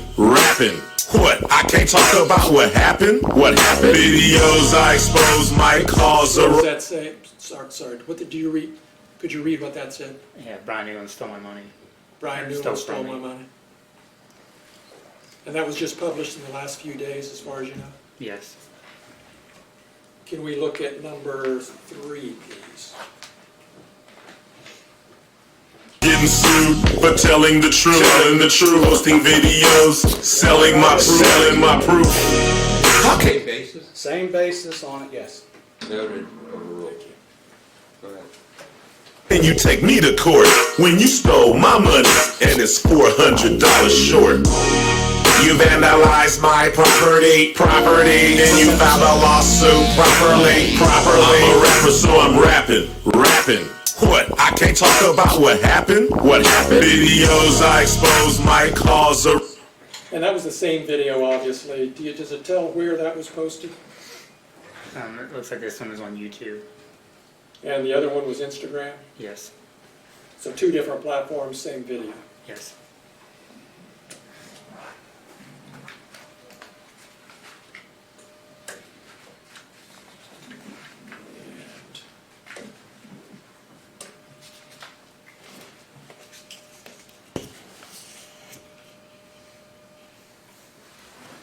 Can we look at Exhibit 9, please?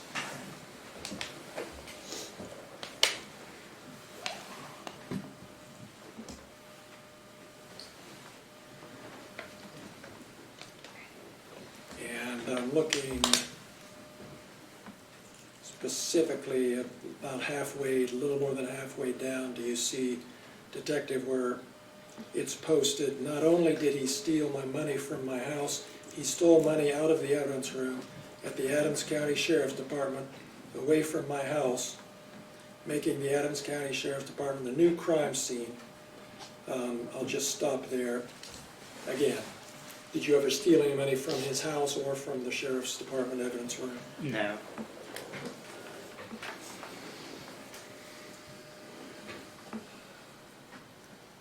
What's the platform? Can you see what that one was, Detective? I can't see on here.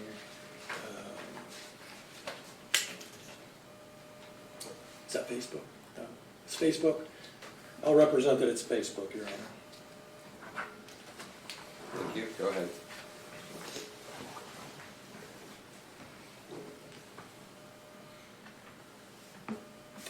So, and we can take that down or whatever, we don't need to keep it up, I don't care, but I'm done with the exhibits right now. Detective, I just want to ask you, the first one we saw with you holding, it looks like a child with a smiley face. Yeah. What was that originally a photo of? That was from one of the shop with the cop events at the sheriff's office. What's a shop with a cop event? It's where the community donates money, and then local law enforcement will take lower income children to Walmart and let them shop for Christmas. And did you participate in that event regularly? Yes. And do you know what year that picture was taken from? I don't recall. All right. And the little boy you were holding there, can you tell us anything about who that was? Not his name, of course, but who it was? It was just a cool little boy that got picked for Shop the Cop and chose me to be his officer. Chose you to be what? His officer. And what did you do? Did you do something with him, shop with him, or what? We put him in the cruisers, turn the lights and sirens on, parade through town, and we go to Walmart and help him shop. And we come back to the fire department or wherever and help them get their toys ready or play or, and feed them pizza, stuff like that. And you did that more than 1 year? Yes. And that was a photo that Mr. Foreman or somebody on his behalf took and used in that pedophile posting? Yes. So, Detective,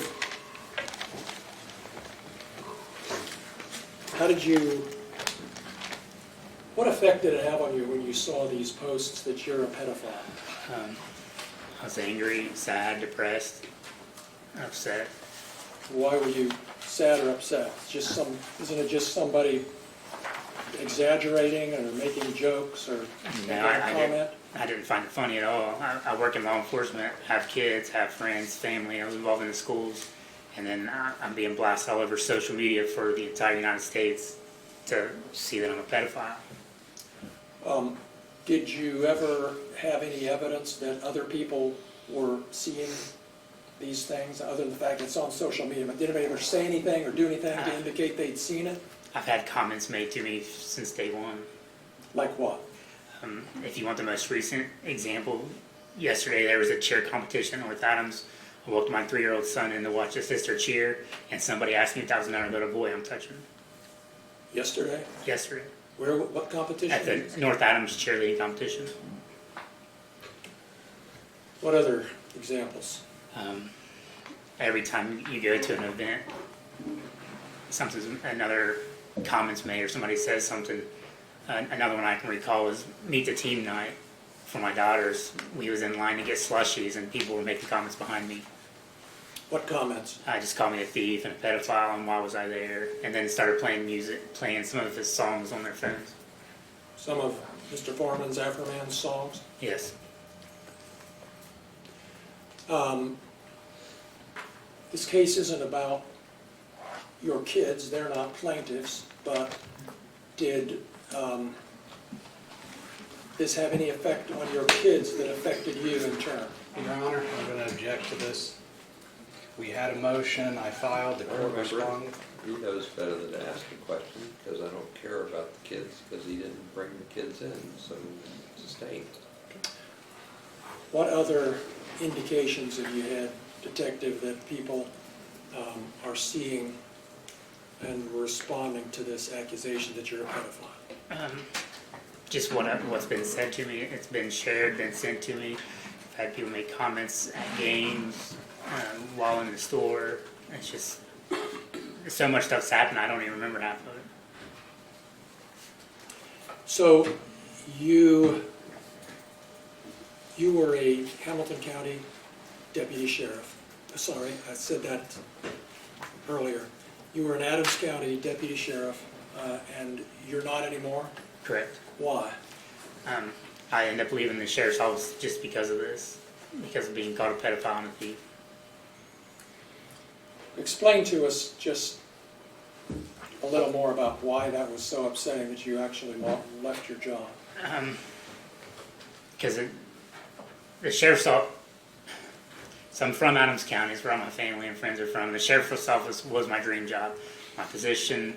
I was friends with everybody, and it was where I planned to stay. It's been my career. I dedicated a lot of time, over 10 years, to Adams County. You know, whether it was a call in at 1 o'clock in the morning or working 14 hours, I dedicated a lot of my time to Adams County, and I loved working at the sheriff's office. But it just got to be so much. If you go to a call or take a phone call or you make a traffic stop, something said. Go to Walmart, something said. I stopped going to my kids' games for a little bit because every time I would show up, everybody would be looking at me or something would be said to me. It just spared their embarrassment. So when did you leave the sheriff's office? I ended up leaving in October of 2023.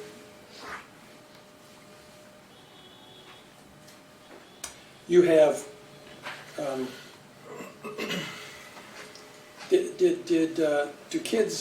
your kids' friends come to your house and hang out?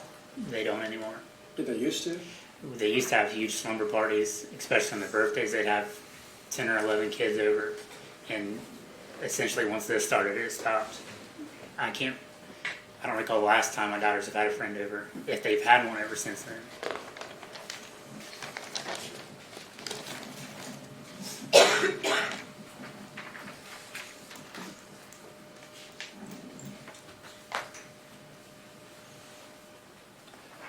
Detective, did you ask Mr. Foreman to take down these posts? I didn't personally. Did you, through your attorney? Yes. And have they been taken down? No. Are they still there? Yes.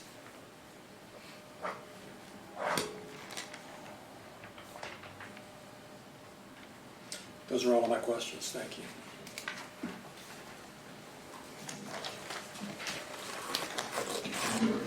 Is this a good time for a 10-minute break?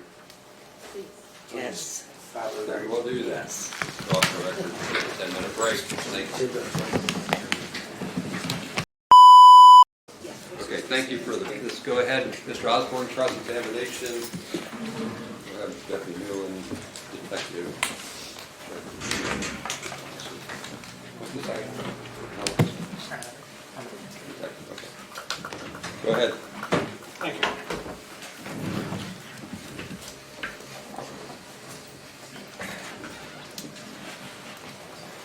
So Brian, you're still employed as a police officer, correct? Yes. You're employed in Norwood, correct? Yes. When you went to Norwood, you got a pay raise, correct? Yes. Okay. You were asked questions about a search warrant. Is it correct to say you were the chief in charge of executing that search warrant? Correct. Okay. And you counted all the money? I did. You had full control of it the whole time? Not the entire time, no. So, walk me through the process by which you cataloged the money. So while we were conducting a search of the residence, another deputy located the money, I believe, in a jacket pocket from a suit. He handed me the money, explained to me where he found it. At that point, I start to count it in the same room. Once I count it, I collect it, put it in Evan's bag, and take it downstairs. So, let's back up. That was very general. So when you counted it, where did you count it? I counted it in the bedroom where it was located. And you counted it on the floor? Yes. And you made specific piles? Yes. Okay. Now, that's not all the money that was recovered is what was coming out of the suit, right? Correct. Where was the other money recovered? There was more money covered from, I believe it was an office downstairs And where did you count that money at? in that room. On the floor?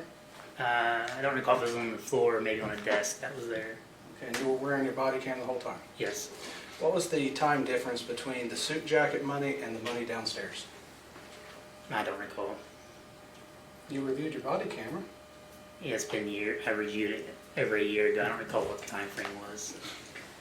Now, Mr. Newman, let's ask that question. You were deposed, correct? Yes. You were deposed on August 8th of 2025, correct? Correct. Have you watched the body cam since then? I haven't. Well, I take that back. I've watched pieces of it. Haven't watched the entire thing. What pieces have you watched?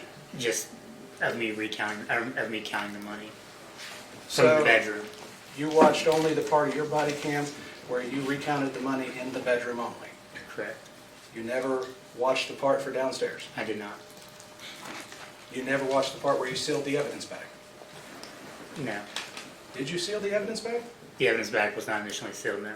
What do you mean by initially sealed? So it's not a self-sealing bag. It has to be taped. Mm-hmm. So it was placed in an evidence bag and then brought downstairs to a central location until it was transported to the sheriff's office. And the central location, where was that? In the kitchen? And you left it there alone? No. Who did you leave it with? When I first brought it downstairs, Officer Cooley was sitting at a counter and I asked him to keep an eye on it while I continued the search. Okay, and did he keep an eye on it? As far as I know, yes. What do you mean as far as you know? I mean, I wasn't there the entire time. I went on to continue searching the residence and come back down. But wouldn't he be in the chain of custody? Yeah. So did he sign the evidence bag? No, I didn't. He wasn't in charge of the custody in that sense of signing or sealing the evidence bag. I just brought the cash down while we was still conducting the search and asked for him to keep an eye on it. So the cash was never left alone? That's my knowledge, yeah. Were you interviewed by Mr. Robinson in relation to this matter? No.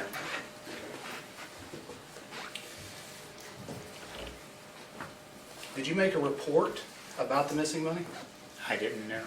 So there was this question about return on a search warrant. Can you explain what that is? The return? Yes. It's just an itemized list of property that's seized from a location during a search warrant service. Did it include an amount of money seized on it? Yes.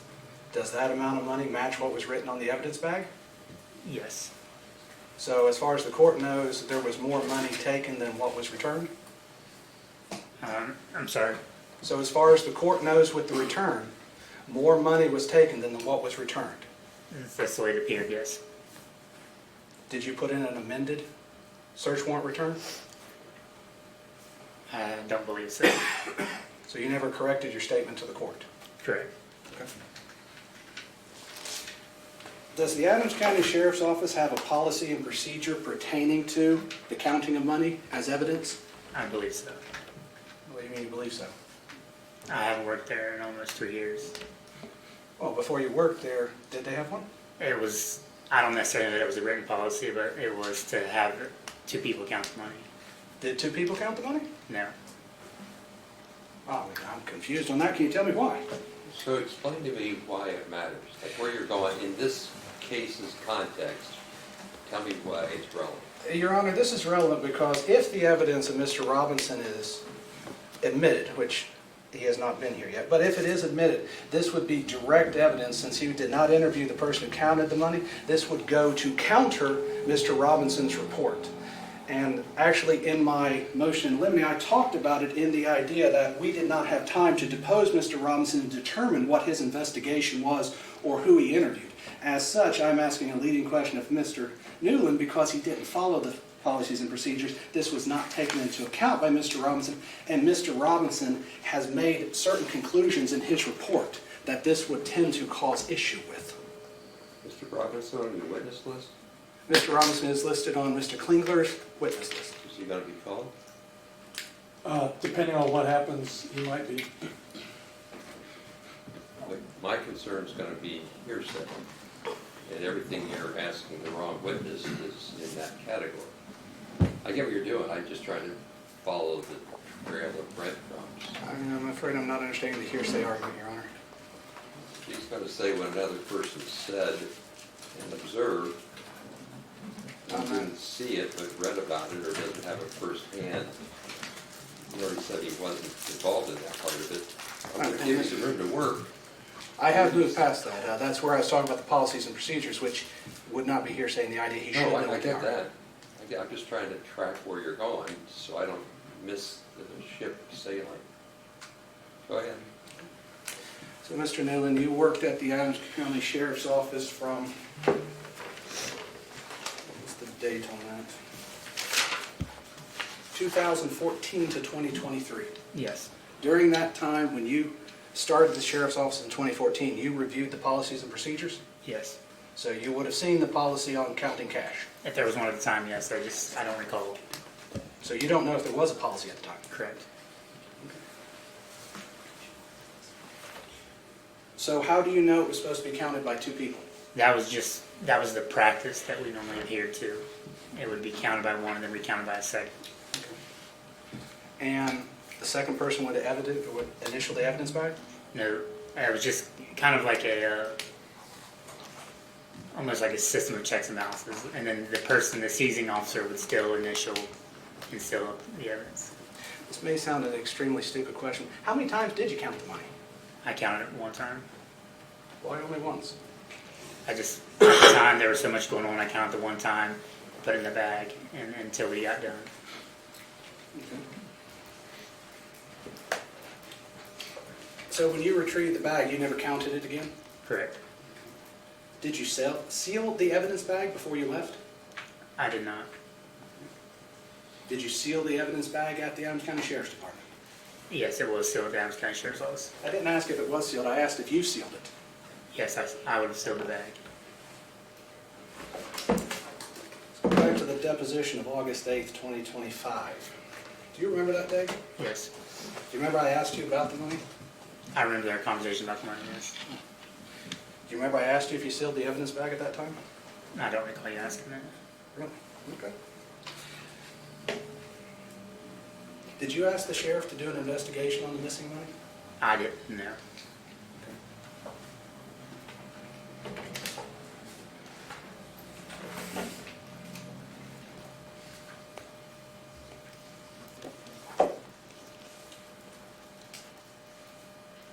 So I just want to get something clear here because my notes are a little fuzzy.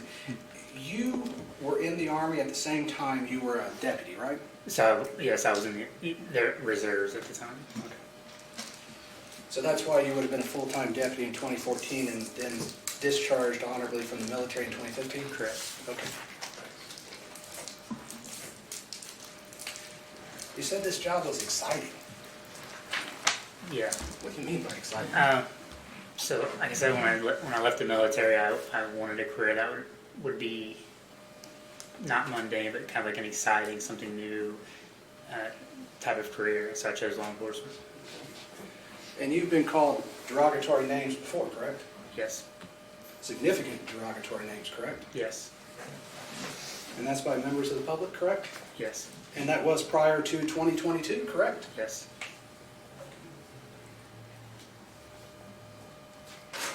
And you mentioned you have some brothers. Do you have a brother that worked in law enforcement? Yes. Was he the chief of Peoples? He was. Police? Why did he leave? Why does it matter? Your Honor, it has been brought up because one of the images has William Newland, and as you read through the post actually talks about Mr. Newland leaving the police department, so therefore I am building a foundation to show the truth of what statements are in there. Is that the reference to the plaintiff's picture you're talking about? It's a reference to one of his exhibits, yes. Give me a second, I'll tell you which exhibit. As long as it refers to that exhibit, I get where you're going, so you can keep going.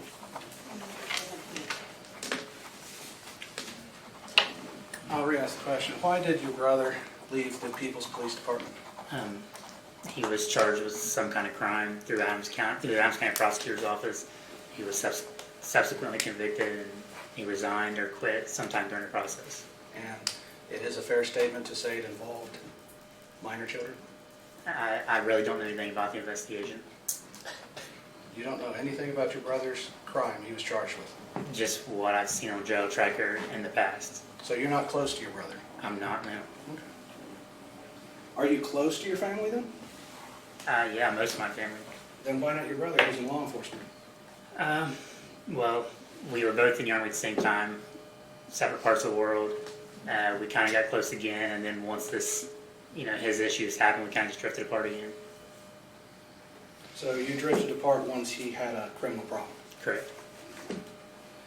Let's talk about that. Has anybody asked you about that prior to 2022 when he was charged? No. No one asked you about your brother? I'm sorry.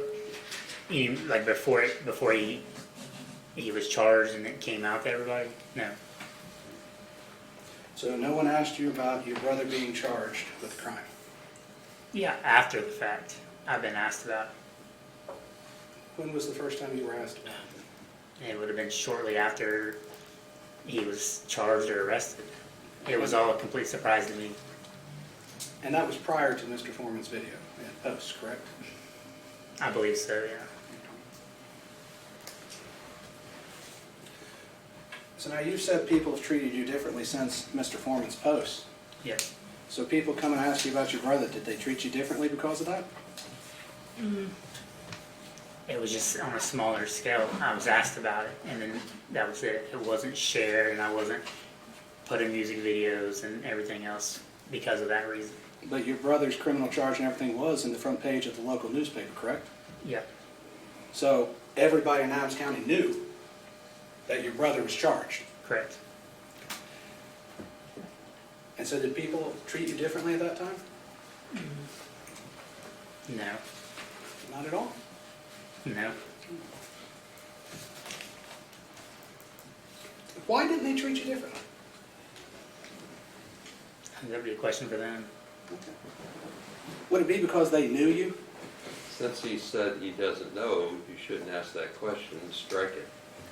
Let's try the question. Move on. Thank you.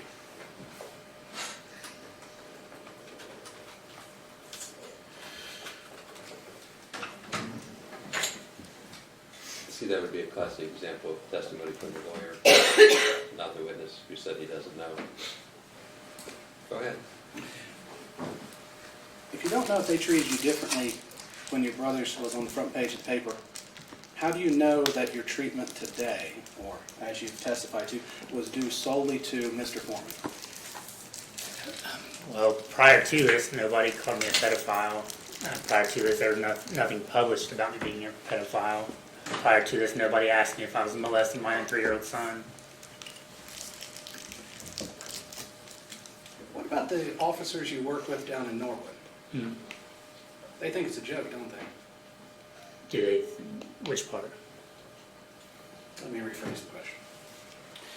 Did the officers that you work with at Norwood put up a picture or an image of Mr. Foreman on your computer? Yes. Did you ask them to take it down? No. Did they think it was funny? Yes. And they're in law enforcement? Yes. Do they think any different of you because of this? I don't know. They don't treat you differently? I don't really, I work with them, but I don't really associate with them. I go there and I do my job and I come home. When you interviewed for the Norwood Police Department, they never held anything Mr. Foreman said against you? I don't believe so, no. Would it be fair to say it did not affect your professional career then? Oh, it absolutely did. How so? Even if I move locations from Adams County to Cincinnati or to Los Angeles, people still ask if I'm a pedophile. People still ask me what it's about. People still ask me if I'm a thief. But the people you work with do not ask that, correct? They don't ask me, I know. When you were interviewed, your future employer never asked you that question. No.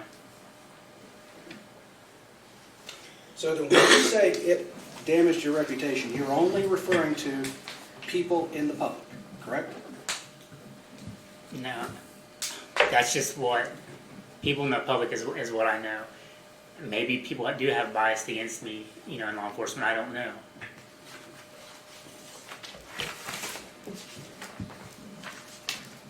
Were you ever passed up for promotion because of this? Not that I'm aware of. Were you ever disciplined because of this? No.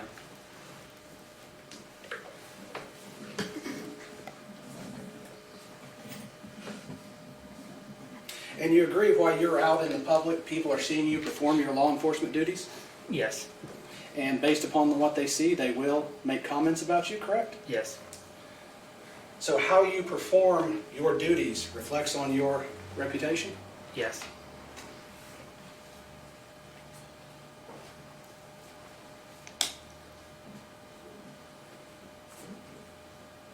And you've testified in the courtroom before, correct? Yes. Have you ever testified in a civil case before? No. Have you ever testified in a civil case that involved the duties of a police officer before? No. You've had citizens comment on your execution of your duties before, correct? Yes. Not all those comments have been positive, have they? Correct.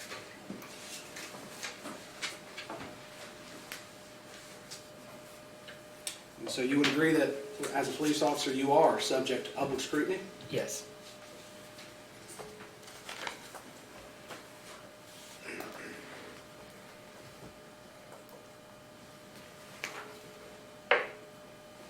And you've never sought to keep your status as a law enforcement officer secret?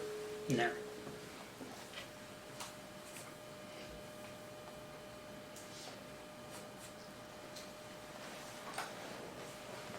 Have you ever been in the local newspaper? Yes. Was it positive or negative? Positive. But not everything they write is positive, is it? Correct.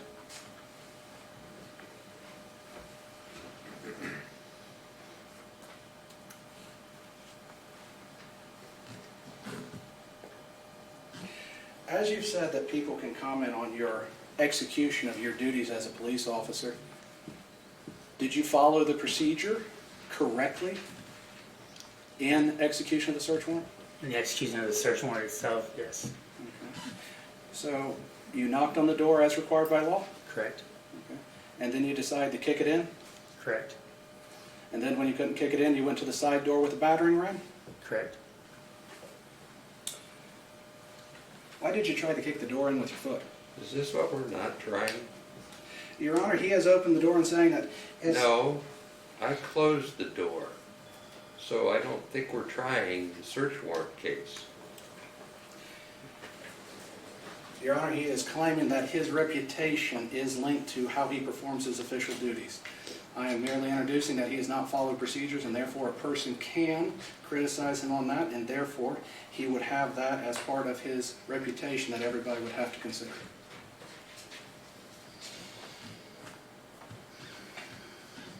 Well, we don't have any standard against which to measure that, which is the whole point. So how are we going to get a standard against which to measure that? Otherwise, you get a dance in the pea patch. I said we're not dancing it. If we can't present that he hasn't done his job correctly and that that would reflect negative on his reputation, then I don't understand what we would be presenting that, because his reputation is exactly what he is claiming is damaged. It is the very issue that they're going to ask for money damages about. Do you have an expert that's going to say there's a violation of a search warrant process? No, we're just going to introduce the policies and procedures in place at that time. There are some? There are, yes. Well, then put the foundation out there first. Like my prior decision, made that clear. I'm trying to work with you, don't get me wrong, but I'm pretty good about staying laser focused. I'm trying to ask the questions now so I don't have to recall Mr. Newland after the Sheriff Kenny Dick is called, so he can tell us what the policies were at that time. But I can save this line of questioning and recall him later for it if that would be more amenable to the court.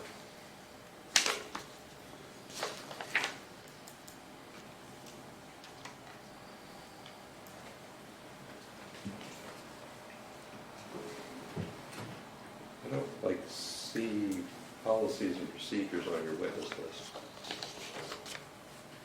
The witness list or exhibit list, Your Honor? It's all together, so exhibit list. I might have an old one. There is an amended one, if I may, Your Honor. You have them, Mr. Penguin? Yes. Amended when?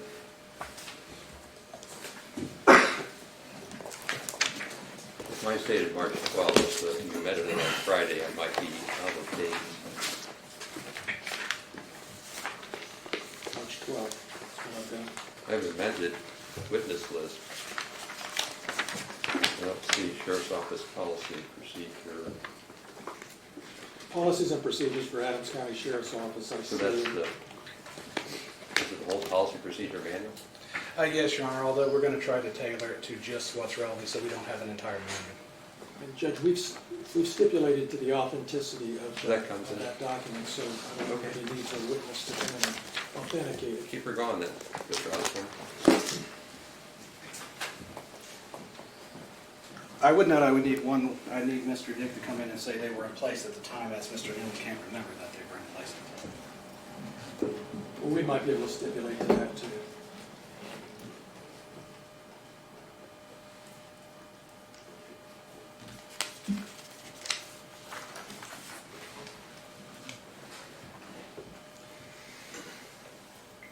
Now, it's not every time you're in public that people yell and scream thief or pedophile, correct? Correct. There's quite a few times you can have a peaceful meal with your kids and never have any problems. Correct. It's only at certain times this occurs, correct? Correct.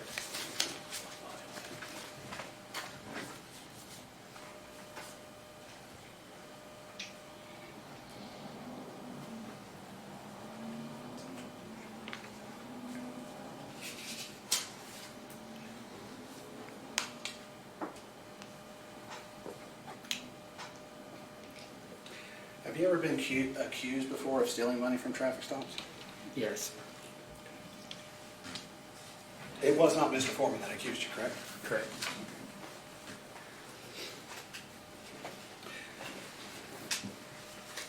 Have you seen a copy of Mr. Robinson's report?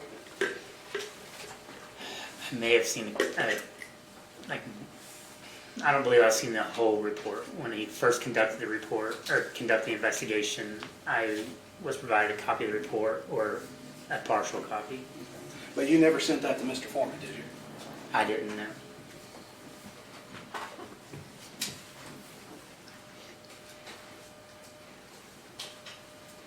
You would agree if someone called someone a baby killer, that would be an exaggeration?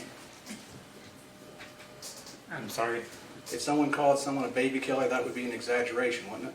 Yes. Nobody would take that seriously, correct? I'm sure somebody would. So when you talk about your reputation, are you talking about your reputation only in Adams County, or are you talking about it in the whole world? My reputation in general. Adams In what? County, Hamilton County, the entire world. The entire world. So you care what people think about you in Australia? When it affects me and my job, yes. How does Not- Australia affect your job? I'm not saying that it does. I'm just using it as a generalization. If it affects me and my personal life and my job, yes, it matters to me.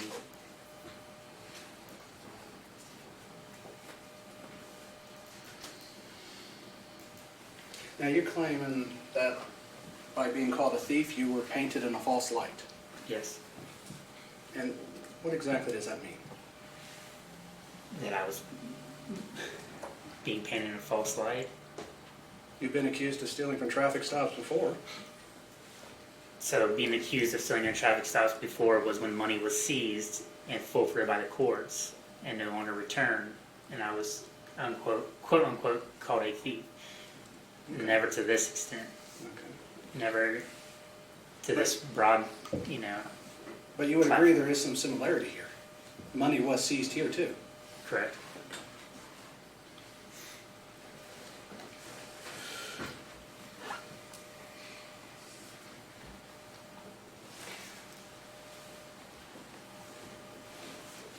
So could you explain to me which statement or how the statements of being a thief and a pedophile pertains to your private life? Because I'm more in my private life than I am my work life. My work life aside, my private life includes going to school events, going out to eat, going to Walmart, shopping, my day-to-day activities. You know, being called a pedophile and a thief, you know, in the world of social media, you know, as a whole world sees that platform. It's been shared hundreds of times, liked and commented on hundreds of times. You know, I'm thought of as a pedophile now. I'm called a pedophile. I'm asked if I molested my 3-year-old son. there's just so much stuff that's been done and said in my personal life, conducting my personal business, that's where the majority of it is, my personal life. Do you wear a uniform every day? No. So how would I know if you're in your private life or public life? If I don't have a gun and badge, then I'm probably not at work. So if it's outside of work, it's probably my personal life.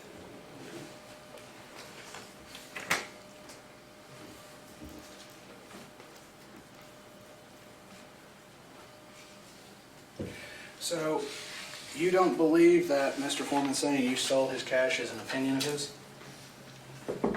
I believe it's an opinion that he portrayed as a fact. But it's his opinion. Correct. It's not a fact. No. Because you didn't steal the money. No.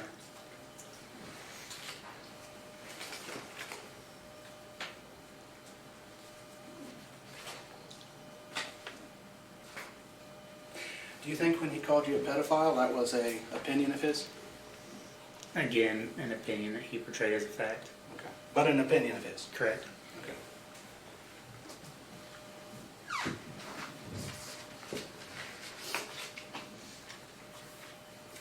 If he had put a picture of you next to Stewie from Family Guy, would that have been an opinion of his, mocking you? Yes.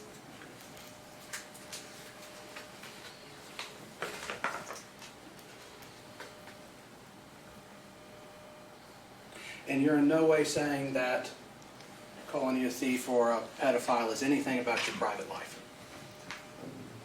I'm sorry. Yes, it is my private life. No, I said it's nothing about a fact of your private life. Oh, no.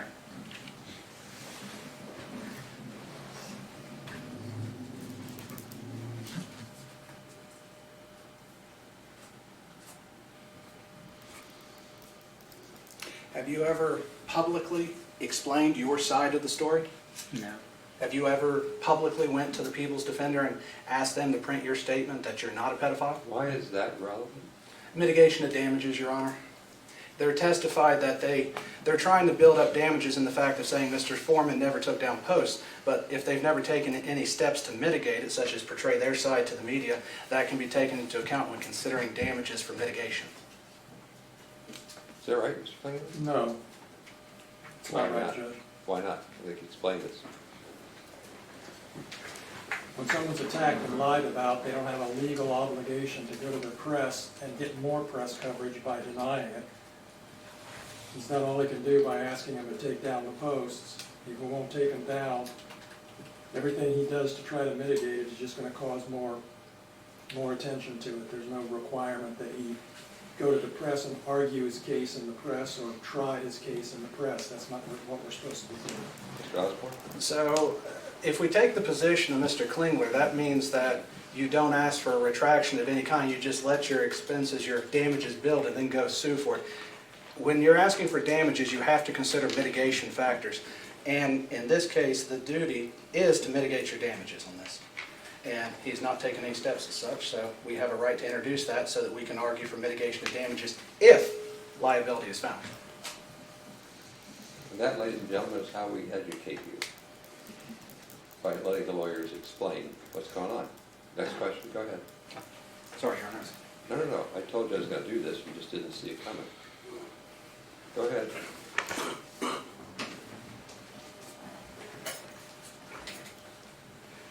And so it's correct that you didn't request any posts to be taken down until after the lawsuit was filed, correct? Correct.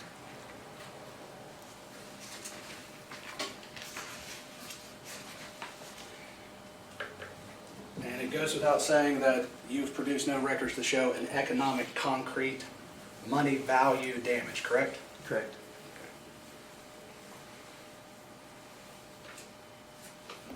And you've never seen a doctor about this, correct?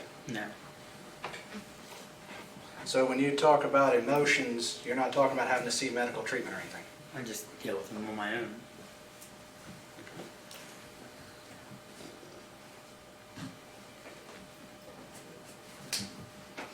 Did you ever send a cease and desist letter? No. And you're suing for money damages, correct? Correct. You want paid, correct? I want it to stop. I want him to stop being portrayed every morning as a pedophile and a thief.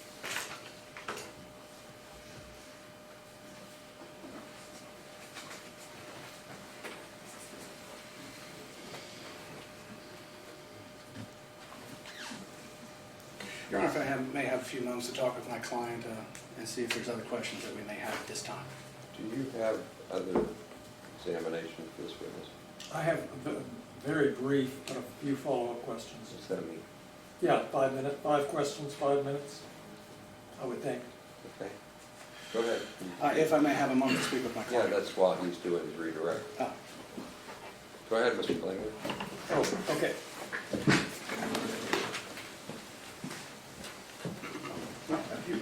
Sure.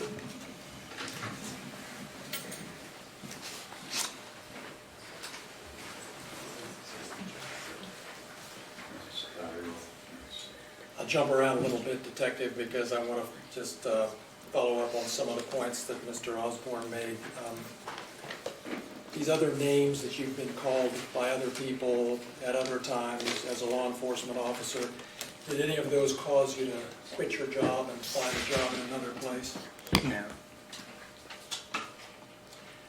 You said, I think, that some officers in Norwood posted, was it a picture of Afroman, of Mr. Foreman on your computer? Yes.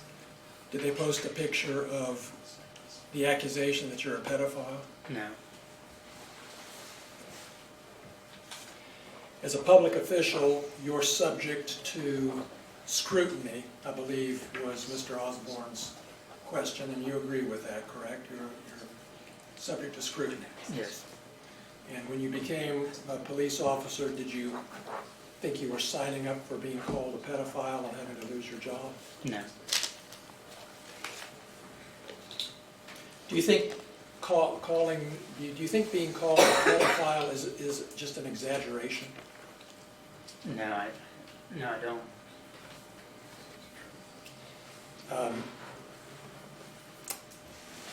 You got asked a question about your emotions and whether or not you've seen a doctor, and I believe you said you haven't. No.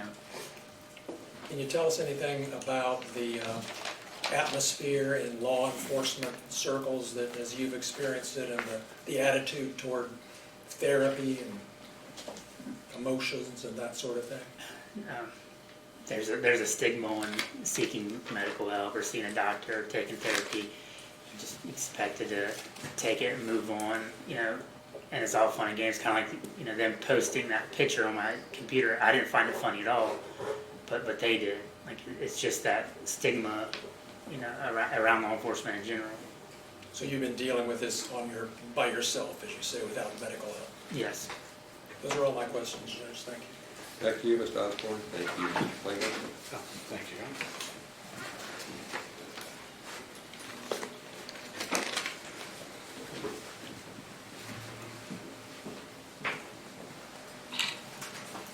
Just a few more questions, Brian.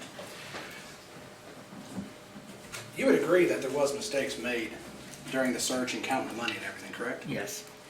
So it was not done perfectly, correct? Correct. You mentioned that as an officer, you're supposed to take it and move on. Is that part of having a thick skin as a police officer? I guess you could word it that way, yeah.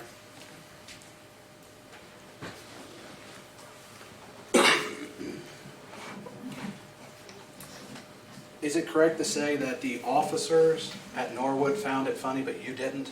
Correct. So some people find things funny that you don't find funny? Yes.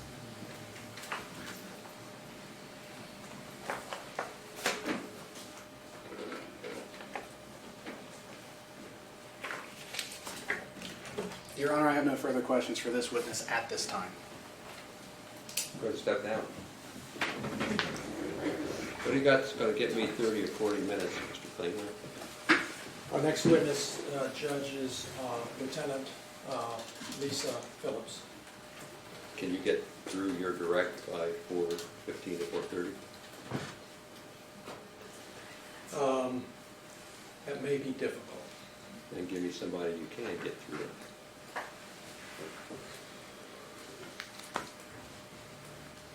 think I can get through my direct, Judge. That's the goal. That's the Thank goal. you. Let's go.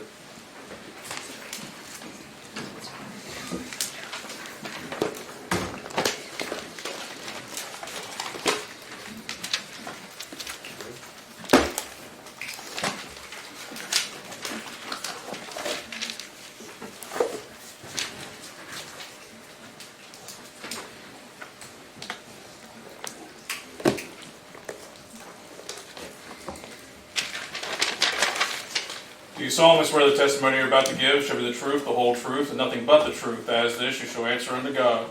Yes, sir, I do. Thank you. You may see it.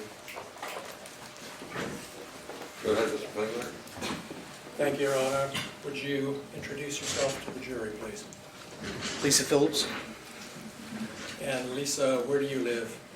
Adams County, How long have you lived in Adams County? at least 24 years or so. And what do you do for a living? I'm a deputy sheriff. When did you start your career in law enforcement? 2001. And what were you doing at that time? I graduated high school in 2000 and went to the police academy, What academy did you go to? Greenfield Police Academy in Hillsborough. And how long have you known you wanted to be a police officer? Since I was a kid. What was your first position then out of the academy? Part-time West Union Police Department. And then when did you become, was your next job a deputy sheriff? Yes, sir. When did you start as a deputy sheriff? September of 2002. And do you have family here in Adams County? Yeah. Yes. You have a husband? Yes, sir. You have a child? Yes, sir. How old is your child? She's 21.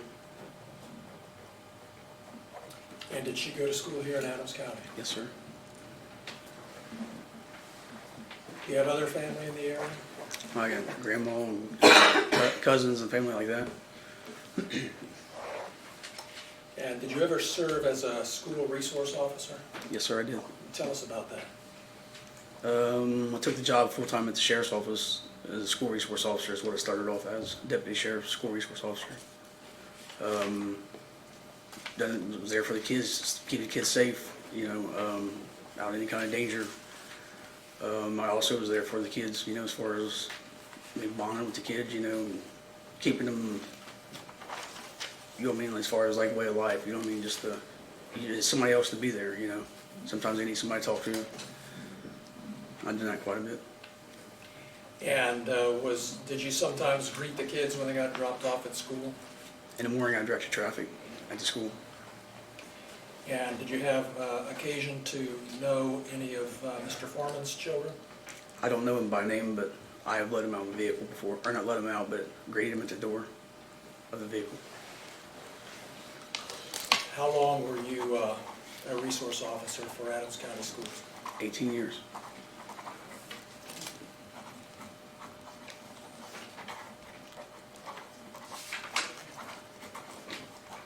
So let's go to the night of August 21st, 2022. Were you part of the team that executed a warrant on Mr. Foreman's property? Yes, sir. That home was located here in Adams County on Russellville Road. Yes, sir.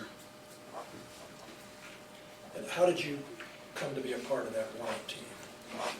I was called in. I wasn't actually working. You weren't on duty? No, sir.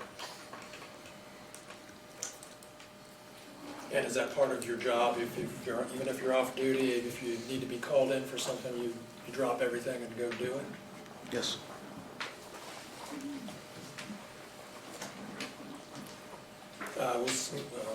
Was Mr. Foreman home during the warrant execution? No, sir. Were any of his children present? Not initially. Did you see any of his children that night? In the vehicle with their mother. Just to clear that up, can you tell us what happened? Come in the driveway, and I was on the outer post of the house as far as like the perimeter area, and she pulled up with the kids, and I went over and spoke with her, and I told her we probably wouldn't be good for the kids to see us, you know what I mean? so they wouldn't be there to, Do you know, be whether upset the- or anything. Excuse me. Do you know whether the children live there or do they live somewhere else? They live up the road, I mean, up, down the road from there. With their mother? Yes. So then, did they leave or did the children never went into the house or anything? No, sir.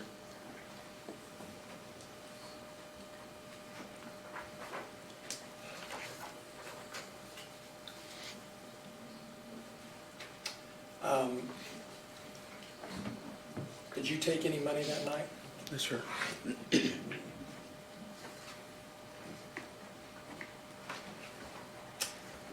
Sometime after this warrant was executed, did you start becoming aware of things Mr. Foreman was posting about you on the internet? Yes, sir, I did.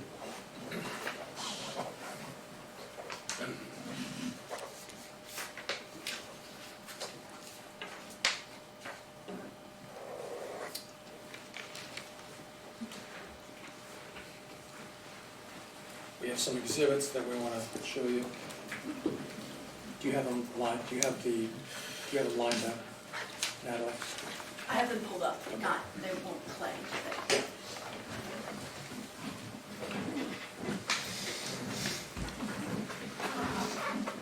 Let's go to the first one.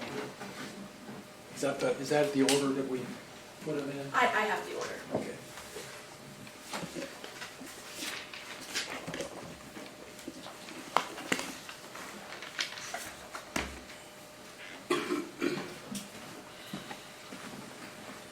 Which number is this?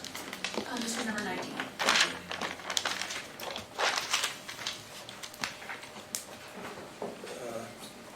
So Lisa, we're showing you what we've marked as Exhibit 19. This looks like a post from September 17th, 2022. Is that shortly after the execution of the warrant? Yes, sir.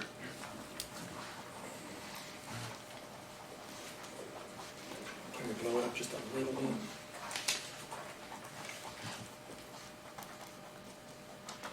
Okay, down.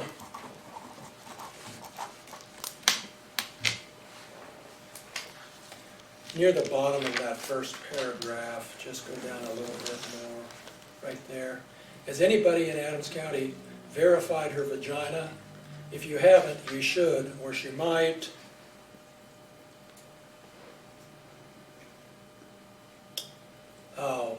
Whoop out something bigger than yours. If this lady is your friend, I wouldn't leave her alone in my house. Or I'll put it this way, if you leave and your video system is messed up, etc., etc. And then down below a little further, my name for this particular officer is Lieutenant Mona Lickumlow Lisa.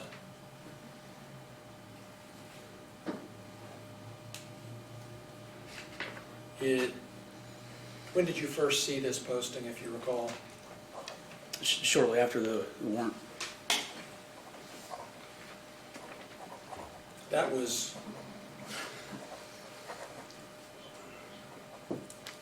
over three and a half years ago. Is that right? Yes, sir. Let's go to the next one.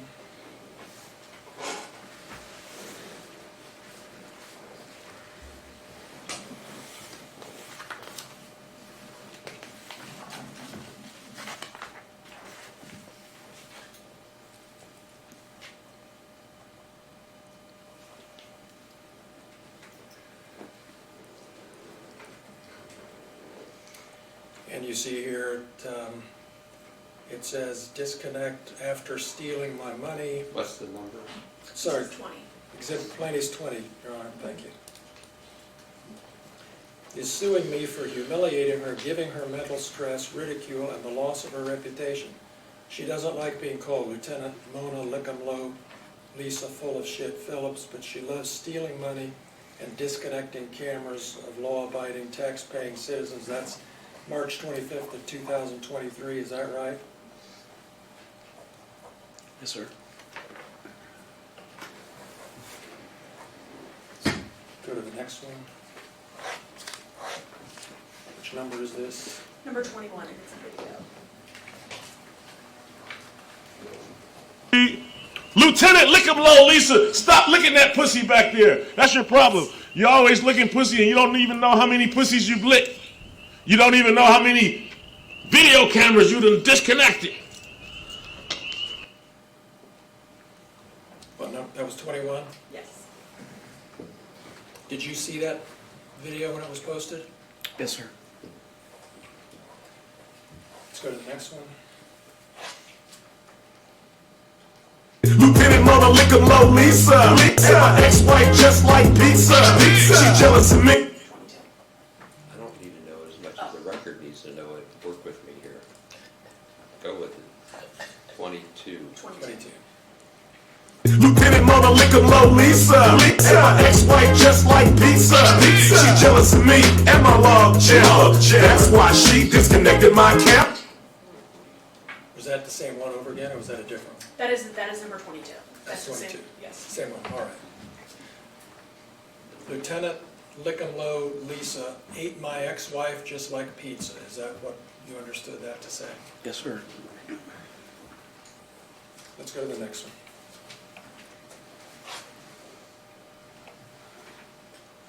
This is 23. Mother lick 'em low, Lisa. And my ex-wife just like pizza. She jealous of me and my log jam. That's why she disconnected my camera. That's the same thing on a different platform. Do you know what, can you tell what platform that is? Sir, YouTube. And the other one was Instagram? Don't play it, just pull it up, see if we can. Number 22. It's Number YouTube. 22. Lieutenant Mother lick 'em low, Lisa. That's 22 again. That's YouTube? Yes. I'm just trying to figure out which two platforms. Were they both the same platform? Do you want me to go to the next, or both of those are both YouTube? Oh, okay. And then there's more exhibits of this. Yes, I don't know why we had two of the same one, but I'm sorry. Lieutenant Mother lick 'em low, Lisa. Can we stop here for this? So, for the record, are we saying that Exhibit 22 and Exhibit 23 are duplicates? They are not duplicates, they are postings of the same video. One was posted on October 4th, 2022, one was posted on October 23rd, 2022. They were posted on his YouTube account on two separate occasions. One is like that. Can we clear that up for the record, Your Honor? I think we just did. I don't Thank know you which one was posted when. No, I get it. You're thinking like I'm thinking. Go ahead. Thank Now you, we're Judge. on 20. Let's play the next. 24? Yes. Exhibit 20. Lieutenant Mother lick 'em low, Lisa. And my ex-wife just like pizza. She jealous of me and my log jam. That's why she disconnected my camera. When was that post? Did you see a date? Is that a different date? Should have the witness testify probably ideally. It's September 25th of 2022. Okay, and is that a different, that's a different date from the other two? Yes. Thank you. Next exhibit. Number 25. Lieutenant Mother lick 'em low, Lisa. And my ex-wife just like pizza. She jealous of me and my log jam. That's why she disconnected my camera. And is that a different date? Whoops. Was that a different date? Well, it's not up there anymore, is it? Or It is up there. okay. Can you tell, Lisa? Sorry. Yes, sir. It's October 4th of 2022. Thank you. Different date. Okay. Next exhibit. Is that it? All right. We have another video. We're ready to do that? Yes.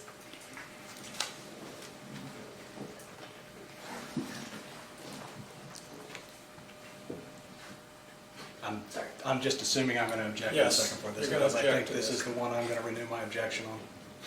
So don't play it, just tell me what it is first. What is this? This is a video that was posted, I believe, last Friday. Your Honor, I will enter an objection on this. The law has changed. As I said, in April of 2025, a new law was passed, an anti-SLAPP law, which would apply to this. and therefore would have a completely different standard of evidence, and we would renew our objection to it being admitted, or even posted at this point. Mr. Klingler? That law does not apply to this video or to this case, Judge. Your Honor, that pertains to matters of public, for the press. It also covers artistic expression and stuff. Just to have no analysis is not an answer to the question.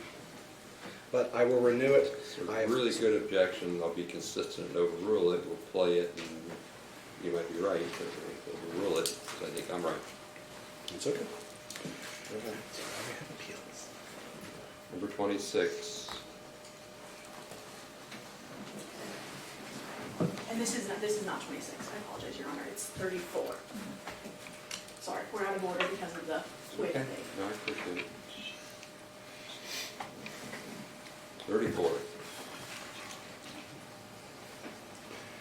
Then for the record, Your Honor, my objection would pertain to Exhibit 34, just for the record. Did you see this already, Mr. Osborne?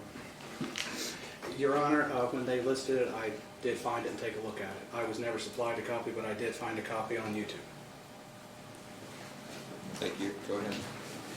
Thank you.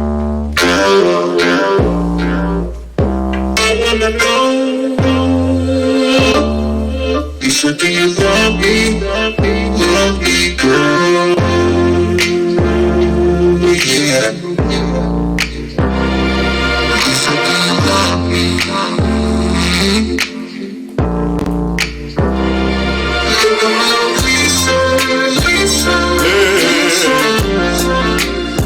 I want them all.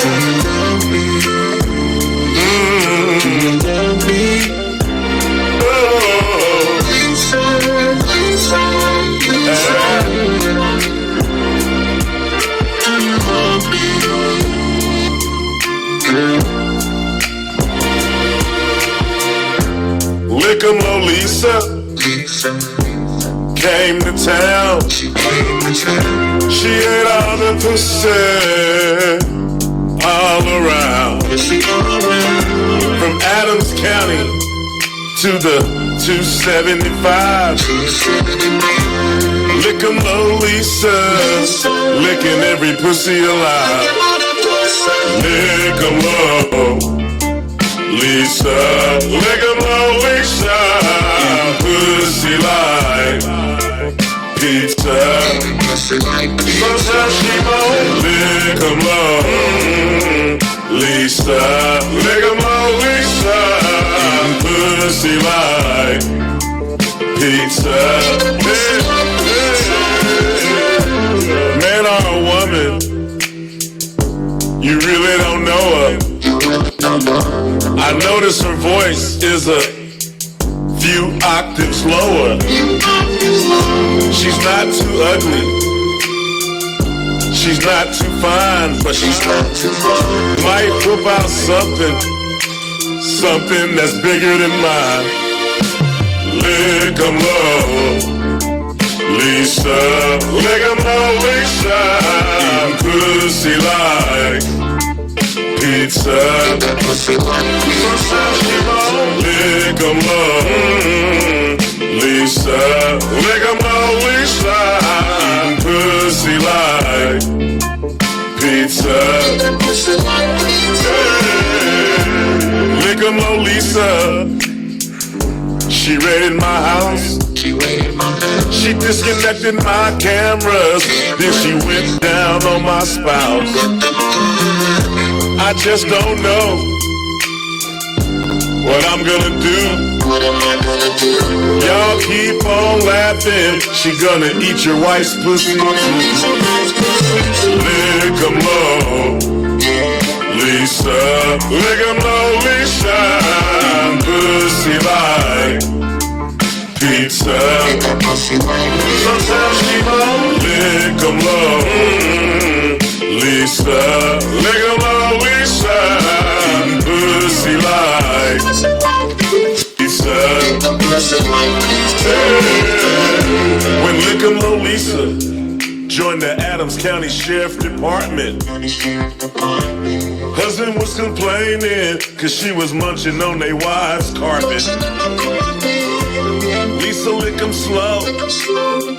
Lisa lick 'em fast. Lisa lick that pussy. Lisa lick that ass. Lick 'em low. Lisa lick 'em low. Lisa pussy like pizza. Sometimes she won't lick 'em low. Lisa lick 'em low. Lisa pussy like pizza. Sometimes she won't lick 'em low. Lisa lick 'em low. Lisa pussy like pizza. Sometimes she won't lick 'em low. Lisa lick 'em low. Lisa pussy like pizza. Sometimes she won't lick 'em low. Lisa full of shit Phillips. She'll pull your woman over, spread her legs and fill them lips.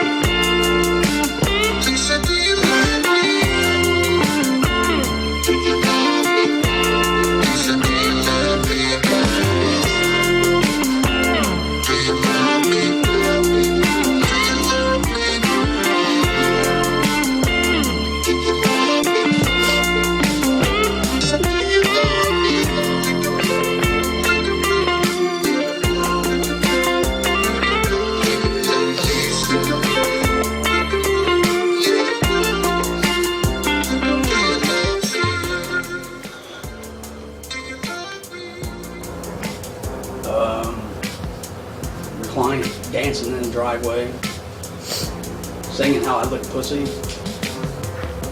And I need to learn how to count how many pussies I've licked. You know, this has made it hard. To where I have to swallow because of you.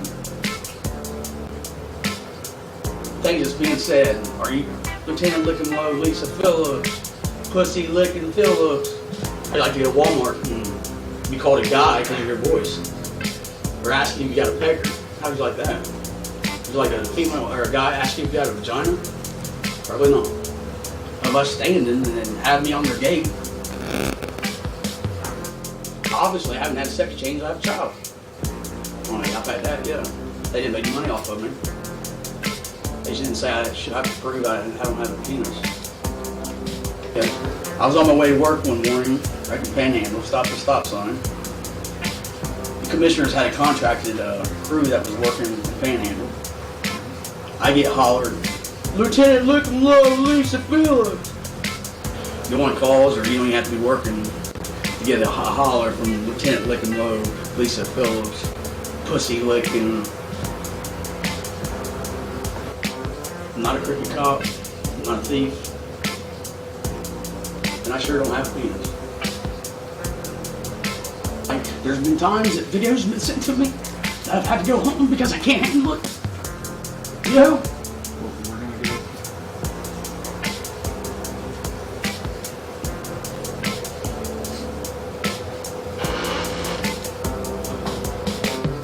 You know, I'll tell you what's sad is the fact that, number one, that I have to be emotional because of your client lies. I've had a deep voice in my entire life. I did not wake up one morning and beg God to have a deep voice, all right? I have not had a sex change. I do not have a penis. I shouldn't have to prove I don't have a penis. Or about having a penis bigger than the rest of the guys that I work with. And pulling people over and licking pussy, I mean, come on.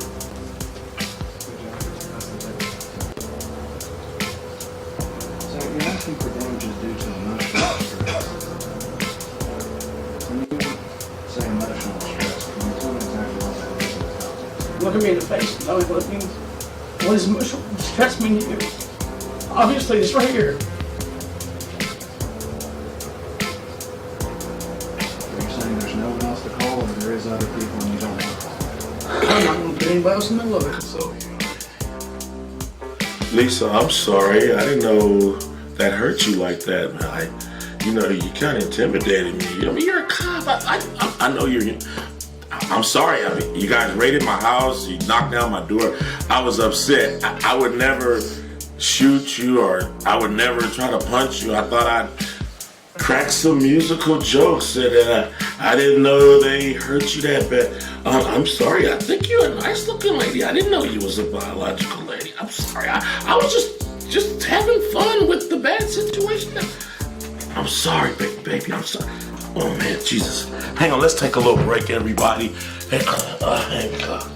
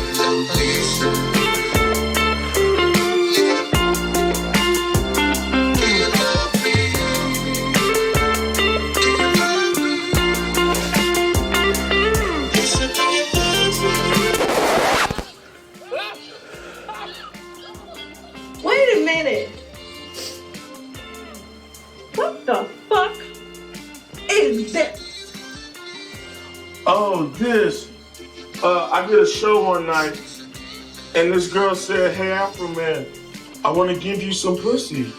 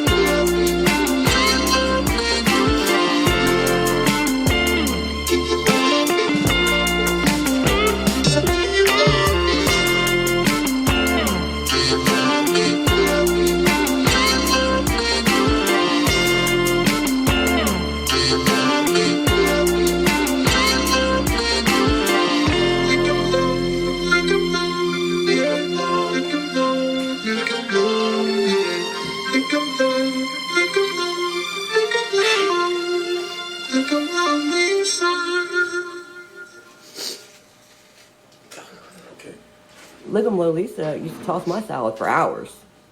Lisa used to lay on the floor and let me piss in her mouth. hate it because those kids knows who I am. That's those kids in the car. That's what I think it is. That it? I'll give you 15 minutes tomorrow to start. We're done. She's still under direct. You're directed not to coach her testimony. You can talk about other matters, but not her direct. Understood, Judge, thank you. We'll start at 8:15 tomorrow, and you can have your 15 or so then. Thank you for good work today, ladies and gentlemen. Go ahead and go off the record.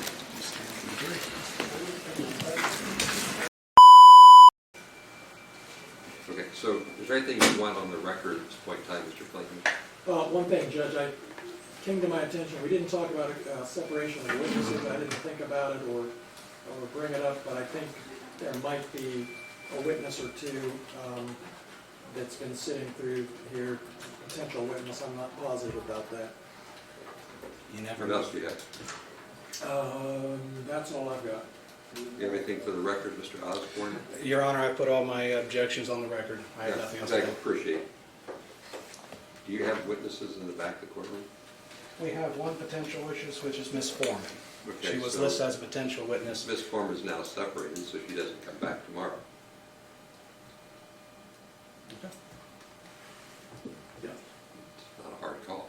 I've never seen it done in the middle of trial. That's my confusion. Oh, I see it happen a lot in the middle of trial. It only goes into effect when somebody raises it. Then it's the same as if it was raised from the beginning. Previously, when I made a motion for it in the middle of trial, the judge told me, no, I should have done it at the right time. The judge is probably right. I don't think so. The same way I'm right now. I get it. Like, consistency is a big thing. But how I understand it is how it plays out in this world. Got anything else you want on the record? No, thank you, Your Honor. No, I'm trying to let you build your record. I know. The same way I'm letting you argue the whole thing before I agreed with the defense. But there's advocacy has a place. I appreciate building the record, Your Honor. For what it's worth. Anything else you need on the record? No, Your Honor. Like, I'm sort of always wanting the record to be really clear about what the exhibits are, so Yeah. you figured that out along the way, because my brothers and sisters in the Court of Appeals school me regularly about not being clear. They don't want to clean up somebody else's mess when you can fix the mess. No big deal. Okay, good day's work. We're off to a good start. Go ahead and go off the record.